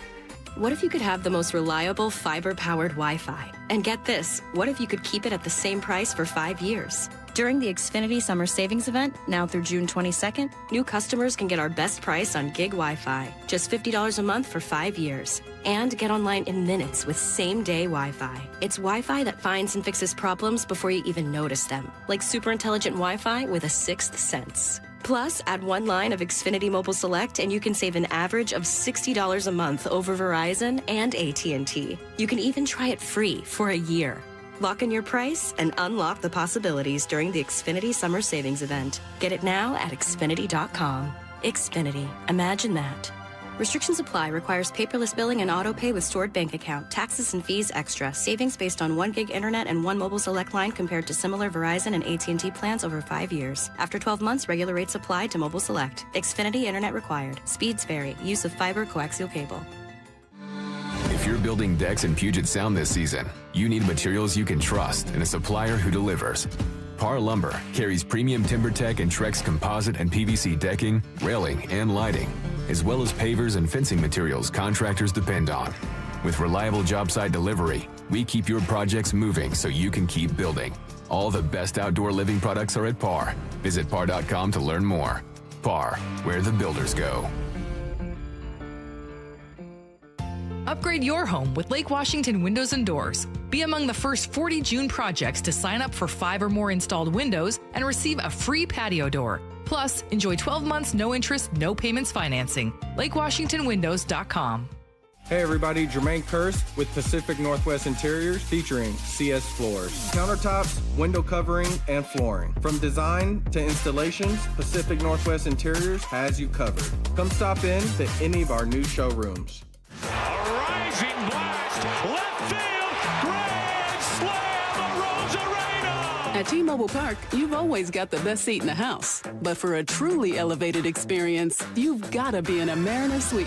A suite is the perfect spot to get your game and celebration on. Birthday, promotion, engagement, company team building that actually team builds. No matter your event, we've got a suite you'll love. Group suites can fit 30 to 400 people for big-time bashes. And private suites offer just that, an upscale experience for more intimate gatherings. All Mariner Suites offer an incredible view of the ballpark, so you can't go wrong.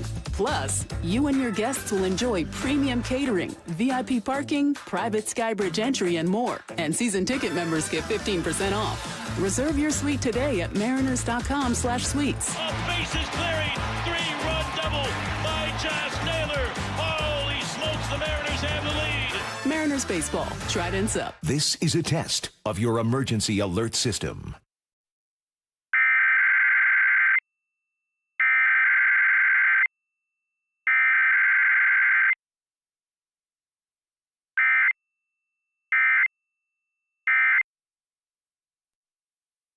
Are you an adult with uncontrolled moderate to severe Crohn's disease symptoms and still packing a backup bag of clothes?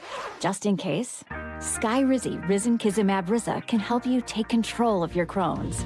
Feel significant symptom relief, including less abdominal pain and fewer bowel movements at 4 weeks. Plus, Skyrizi is proven to help people achieve remission and visibly improve damage of the intestinal lining. Individual results may vary. Skyrizi is a prescription injection medicine. Don't use if allergic to Skyrizi. Serious allergic reactions, increased infections, or lower ability to fight them may occur. Before treatment, get checked for infections and tuberculosis. Tell your doctor about any flu-like symptoms or vaccines. Liver problems leading to hospitalization may occur when treated for Crohn's. Ready to take control of your Crohn's? Ask your doctor about Skyrizi, the #1 prescribed biologic in Crohn's disease. Control is everything to me.